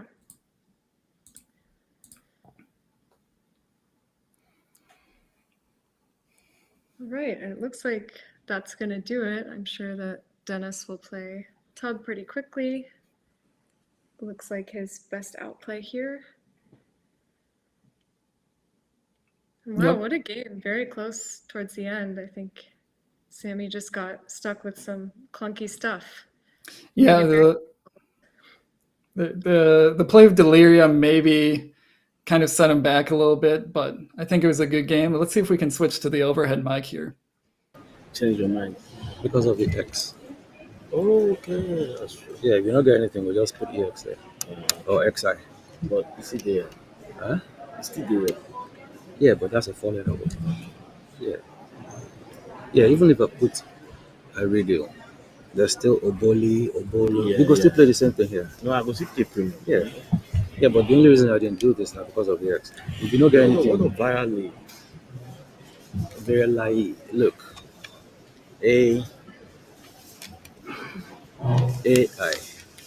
No, I'm thinking like, I don't want to block the board like that. okay. This is still whichever way. The only thing is if I had something To come here. Yeah. That's the only thing. Maybe Ramili. You can't ABC for me. You know that's not why my time go down here. Counter the whole thing. We see. I do A to Z. Okay. Yeah. I do A to Z. I don't feel lesser. Yeah, because only if you go here. Yeah. Am I right? Okay. So whatever I do ends here or here. But this one, just because it's Oboli, Obolo, anything, I just wanted to make sure I don't put A or E here. That's all. Because if you don't get anything, especially if this is EA, XI. Yeah. So this was okay for me because I 4-letter word and I had the X. You had what? I got the X. Now just because if you lay some this way, you go lose. Okay, you feel stretch out. Yeah, I get Alex. I X them I had. Yeah. And I wanted to. I said see premium. Same thing I go. I said no. Take it because of the X. When I did see. Yeah. Something need to be done. Yeah. So I took my time to construct that piece. You're lucky for that way though. I was lucky. But I know if you block them though. Which one? I will. I don't get to move there. Okay, I will. Yeah. I just play the top. Normally in my game I will change. I leave IE. That top. No, say I no. go change when you have a 5-letter word. I say no. But I'm not score now. My partner if I not score, I know will give you. It's still a 5-letter word. But I just say just play. Just play. You just start. Anything can happen. Play go. But this character will change. You won't go back home. No, that's 5,000. You can't change. Better this go for me. No. All right, so we did hear some pretty good post-mortem there. Sammy, we got a little bit of explanation on why Sammy chose to do Deliria. It was to avoid setting up just a very easy 50-point X play. And then he ended up drawing the X and got his 80-point X play blocked. So some good thoughts from both players on that one. And I think that was a really good game to start this afternoon session. Yeah, definitely. Fascinating to hear their thoughts on that tough turn. And yeah, what a great game. So I think we're going to take a little bit of a break here, but first do the typical Let's Play Scrabble plugs. First things first, if you're not liking this video, you're making a mistake with your life. You definitely need to hit the like button on this video. If you're not subscribed to Let's Play Scrabble, that's mistake number 2 in your life. Definitely hit the subscribe button. And if you're tired of making mistakes in your life, you can just straight up give money to Let's Play Scrabble. I think there's a join button somewhere on your screen where you can basically just join as a Scrabble super friend. So do all of those things, or at least 2 of those 3 things. Elise, any other plugs we should be doing right now? Yeah, I will just reiterate, please like and subscribe to this channel. Let's Play Scrabble is doing so much amazing work to bring high quality Scrabble to all of you at home. So yeah, support that in whatever way you can. Thank you. And we will also would be remiss to ignore the contributions of NASPA. They're running this tournament. Thank you to NASPA. You'll see their logo above our heads. running the Scrabble Players Championship for 2025.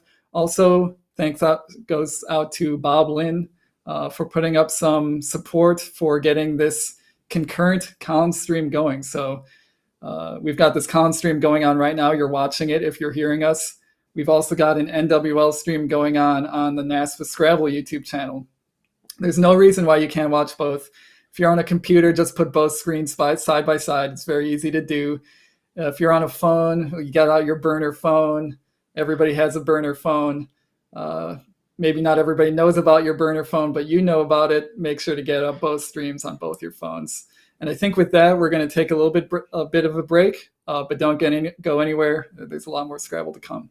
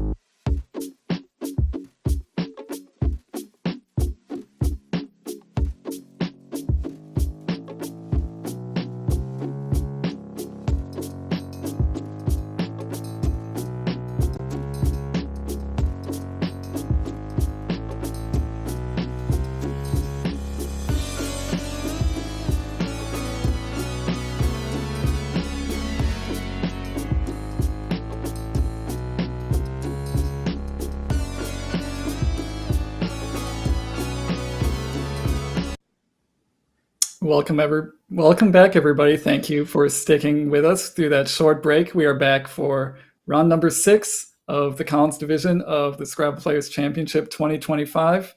I think we've got players almost ready to go, so we're going to give you a great matchup for this next round. We've got Ben Schonbrun versus Jason Keller. Elise, what can you tell us about these players? Yeah, both are longtime top experts. Jason recently just put up a great performance at the Niagara Falls tournament that I was playing in. Pretty sure it was Gibsonized early on. It was pretty incredible. And yeah, Ben has been playing a really interesting series against BestBot and has a medium where he writes all about his strategic insights. So both, I expect, will be playing some very good moves, and I'm excited to see what they can do. Yeah, we see Jason not having the best start to this tournament at 2-3, but there's still plenty of time in this tournament to come back from a slow start. So I think players are ready to go. We can switch over to the board. As they get sort of underway here, Elise, you make a very good point. Jason Keller went 20 wins, 1 loss, 1 tie at Niagara Falls tournament. Basically an almost unprecedented strong performance against a very good field. So he's shown, I think, specifically with that tournament, that he's a true contender even in these extremely strong fields. But Ben, no slouch either. Yeah. Okay, let's see. Ooh, yeah, this just feels a little bit gross. First rack for Jason, the J and the U and the G and the C together, it just doesn't feel nice. But something like Jug is kind of straightforward to get him out of this situation. Yeah, Jug or Jew, I think that's how you pronounce it, GJU. Those both seem like, good options to get rid of some of the worst tiles on your rack. But yeah, it's a clunky one. Yeah, I guess maybe one slight differentiator here between Jug and Jew is Jug takes an A for Juga. Jew only takes the S. So maybe a little bit more defensive to start, and we see Jason. I think this is wise. Something like Jug does kind of open you up to easy 30-point counterplays from Ben. This does not give anything nearly so straightforward to Ben in terms of an immediate comeback. So I think a good idea from Jason here. Yeah, a nice defensive play. We see Ben only with 1 vowel on his rack. That's limits his options significantly. We're not going to be seeing an underlapping play underneath the J, which is maybe the most likely way that he scores points in response to something like Jew. Elise, do you think maybe it's worth burning the S on this turn? It's kind of hard to tell. I think so. I mean, it looks like if he wants to score more than 9 or 10 points, he's going to have to.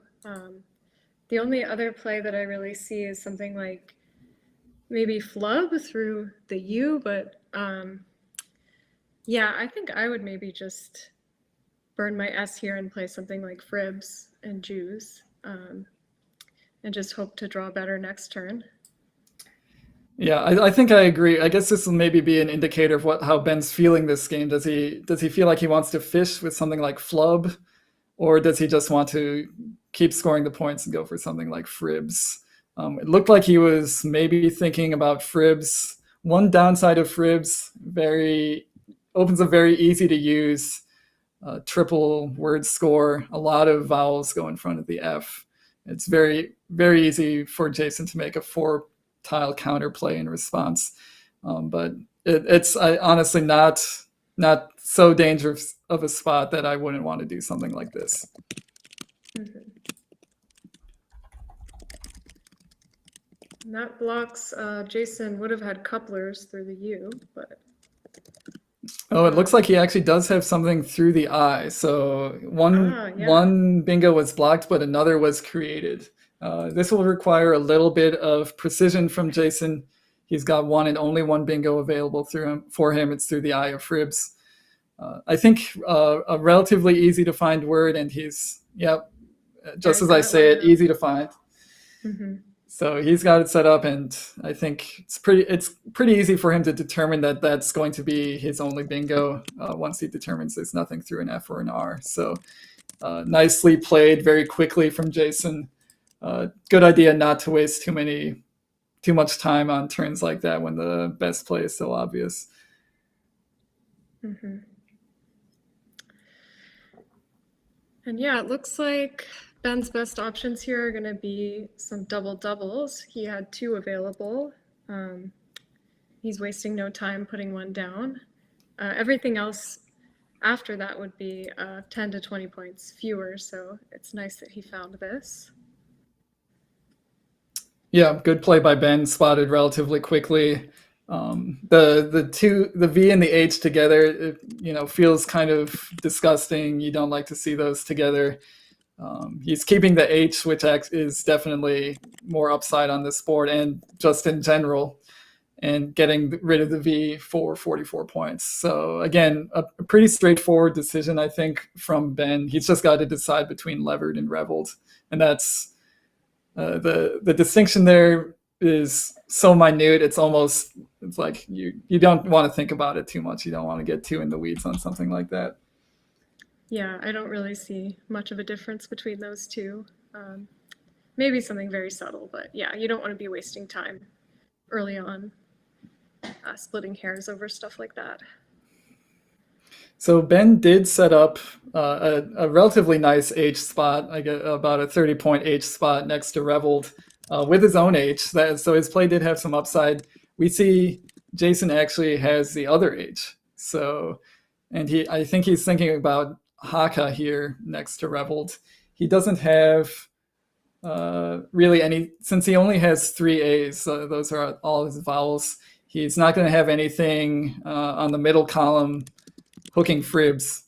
So really, any of his plays that he's going to make are either going to be here or maybe from the E of Reveled to hit the triple, but he doesn't have anything there. So again, good idea to just find a play there and make it.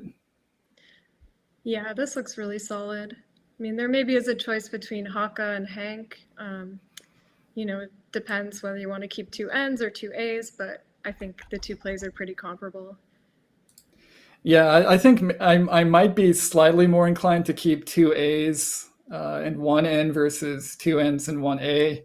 But I feel like I don't have any reason for why I feel that way. It's just kind of an intuition thing, and Jason's intuition or some other consideration told him otherwise. But still a nice play from Jason. He's still maintaining a bingo-sized lead against Ben, who has drawn an S, but is otherwise somewhat far away from a bingo. Mm-hmm.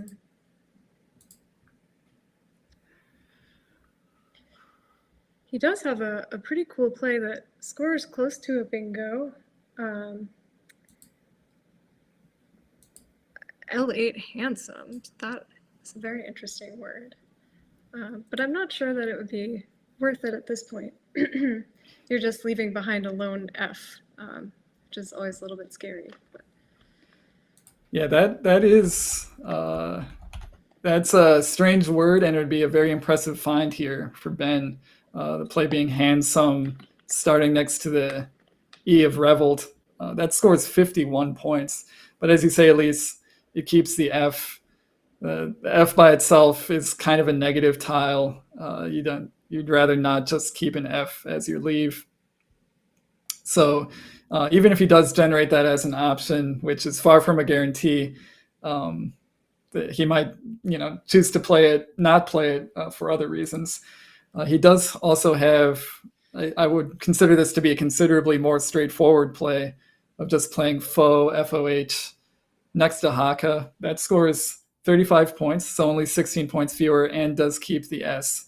The downside is FOH does not take an S. It only takes an N. So his S, the S that Ben leaves behind on that play, actually has very little upside once he locks Haka's. So that is maybe a reason to consider other options. Mm-hmm. I mean, he could play FOHN now, setting up his S. It's always a little bit dangerous to do that, but yeah, it looks like he's gonna take the points with Handsome here. This is a really nice play. Good board vision on his part to see that there. Yeah, in our last game, we saw creative 6-letter words being played, or at least available. Again, we see it happening here, and Ben does find Handsome for 51. Jason kind of looked up at the sky a little bit. He's kind of squinting at the board. Ben's not making any move towards drawing new tiles. So I'm guessing Ben is on hold here. And I don't blame Jason for holding this one. Since this is the Collins division, we're playing 5-point challenge here, which means the penalty for losing a challenge is not loss of turn. It's just 5 extra points added to your opponent's score. So if Jason's unsure of this, it is 51 points. I'd say take the chance to try to get it off the board, and we see that happening. Yeah, I think that's totally reasonable. And yeah, I wonder if he knows that this is a noun too. I guess once the challenge comes back, good. Because I would think handsome is an alt of handsome, the adjective, but it's actually a light 2-wheeled cab. So yeah, we're going very deep into the book with this one. It's kind of a strange word. Yeah, nicely spotted by Ben, and I agree with you, Elise. It does kind of feel like just a Spencerian misspelling of the word handsome, but it's something entirely different, and it does take an S. So nicely played by Ben. I think there was some upside to playing FOHN on that turn. Just put the fear of God into Jason a little bit by transparently setting up your S. Ben's a little bit more subtle here with his nice 6-point play. Yeah.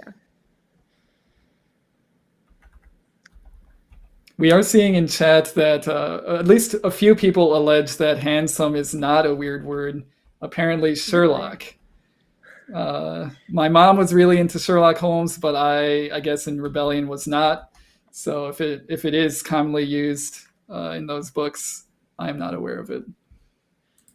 I guess I need to, read more Sherlock Holmes novels.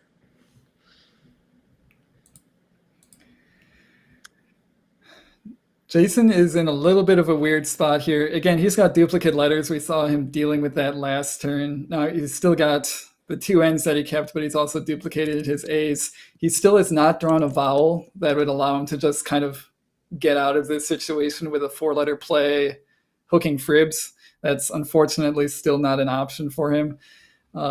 Definitely, he's got them set up separately on his rack. This is also my first inclination. Just try to get rid of A and W in whatever way you can. And we see him do it in a somewhat aggro, but I think justified way. Mm-hmm. Yeah, I would maybe tack on the extra T, just not to keep 3 consonants here, playing want instead of one, but this play makes a lot of sense. Yeah, there's a lot of upside setting up that T. Putting the T on does open up Ben for triples, but since Ben just played 6 tiles, his rack is effectively random or slightly worse than random, and the chances of him just having randomly drawn a triple through that T are relatively low. So I think you could go either way on this. Good idea by Jason to try to create some upside on this board with a letter, given that there's not a whole lot of other scoring spots available. Meanwhile, Ben does not have very nice letters at all. But I think something like Fooey, hooking fribs, it's really got to be the play here.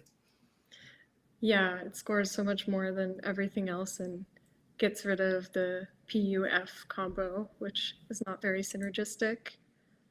So yeah, I would think that we're going to see that from him pretty soon. Yeah, I think that's he hasn't played it yet, which actually makes me a little concerned. He might be thinking, does he have a play blocking want, or Wayne? He might actually, now that I'm thinking about it, something like Patui, P-T-U-I, making want actually could be justified here. Maybe a situation where just blindly going for the equity play could get you in a bit of trouble. Because Juan does look like a setup. It just smells strongly like a setup, so I think there's some consideration there. Yeah, true. It's not so straightforward. But He's gonna go with the H1 placement, which makes sense. Yeah, I think you can make an argument for both of those. From Ben's POV, just he's taking a 5-point lead here. He's actually back into this game without having bingoed himself, and that like sometimes it just feels good to take the lead back. That's what Ben does with this play.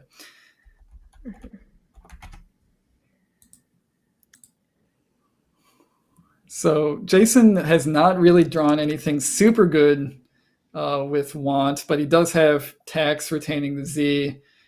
I shouldn't say that. It's not super good, meaning it's not a bingo, but it is a 37-point play. And it retains the Z for the ZEA spot next to Haka. So this I feel like is pretty clear for him.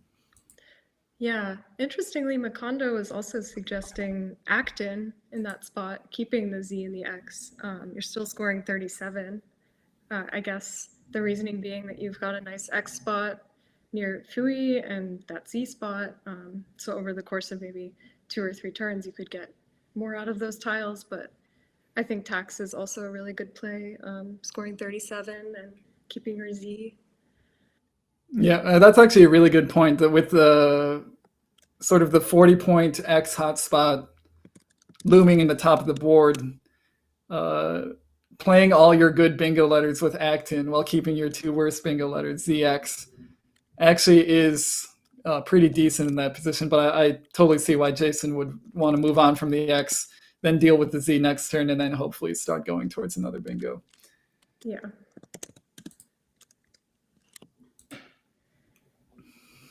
Not a great draw from Ben here, yeah. I was just going to say, Ben has not had a whole lot of luck sort of grooming his rack. Really at no point in this game has he been even close to a bingo, other than maybe his first turn. If he had gotten an E, he would have been able to play Filberds. That didn't happen, and since then it's just been kind of muddling through some difficult racks with some clunky letters. This is a pretty good play for him, though. I think it's his highest scoring. Just playing Vita, since the V doesn't make any 2-letter words, you don't have to worry about that triple. I guess I would think that's probably the best of his kind of unappealing options. Yeah, it seems solid. I guess he could have played Vifta up through the F too, but yeah, I think Vita is comparable, scoring a little bit more. And yeah, Jason's gonna slam down Cause for a bunch. That makes a ton of sense. Yeah, he's picking it back up. It's interesting to note that just playing ZOO for 15 fewer points, at least from Quackle's POV, is higher equity, which means it really, really, really prefers the leave of ICNO to INOO. And just intuitively, you can see why that would be the case. You're getting rid of your triplicate O's. You're keeping the Z, which has good bingo synergy. But on this board, with basically, once he plays Cuz, or Cause, however you say it, there's no more S hooks on the board. The last one's going to go away with Hakas. And I don't know, maybe the most likely bingo spot after that point is through the P of Pufui. So this game has sort of it's no longer about bingoing. It's about scoring points. And we see Jason, I think, recognizes the state of the board and just goes for the points rather than trying to groom a bingo rack that's not going to play anywhere. Yeah, I think that makes a lot of sense. I mean, yeah, you don't want to be so bingo oriented if you have a board that's not conducive to those bingos. So given the state of the board, I like Cause a lot. Downside of Cause, it does take a Y, and Ben was actually saving a Y on his previous turn. So we see him just go for, he's tacking the E onto it. I guess he's looking at the pool with 8 unseen E's and actually more vowels than consonants. Kind of vowel distorted pool here. Tacking on the E for guys for 43 points. I think this, again, he kind of faced a tough decision early playing off his S. I think this one is a little bit easier to make. He's getting a lot of extra points for that S. So I think a really good play from Ben here. Yeah, that's a really nice find. And yeah, we see the downside of keeping those two O's, I guess, with Jason's draw here. Yeah, I think maybe I hadn't looked at the pool, but one of the major downsides of Cuz was he was keeping INOO, drawing from a bag that was predominantly vowels, and we see it kind of went wrong for him here. But he does. This is trying to figure this one out. He does go for ion here rather than just something like woon. What do you think, Elise? Yeah, this is surprising. I'm surprised he didn't take more time here. He put this down very quickly. But yeah, I would probably just want to get rid of another O, and the W is not that great of a tile here, so yeah. I can see the logic behind ion, but I maybe would have spent a little bit longer here thinking about my options. Yeah, I was trying to figure out if the W had any specific upside on the board, and it really doesn't. In fact, very few tiles have any specific upside on this board. So again, it mostly just comes down to scoring points. Jason, we haven't talked about the score in a little while. Jason is up by about 40. If he had played something like Woon, that would have gotten his lead up, sort of back up to a bingo size lead. I guess one of the major downsides of Woon just occurred to me. It takes an S. All of a sudden the S's become true. useful again. So now that I think about it more, sometimes it takes me a little bit to figure out these nuances, but I can see why he wanted to do something like this instead. Yeah, that makes sense. This board otherwise is just pretty dead. But yeah, opening up another S hook would give it some new life. So yeah. And actually, I just noticed from Quackle reminded me of this, and this is something that I fail to notice quite often, is when you play ion on the board, options for making TION words just go through the roof. And Ben actually does have, he can put 5 tiles in front of ion to hit the triple here if he wants to. That play is, I'll draw it out a little bit here so people can think about it. That play is nidation, keeping BR. That is, it's tied for his highest scoring play, and it really changes the state of the board if he does something like this. Yeah, that would be a really great find. But he also has a very cool play from the F, extending all the way to that double word score. So that's another option here, which does something different to the board. Doesn't quite open up as much space, and does open up that kind of dangerous triple on top. But yeah, I wonder if people in the chat have found that one yet. Yeah, these two games have been kind of a test of some obscure 6 and 7 letter words, and it's not changing on this turn. We already saw Ben play handsome, so we know he knows his stuff. He certainly knows the word nidation, and his word from the F is fatbird, which takes an S. There's no S's left in the bag, but there are 2 blanks, so there are effectively 2 sort of quasi S's remaining. This is an entirely different play, and honestly, maybe a little bit of a miss here, just because this doesn't score nearly as much as some other options. Yeah, I mean, it leaves well, but as we said before, like, leave is maybe not as important on a board like this where there aren't so many bingo opportunities. But yeah, I guess we'll see how things develop. Yeah, and I think, yeah, he did draw the blank, and honestly, with so many E's unseen, A and T does feel like a very nice leave. But then again, I guess we did actually kind of miss. There's a new bingo line on the board with ego. Maybe the downside of plays down there is setting up ego. So maybe a little bit more upside for bingos than we had thought at first glance. So maybe a little bit more defensible. Yeah, with that in mind, I think maybe birds makes a little bit more sense. Yeah. And we see Jason Still dealing with the W and two O's. That's sort of a remnant from his last turn. He has drawn some decent stuff to go alongside it, but these E's just really seem to be stuck into the bag. Like somebody just put super glue on them and they're stuck to the bottom and they'll never be drawn. I think if Jason had an E or was really close to a bingo withdrawing an E, he would be thinking really hard about making a fishing play to try to hit ego. But that's not quite where he's at on this turn. He might try to unload his O's underneath Jews. He could play woo or woot. Certainly all of his best plays involve getting out from underneath the W's and O's. Mm-hmm. Yeah, I like a play like woot under Jews. I think that makes a lot of sense. Although, yeah, look at all these E's lurking. Kind of scary at this point. Don't want to draw them all at once. Right, yeah. At this point, the downside of playing a four-tile play is you could actually draw four E's, or you could draw three E's and an I or something like that. So maybe keeping the T feels a little bit better here.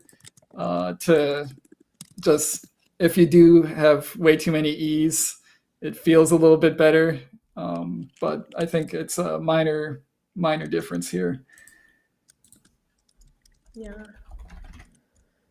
It looks like Ben is going to have his choice of bingos here. Oh, actually, no, maybe there's only one. You would think there would be something to ego, but I guess not. Yeah, this is actually kind of this is a very weird situation for Ben. This rack makes a ton of sevens and makes a ton of eights.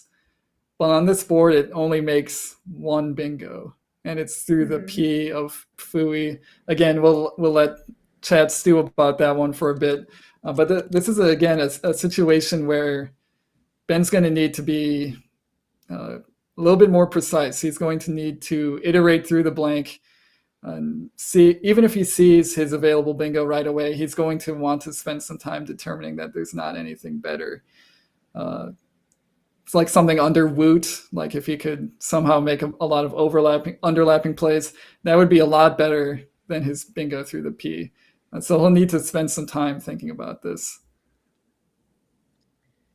Yeah, I would definitely spend a lot of time here just making sure I wasn't missing something. Oh, but looks like he's going to send it. Yeah, this is actually... either Ben is an extremely fast anagrammer with a blank, which is certainly possible, or he spent some amount of time on it and then decided to move on. One or the other. Either way, he is finding his only playable bingo. The other quote-unquote playable bingo is just changing the position of the blank in this word. End plate is the only word he can make here as a bingo, and he does spot it. So nicely done, Ben, on a turn where he doesn't. Oh, he's taking it back. I mean, I think there actually might be some merit to waiting a turn to bingo. Like, I'm simming, and actually something like leet or neat under woot is simming pretty close to just playing end plate because you're only scoring 61 points. So I wonder if he's doubting the word or if he's actually considering the merit of maybe not bingoing. Although I guess he's given away the fact that he has the blank now. So yeah, he should have not put down the bingo if he wanted to do something like this, because now Jason is fully aware the blank is over there. If possible, he's going to start trying to play some defense. Although he can't address every part of the board everywhere. And actually, the bingo lines aren't that dangerous, so maybe he doesn't play defense. But certainly, Ben's probably not feeling good about exposing the blank and then putting it back onto his rack. Yeah. I mean, maybe he was just unsure of end plate. It's kind of a strange word. I would definitely be unsure of it if I had to play that. So. Ooh, it looks like Ben has drawn the same exact letters, but I guess we'll talk about that later. We'll get back over to Jason here. This is kind of a situation where a program like Quackle will give you I say that because I'm currently looking at Quackle. A program like Quackle will give you a list of very high equity plays, but they probably don't make a lot of sense. Like trying to retain ing here on a board where an ing bingo is simply not going to play is pretty much nonsense. Obviously, Jason knows that he's not going to be keeping bingo leaves for fun on this board.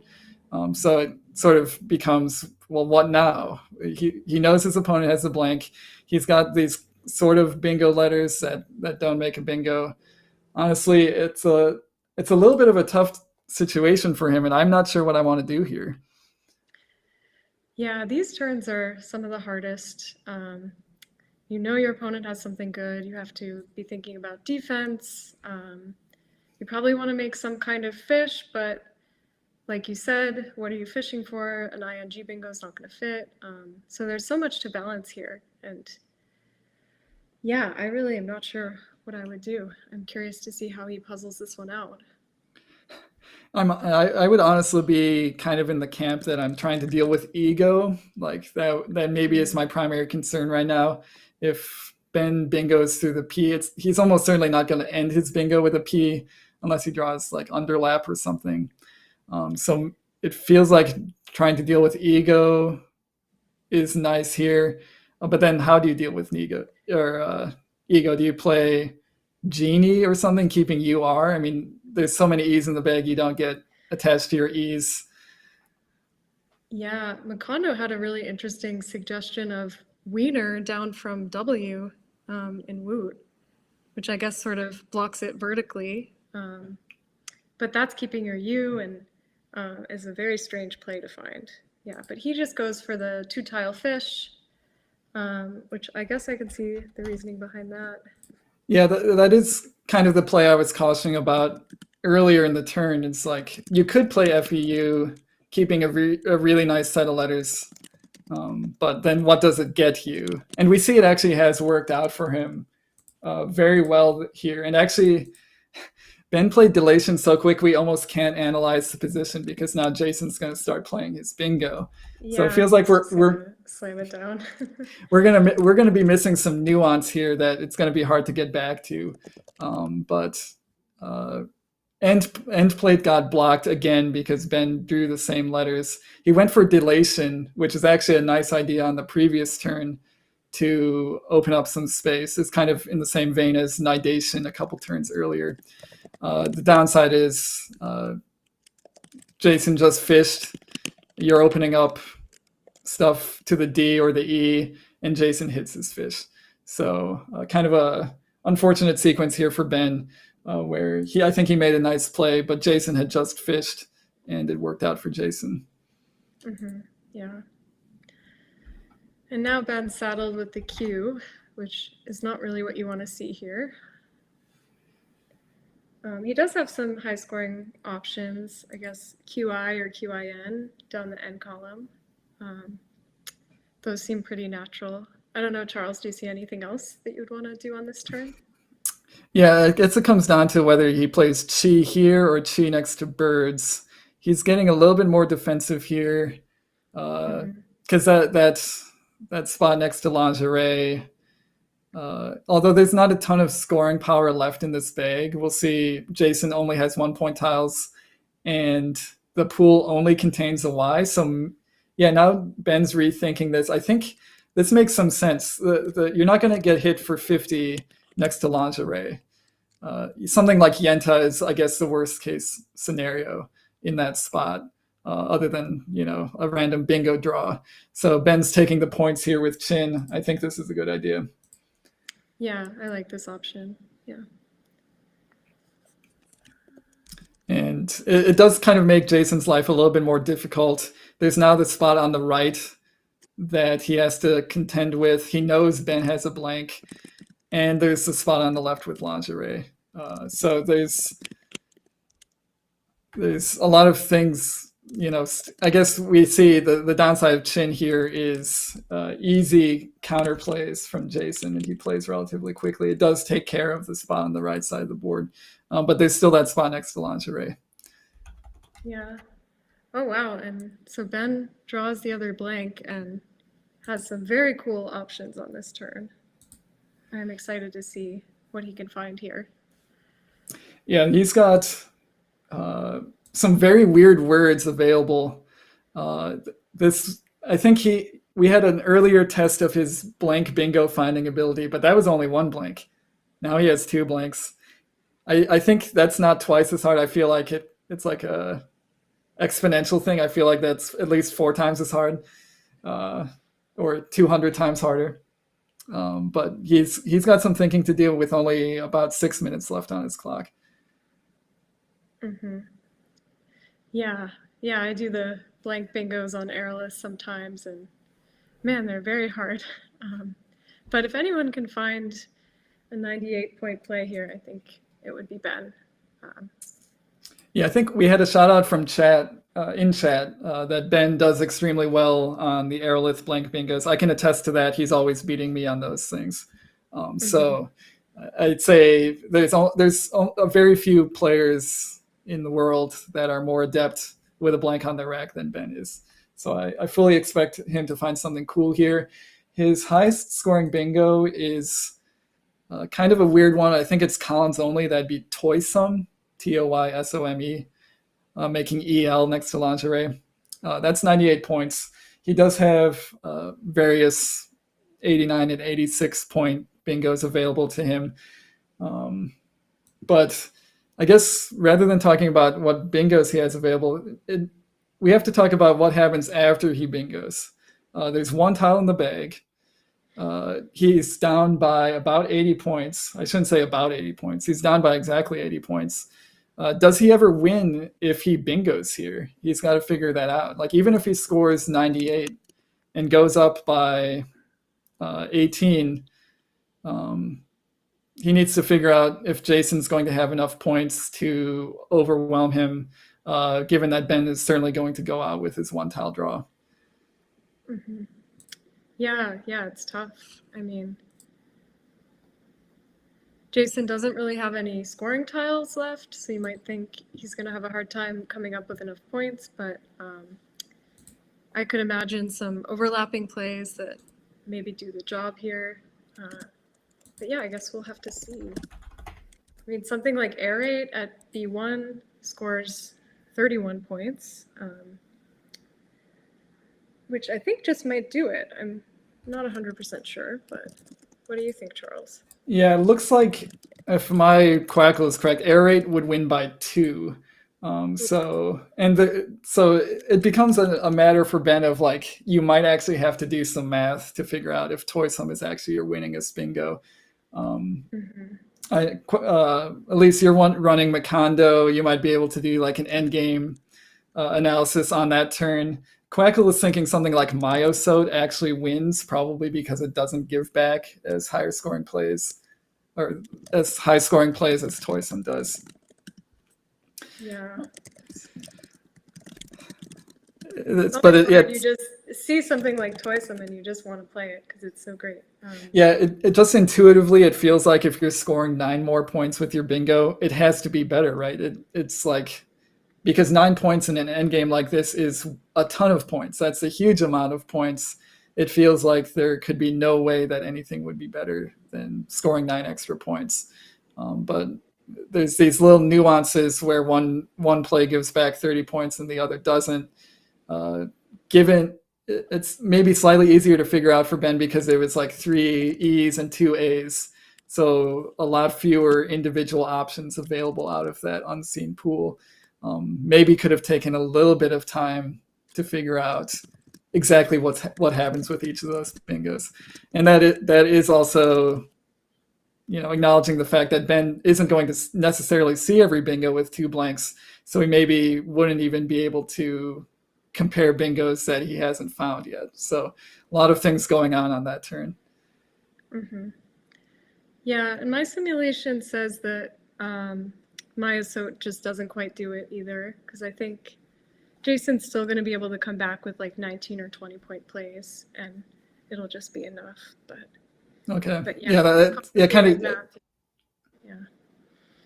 that's kind of why Toysome felt so good, is because you're scoring more points. That like the the end game maybe doesn't matter as much.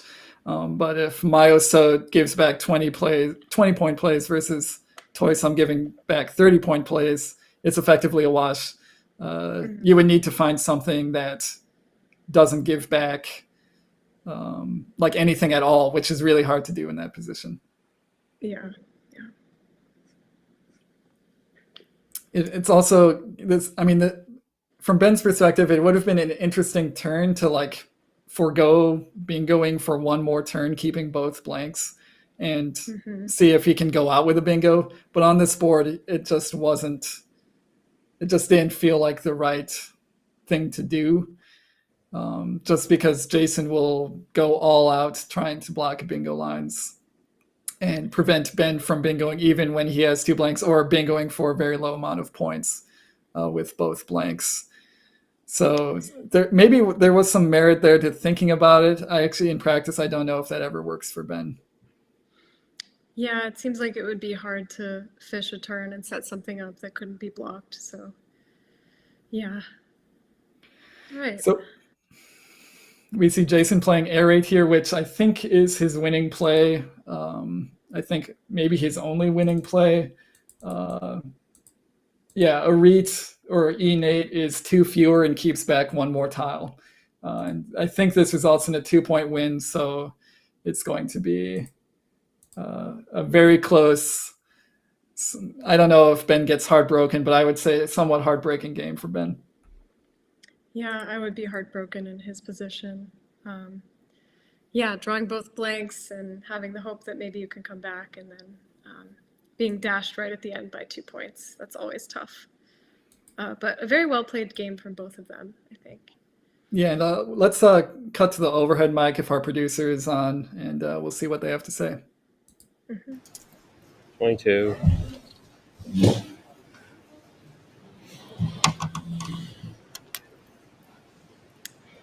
Oh, they're recounting. They're recounting. I guess we should probably cut away while they do the recount.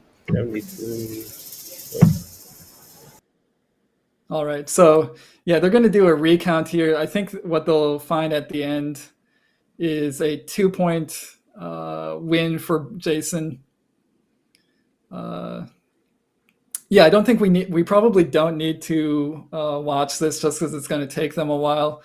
I think we'll live with the fact that we maybe don't hear their post-mortem, although there might be some good stuff from them. We'll ask them about it later. I'll pick Ben's brain next time I see him at a tournament. But Elise, that was a great game. Yeah, really exciting game. Could have gone either way. Yeah, I think there's a lot of juicy strategery going on in that one. I don't think we probably didn't scratch the surface of some of those plays just because they happened so quickly. That'll be a fun one to go back to and see. I know Ben will sometimes upload his annotated games to Cross Tables, so we're kind of crossing our fingers that, or he'll write about it on his Medium blog, which I think you mentioned earlier, Elise. We'll hope we get an analysis out of that one. Maybe we'll find some hidden information that neither of us came up with. But either way, that was a great game. So I think those players got done relatively quickly, so we might be going to a break here. I think we'll probably go to a break here. Yeah, see you all in a little bit.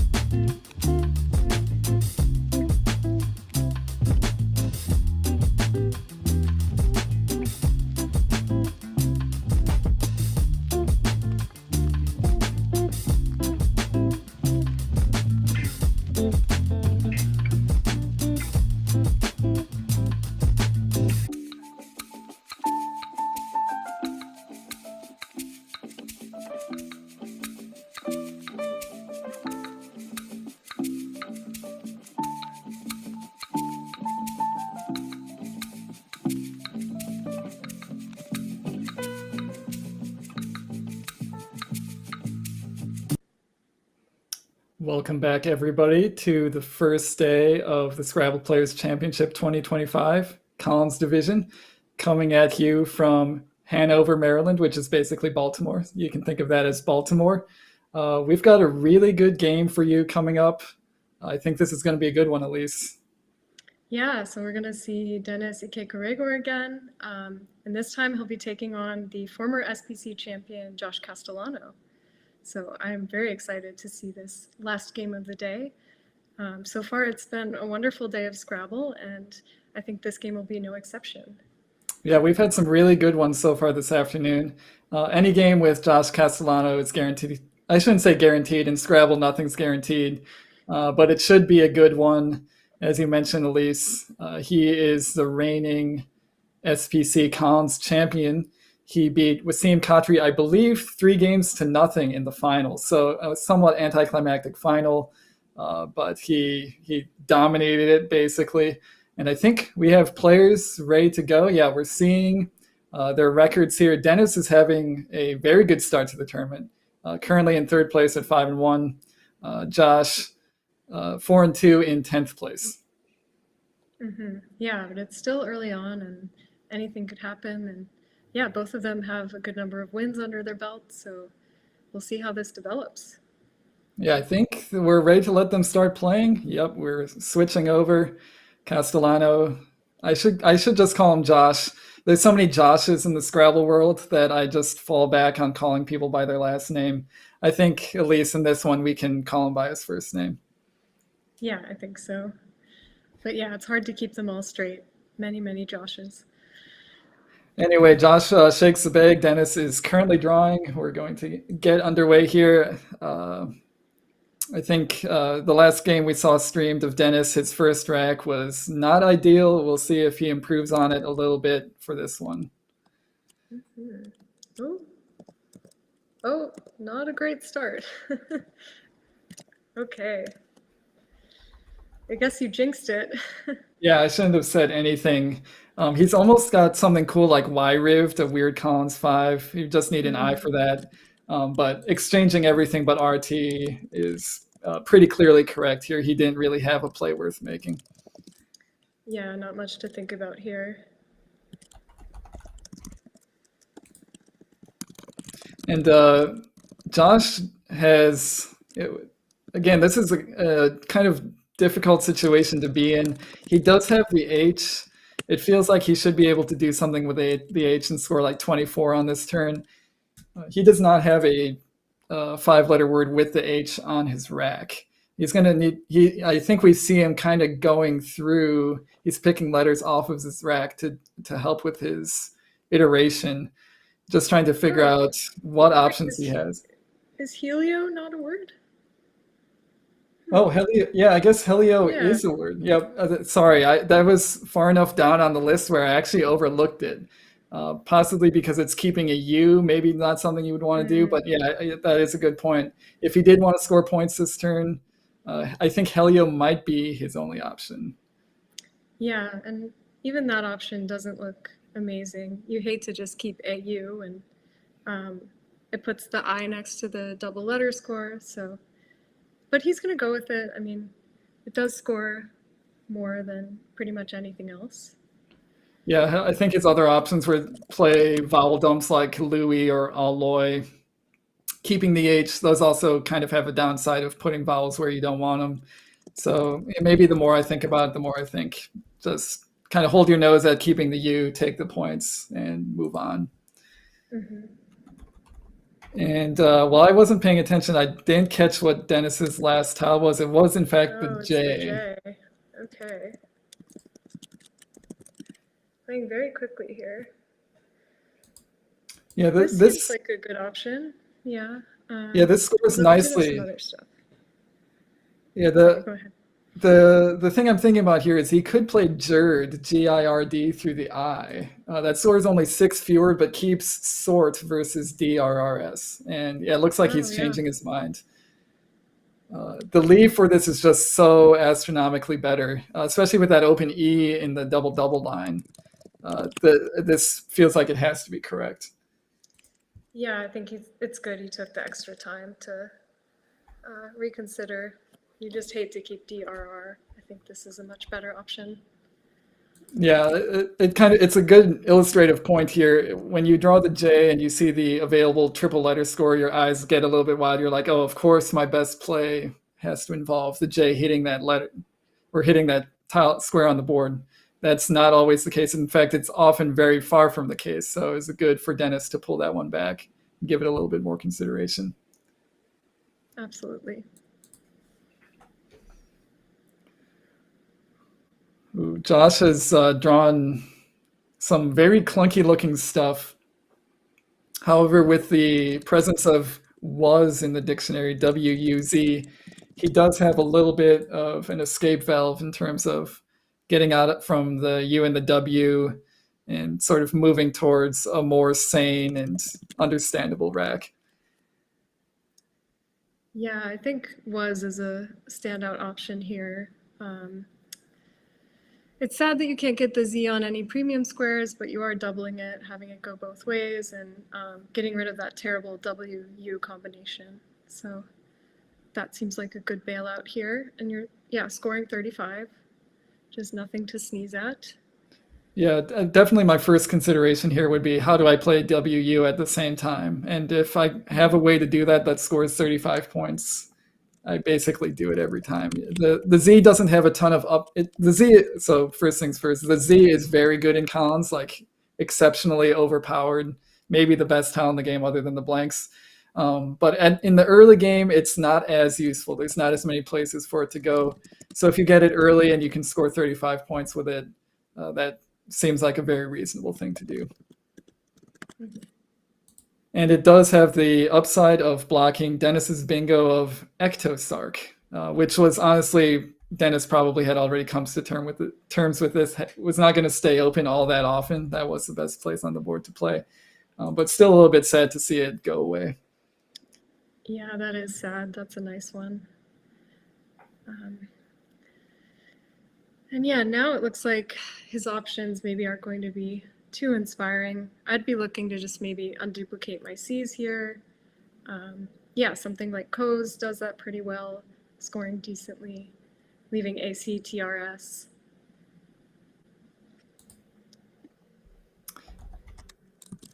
Yeah, that makes a lot of sense. I guess I would maybe lean a little bit towards Crows playing the R, just because this leave of ACRST is kind of vowel dependent and there's not open vowels on this board. So you kind of need to draw two vowels to make it workable.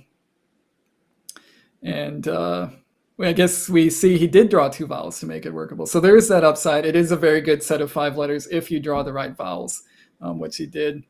And now I guess we shouldn't talk too much about Dennis's draw while Josh is still thinking. His play of was last turn played off all his worst letters, and now I think this set of letters is a little bit easier to think about. Mm-hmm. Yeah, would you be considering playing shorter here, kind of fishing off some of the more clunky consonants, or would you want to play something longer? He has like hefted at 10B, playing to that D, or hafted. Both of those score a little bit more. What would you be thinking to do here, Charles? Yeah, this is it's a weird turn because these letters like make a lot of 4-letter words. They make a lot of juicy 3-letter words, but those words don't go anywhere on this board.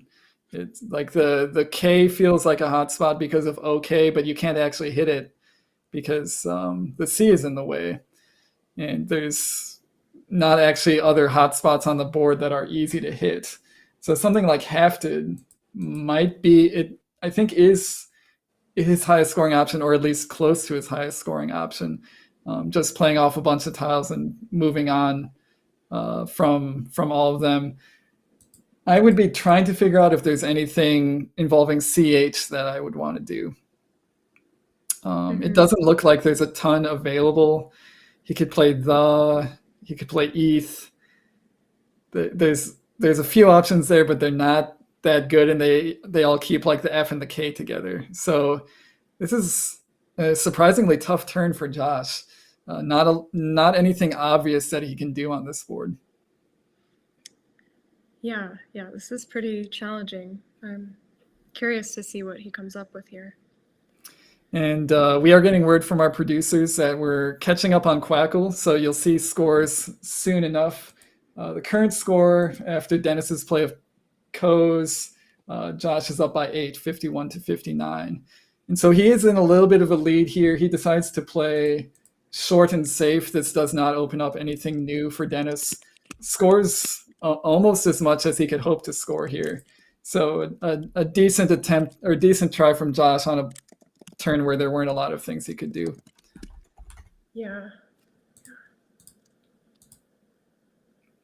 Ooh, this Is this a word? this is not a word. There's one word in this set of letters, and it is not this. Oof. The real word here for Dennis is, it's kind of a strange one. Sounds Greek. Ostraka, the plural of ostrakon. We've got this nifty challenge cam. Thank you, Art Moore. You see his picture down there. Thank you for developing this for us. We get to see Dennis's face when it comes back bad. Yeah, that's a tough break. Getting confused with acateurs with a U is good. So I can see why that would maybe be a plausible try, but yeah, that's tough. Yeah, that's a good point, Elise. Like, so many of those ORS words are also spelled OURS, like to the point where you just assume that all of them or most of them meet that criteria. Unfortunately, acateurs does not meet that criteria, and Dennis loses a turn because of it. So a really good break for Josh here. He knows that Dennis has Ostraka. Now I guess his job is try to block it, assuming that Dennis finds the real word. Yeah. Are you seeing any good candidate plays that block that spot? This is where it becomes difficult as a commentator because at least the Quackle engine, isn't aware of the fact that your one single goal on this turn is block your opponent's bingo. It's just suggesting normal stuff that you should try to do, which means then I have to think about how you block Ostraka in two spots, either making Jerds or Helios, and then it becomes a little bit more complicated. I think you can't give up an S-hook because then Ostraka probably still plays, but you need to play somewhere in the area of the D of Jerd. So doing both of those things at the same time is going to be tough. And off the top of my head, since I've been talking, I haven't seen any way to achieve this. Yeah, I'm struggling to see anything. Macondo is suggesting maybe just something like DHAK from the D in Jerd, but that's still giving up an S hook, so I'm not sure if that really accomplishes much. Maybe that hits back a little bit less hard than under Jerd, but yeah, it's really tough to come up with good options. Blocking an S hook in general is just, or playing something that doesn't make an S hook is pretty tough. Yeah, we are getting some suggestions from chat, so thank you, chat, for doing the heavy lifting. Something like just playing DA or DE actually does block it because det and dat are both, dir and dar are both not words. So you could just drop a single tile for 3 points to block your opponent's bingo, or something maybe like Lade, Lade, playing a few more tiles for a few more points also achieves this. But at a certain point, you have to say, is it worth it? Josh does have maybe more conventional score. No, I guess I shouldn't say that. He doesn't have a ton of scoring plays available here, so maybe that bends me slightly towards all-out bingo defense. It's really hard to say. Yeah, this is super tough. It just never feels good to only score like a few points, because then averaging out, even if you block your opponent's bingo, you're blocking your own scoring potential. So, okay, so he's just going to go with halted.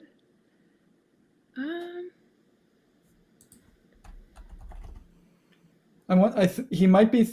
I'm trying to figure out if after Ostraka making Helios, does the K have some specific upside that we're missing? It looks like it doesn't quite. If the A was one spot up on Ostraka, there'd be a huge K hotspot, but that's not quite the case. Yeah, it doesn't quite line up that way. So this is interesting. Yeah.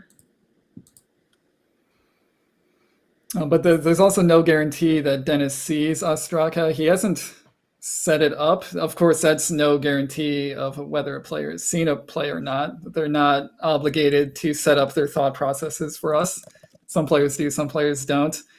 But Dennis has, at least from our limited POV, has not made any indication that he plans on playing Ostraka. And if he was, he would have probably done it by now. So maybe Josh dodges a bullet here. Yeah, maybe.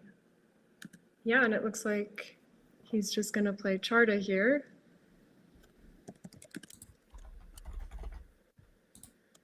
So this is a decent idea. It's just a kind of an S setup. He's exposed that he has the S, so Josh knows what's going on here, but still scores decently and kind of threatens something serious if you don't deal with it. So good idea here, but still missing the bingo is tough. Yeah.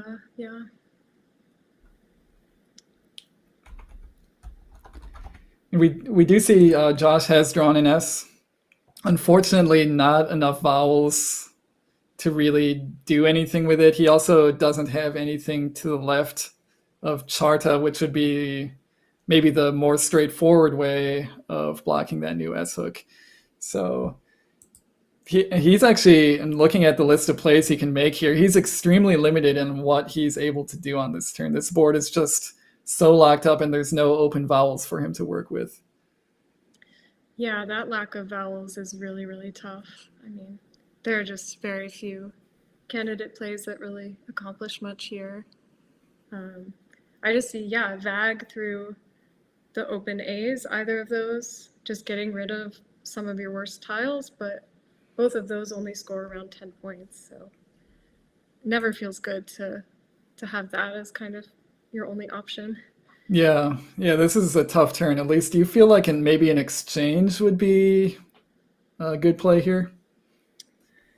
I would definitely consider it. Maybe just throwing everything except for ERS back. It's still really early in the game. Both the blanks are unseen. You might be able to hit something off of Chartas if it doesn't get blocked. I would, definitely put that in the mix of things I was considering here. Yeah, I think for me it would either be between an exchange, keeping ERS, or I guess just playing Drex and Helios, but that keeps VG, which is an extremely impotent combination of letters. So maybe not Drex. I think with the VGK together and multiple S hooks on the board, not just Helio and Charta, but also Jurds. And the C goes nicely with the ERS combo, like starting bingos with the C of Co's. I think all of those factors would push me towards an exchange on this turn. Mm-hmm. Oh, okay. So he's going to play deck here. Yeah, this feels kind of gross just for the reason we mentioned earlier, that keeping VG together just rarely works out. But it does score some points. It keeps the scoring pressure up a little bit. So I can see why he would make a play like that. Mm-hmm. And he is ahead, so I think that is also something to consider. And Dennis drew too many vowels to his leave of OS. He plays pretty quickly here, just playing off O, E, setting up Soke, S-O-K-E. So good idea from Dennis. You made that play so quickly we don't have time to talk about it, but I think a really good idea from Dennis. And a play that maybe doesn't happen if Josh exchanges. Mm-hmm.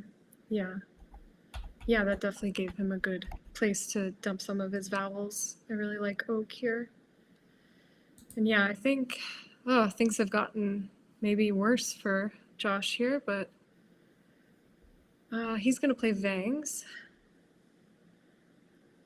Yeah, this pretty seriously telegraphs another S, but with no vowels and keeping NRS, and with a lot of nice vowels still left to be drawn. It looks weird, it feels weird, but I think this is correct. Yeah, absolutely. And I like how it kind of deals with the Charta spot here. Yeah, exactly.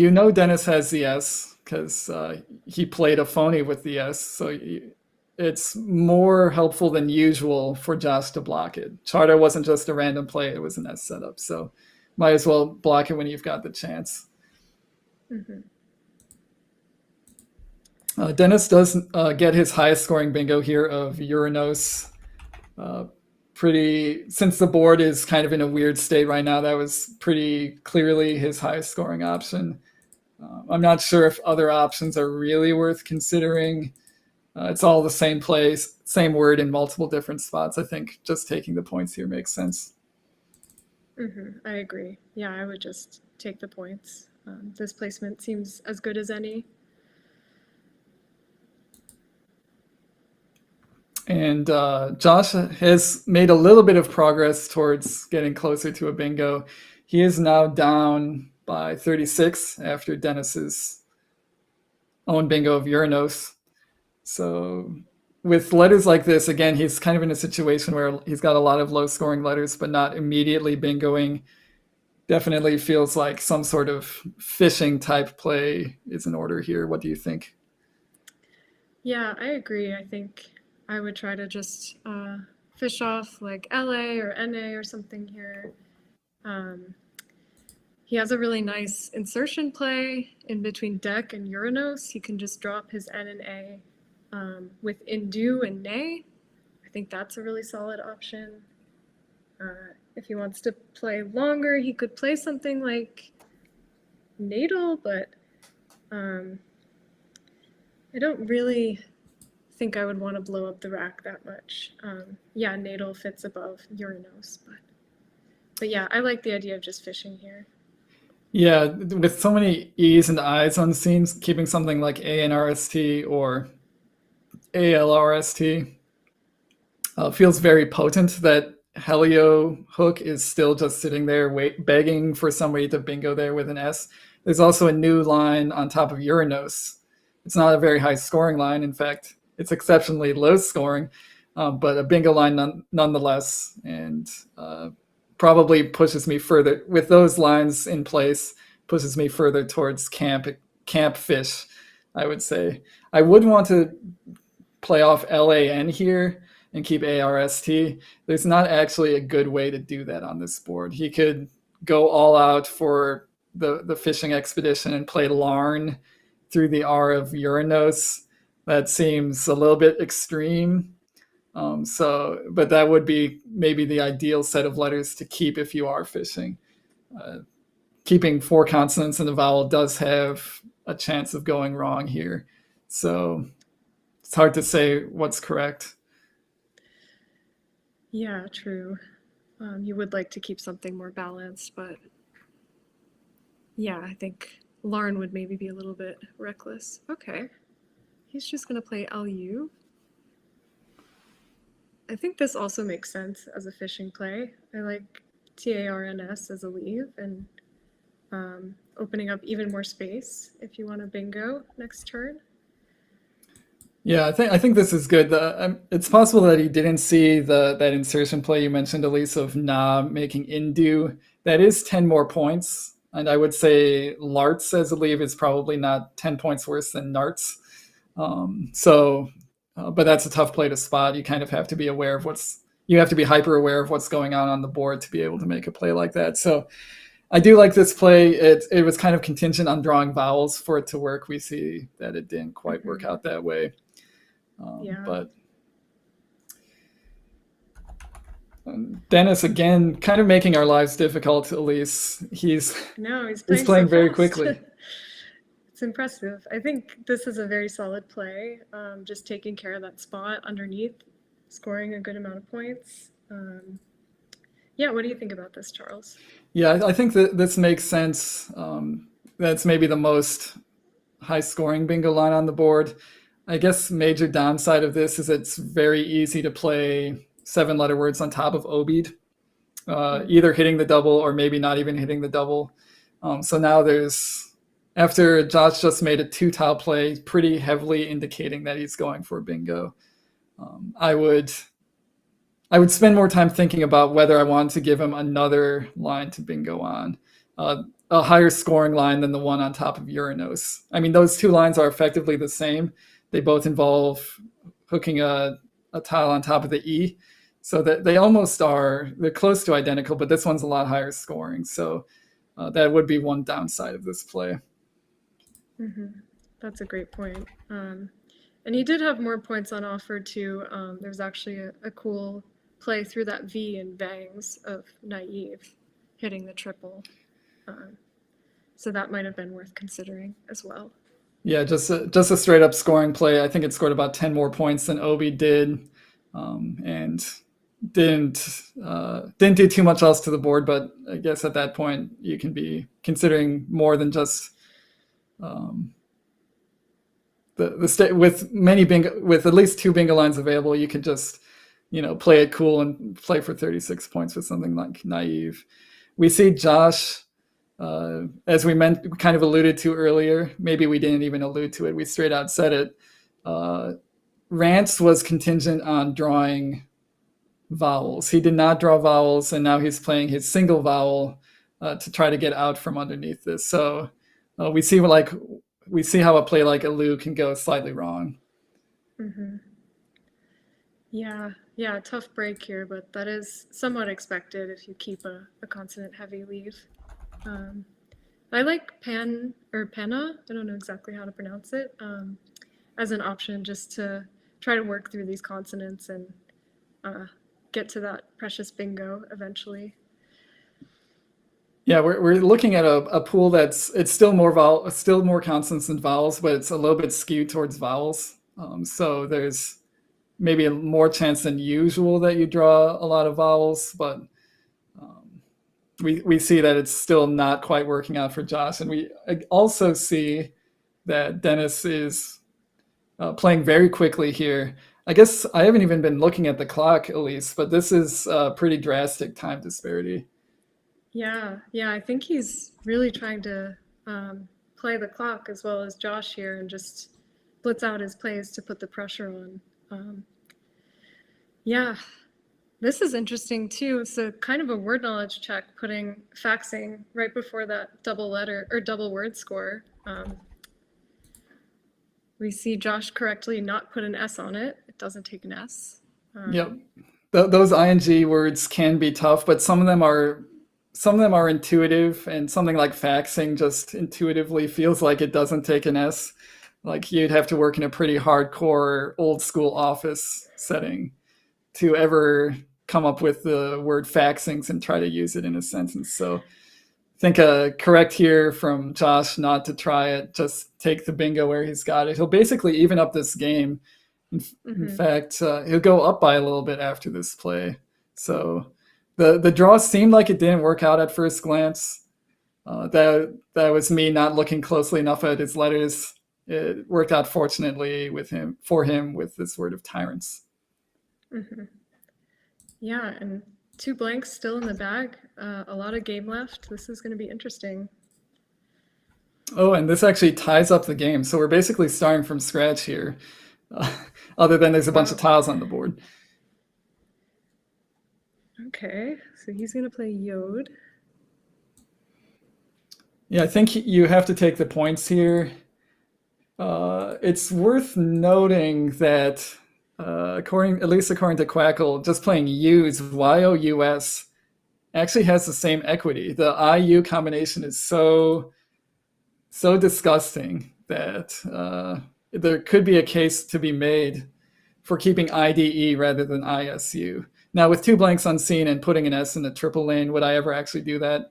Almost certainly not, but it's kind of an interesting to note that IU just does not play well together. Yeah, I mean, I think this is the correct choice, but yeah, it is fascinating to see just how bad that combo is in terms of equity.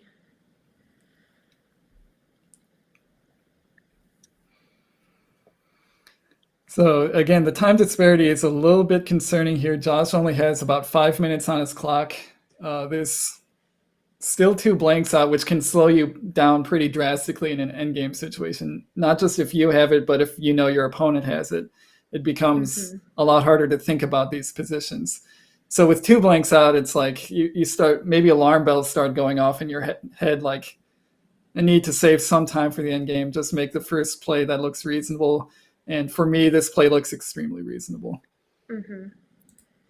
Yeah, scoring a lot, taking out the spot, getting rid of your clunkiest tile. This looks great. And you definitely want to leave yourself like at least 5 minutes in this end game.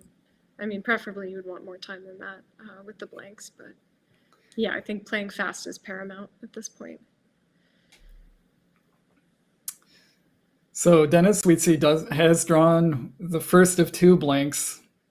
We did also see earlier that the bag was somewhat heavy on eyes, and he has duplicated his eyes to go with the U that he was keeping. So not a great draw for him. He actually does not have bingos available. He almost has tiramisu, but yeah, that doesn't quite fit. That would be a very Yeah. nice and very tasty word. Unfortunately, it actually almost fits in 2 spots on this board: the T of Tyrants and the R of Charta, but not quite. On this turn, I would be looking to at least play off one of the I's and probably another vowel. What do you think, Elise? Yeah, I agree. I mean, you'd like to play off the U if you can, but it's going to be hard to play off the U and the I, so in which case I'd probably just want to unduplicate my I's and play something like Avi in the bottom left, maybe. You could play Uva there too, but yeah, I think it's pretty close probably between those 2. Yeah, I feel like it, like with 3 I's unseen, it almost feels forced to play off an I here, just so you increase your bingo chances by not having 2 I's. I do see it pointed out in chat, and this is also another option. It's just playing aims for 35, making jerds. You do keep the blank. You're keeping UI, which honestly sucks. But you're scoring 35 points. You do get a pretty big cushion after that. Like if Josh bingos at that point, you're still in very good shape because you've got the blank. And so one of my heuristics that I use when I'm playing is if I can go up by a bingo or close to a bingo, that just gives me the peace of mind knowing that even if my opponent bingos, it's still a game. Whereas making a low scoring play here, your opponent bingos and then you're trying to crawl back from behind. Yeah, I agree. I think the more that I look at it, the more I do really like that play. I mean, yeah, the S also kind of loses some value when you have it with the blank, so I don't think it's so drastic to get rid of it here. And yeah, having that bingo cushion is just really, really nice, especially going into a game where your opponent's kind of low on time. I would just want to give myself a kind of comfortable lead and try to coast to the end here. Yeah, it's very tempting. But honestly, going for another bingo, like keeping IUMS blank, playing something like Avi, IUMS blank has some pretty good synergy. Once you add the M to the IU, it feels like it gets a lot better. So I could go either way on this. I almost don't know what I would do here. I'm trying to decide if he does play something like Avi, what are the chances he bingos from Jerds? What are the chances he hits the E of Yod for an 8? I guess maybe a marginal bingo line would be the T of Tyrants or something like that.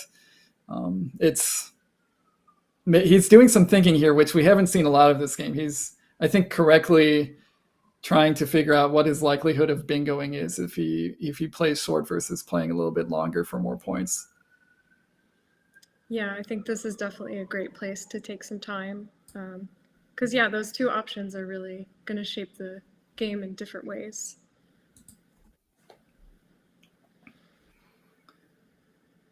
Yeah, I'm looking at the pool. The Q is still out, and I'm trying to think maybe keeping the U here is actually decent for Q insurance, possibly. Like the Q becomes very popular or very powerful if you have the blank, or at least it's considerably more powerful. I shouldn't say it becomes very powerful for sure because it's never a good tile, but there might be some merit here as we're getting sort of past the 2/3 point of this game, thinking about what's going to become of the queue. Yeah, that's a great point. That's always something to be thinking about. Q is always lurking in the background, so. Yeah, we see Dennis go for Ames here, which I think we see why you would want to make this play. It just gives you a very nice lead and still keeps the blank. So he's not going all out for a bingo, which I think is justified here when he's got a relatively good sized lead. Mm-hmm. I think we're going to see Josh's next play come pretty quickly, as we should, because he's now ticking closer to 4 minutes on his clock. He's got peg set up for 30 on top of faxing, keeping duplicate T's, but otherwise a nice set of letters. Plays nicely with all the I's that are in the bag. So I think this is a good play to make quickly. Mm-hmm. Yeah, this looks great. You're scoring a lot. The double T's I don't think are so bad together with the ER.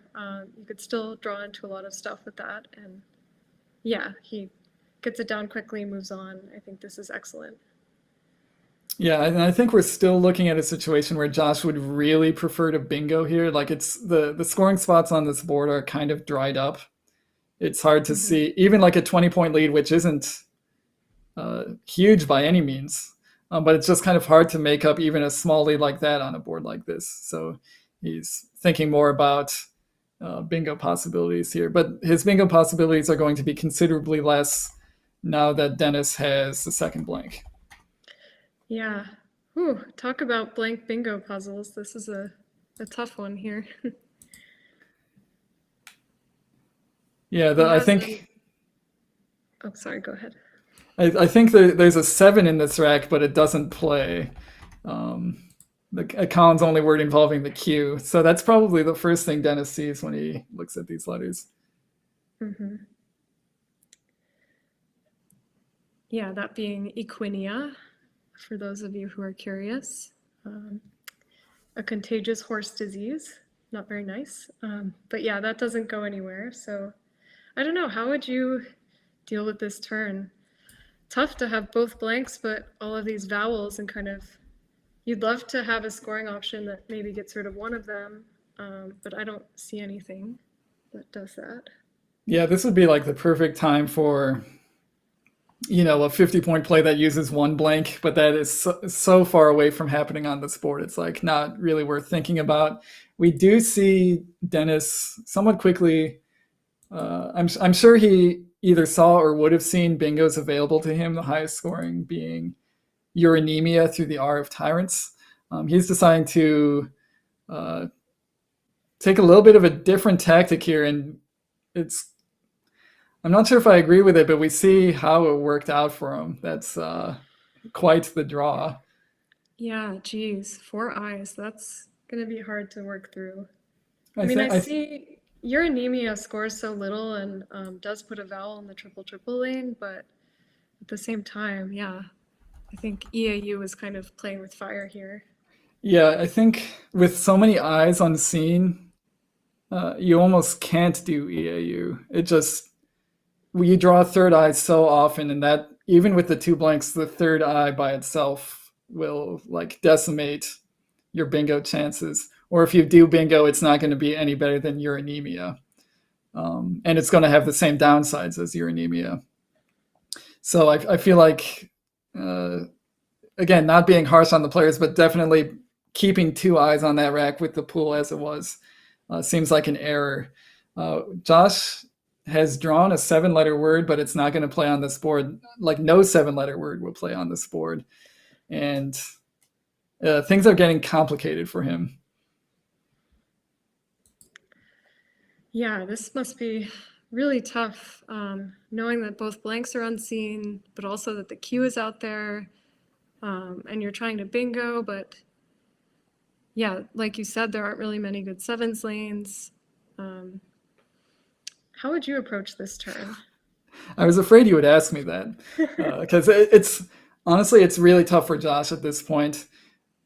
Dennis's play of EAU, I feel like, doesn't even telegraph blanks. So Josh might be tricked into thinking that blanks are still there for him to draw. Dennis's play of EAU looks like it's trying to block a fruitful lane for eights. So from Josh's POV, Dennis is thinking, Josh has a blank or two blanks. I must block this spot at all costs. That's not the case. I don't know if this was deliberate mind games or accidental mind games, but Dennis made that play holding both blanks, which I don't know if Josh will be able to figure out. I don't even know if that would ever be logical to try to assume. So in terms of what Josh should actually do, it feels like he needs to play off the B and one of the T's. Keeping the U here has some upside because the Q is still unseen. Dennis wouldn't have played EAU playing a U if he had the Q. So he can probably reasonably assume that the Q is in the bag and that he would need to keep the U as Q insurance. But beyond that, in terms of what actual play he should make, I'm still a little bit in the dark here.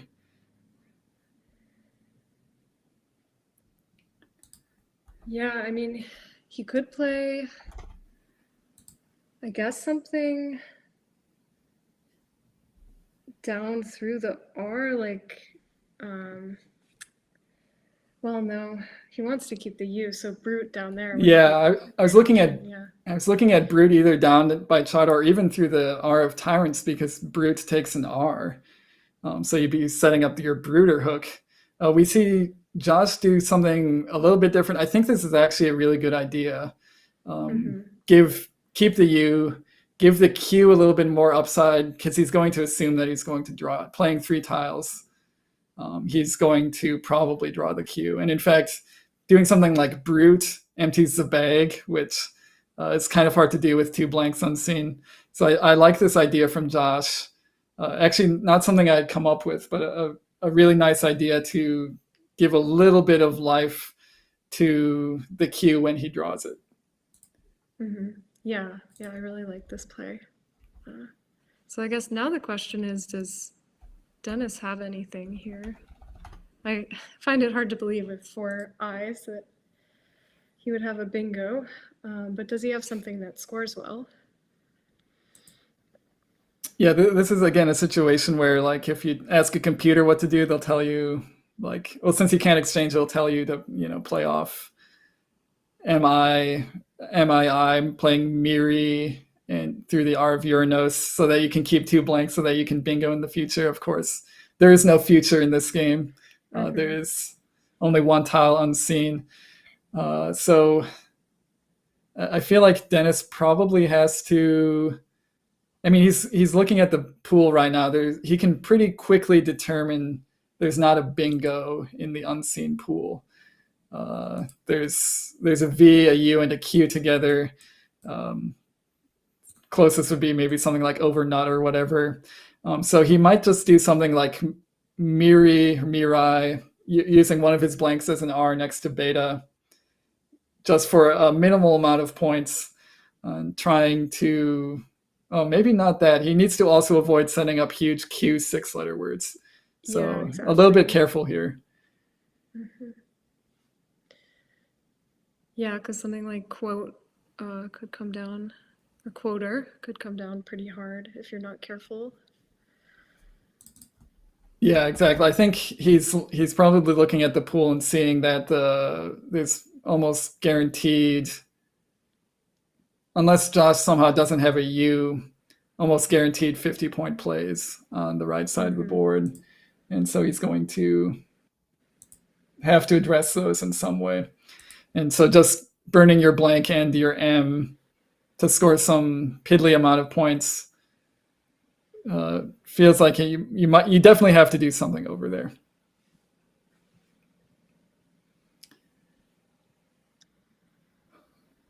I guess if Dennis plays something like Mirai, I'm pronouncing it wrong every single time, or I pronounce it differently every single time I say it. He does give back something like Torque. That's like 36 points. He would need to make sure that he can go out after that with anything that he could draw. We do see that he's going to draw the V. That actually will probably, that feels like it helps him here. It'll make his outplays a little bit more potent, whereas if he draws something like the O, maybe he doesn't go out or he only goes out for 6 or something. So there's a lot of things to calculate here. If you're Dennis, you might be starting to actually iterate through every single draw to see what happens, which means you have to iterate through 8 different situations. So it's good that he left all this time on his clock. Yeah, and with the blanks too, that just makes the calculation even harder. So yeah, it's a lot to iterate through, and I think he has enough time to figure it out. So yeah, he might be thinking of just playing Mairai through the R of Uranus. I think he's guaranteed probably to go out after that. I'm just going to play this out in Quackle to see what happens. If Josh plays Quoter and scores 51 points and Dennis draws the V, Dennis would be down by 6 at that point. So he actually would lose the game. Or, no, sorry. Josh would still have an N on his rack. This actually is what's going to happen, so I can go back on my Quackle analysis because this is now real life. So this is going to be close. Yeah.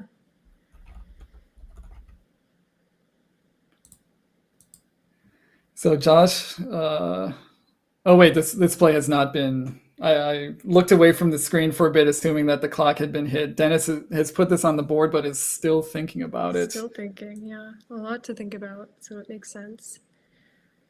I feel like probably at like the 3-minute mark, something like that, I'd want to make a play here just so I have some minimal amount of time to figure out what could be a somewhat complicated endgame. Dennis clearly agonizing over this one. I'm sure he sees the 50-point plays that are lurking on the right side of the board, and he's just trying to figure out what his chances are of outrunning those plays. Mm-hmm.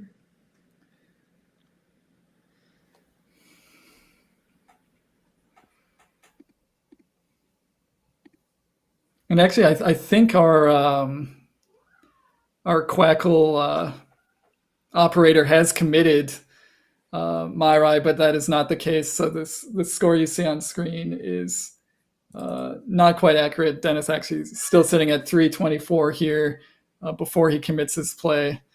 I think part of the reason he's put it on the board, and maybe this is going against the use the board as the workspace directive or the directive not to do such a thing, is it makes it easier for him to think about the state of the board as he's drawing a V, if he's drawing an N, if he's drawing an O. It's a little bit easier to reason about with those tiles off your rack. You can see him writing stuff down, doing calculations. This is a really challenging turn. Mm-hmm.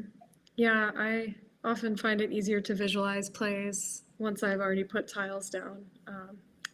Which, yeah, you shouldn't use the board as a workspace, but it really does kind of help you to reason sometimes, just being able to see, oh, if I have II blank blank on my rack, what can I do? And it looks like he committed the play. So I imagine Josh is going to slap down Quoter pretty quickly, or Roquette or something in that spot. Yeah, it looks like he's going for Quoter. That seems forced. He has to score that many points.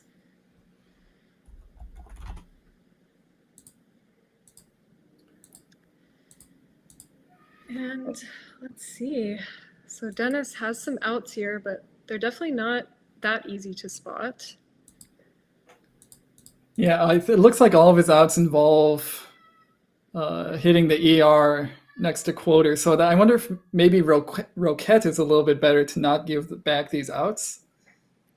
True, that's a good point. But he does. Although I think he has an out under. Oh no, it's not an out, but he has a 30-point play underneath Ames, which might do it as well. Oh yeah, he does have Rives through the R of Charta. He also could play just Avidin through the A of Tyrants, which isn't as good as his bingos or his outs through the ER, but still would do the job. So as long as he goes out, it's pretty straightforward for him winning this game.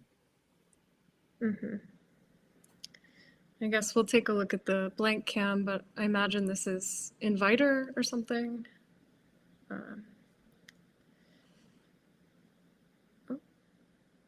Yeah, I think the previous blanks were improperly erased.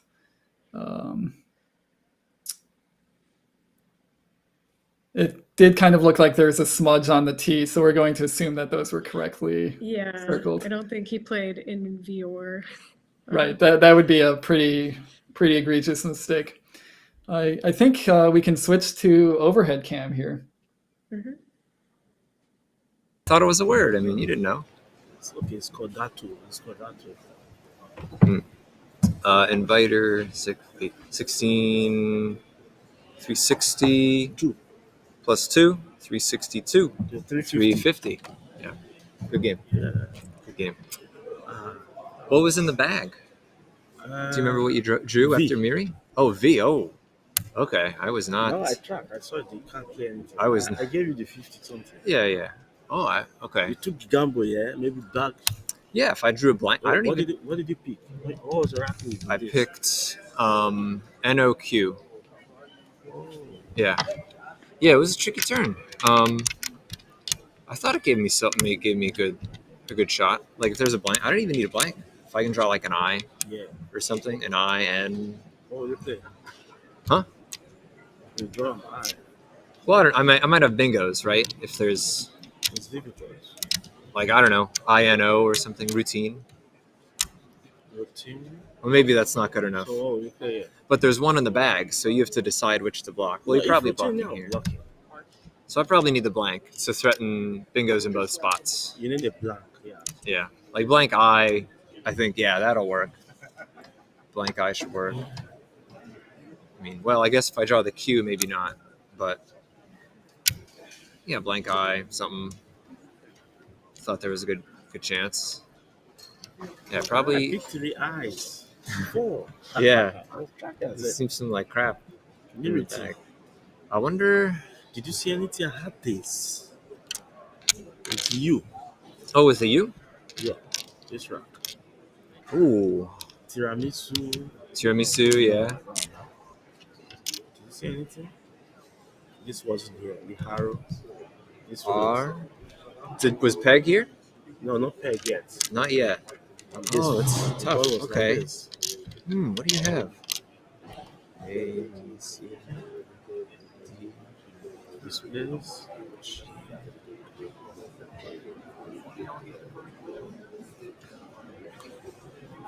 No, you don't have Myosaur. You have 2 eyes. Oh.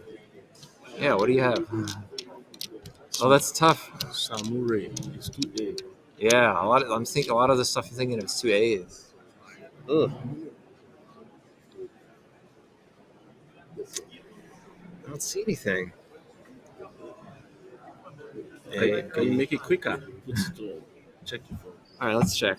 A, B, C, D. Okay. I don't see any bingos. There could be. All right. There's no 7s. Yeah, so there's a few 8s, but I don't think they fit. Musician. Yeah, Acidium. Basidium, Bulimias. Yeah, I don't think. Okay, it doesn't look like anything fits. Ames is nice, keeping the U in case you draw the Q. Yeah. It's good. Yeah. There's no more U's. Well, there's one more, but yeah, you want to keep that. That's a good play. So no bingo. No, yeah, that looks good. Score a bunch. Hold the blank. So I have to play this. Yeah, looks good. So what will you play? Will you play this? Yeah, no, that looks pretty decent. Scoring, like 35. Holding a blank. Also love to protect against the Q draw. If you draw the Q, that's good. Yeah. You probably want to draw the Q now. Just because you can score a bunch of points. Faxing doesn't take an S, does it? Nah. I don't like it. Yeah. I was there with you when I played it. Yeah. You. Yeah, it looks good. All right, do you have a phone to submit, or should I? Just have you do it, please. Okay. Do you want me to rock, or you want to snap? I'm good. You can back him up.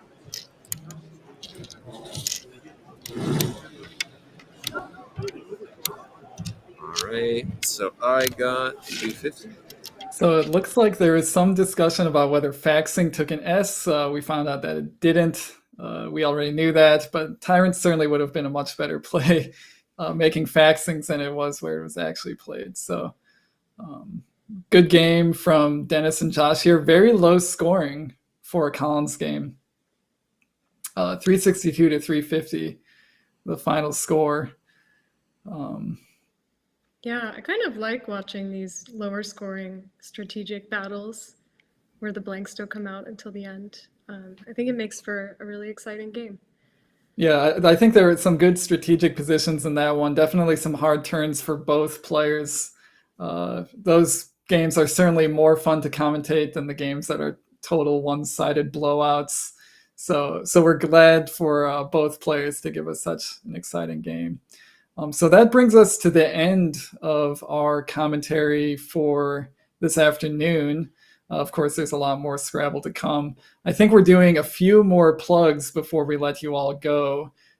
First one being those very prominently displayed links right below our heads.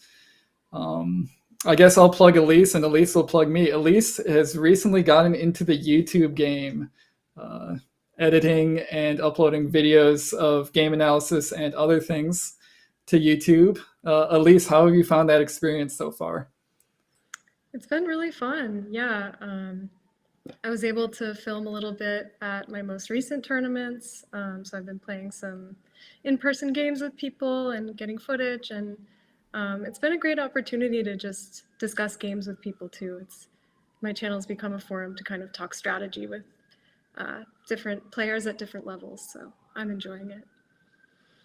Yeah, everyone should also check out Charles's wonderful Twitch, Ancient Cosmographer, where he hosts the game InfiniWords, which is a really fun anagramming collaborative game. So you get this wall of words and you race against your friends to solve them. So I highly recommend checking that out if you want to up your word knowledge and anagramming skills.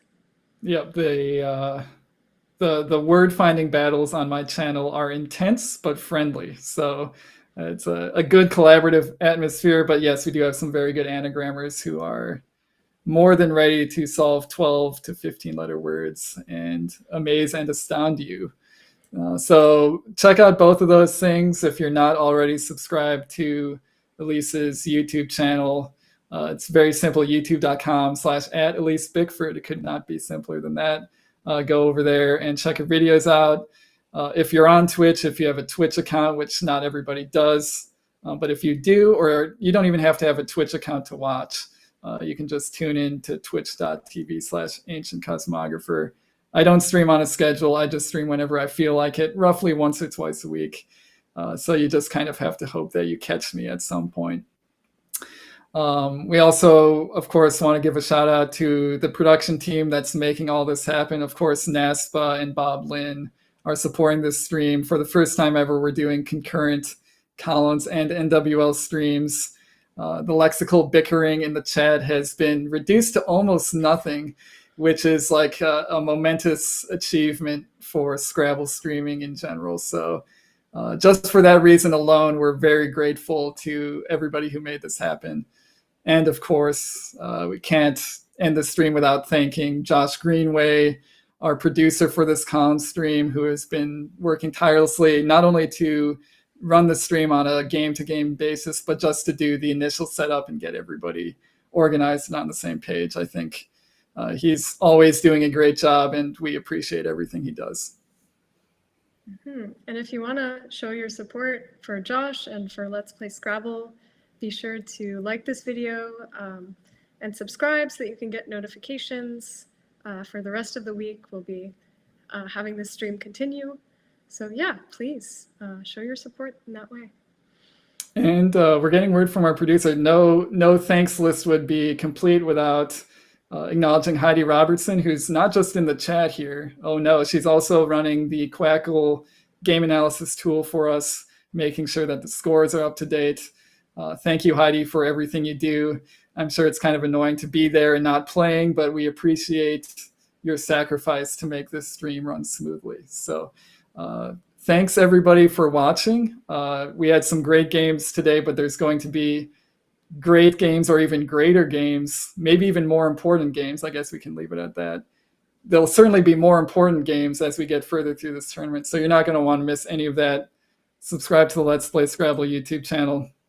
Subscribe to NASPA Scrabble. If you beg enough, they'll probably show Nigel on that stream, on the NWL stream. We resume play, I think, at 9:15, 9:10-ish Eastern time tomorrow morning. So wake up bright and early, turn on your computer, and just plop down in front of it. There'll be a bunch more Scrabble to come. So with all those things being said, thanks everybody for watching, and we'll see you again tomorrow.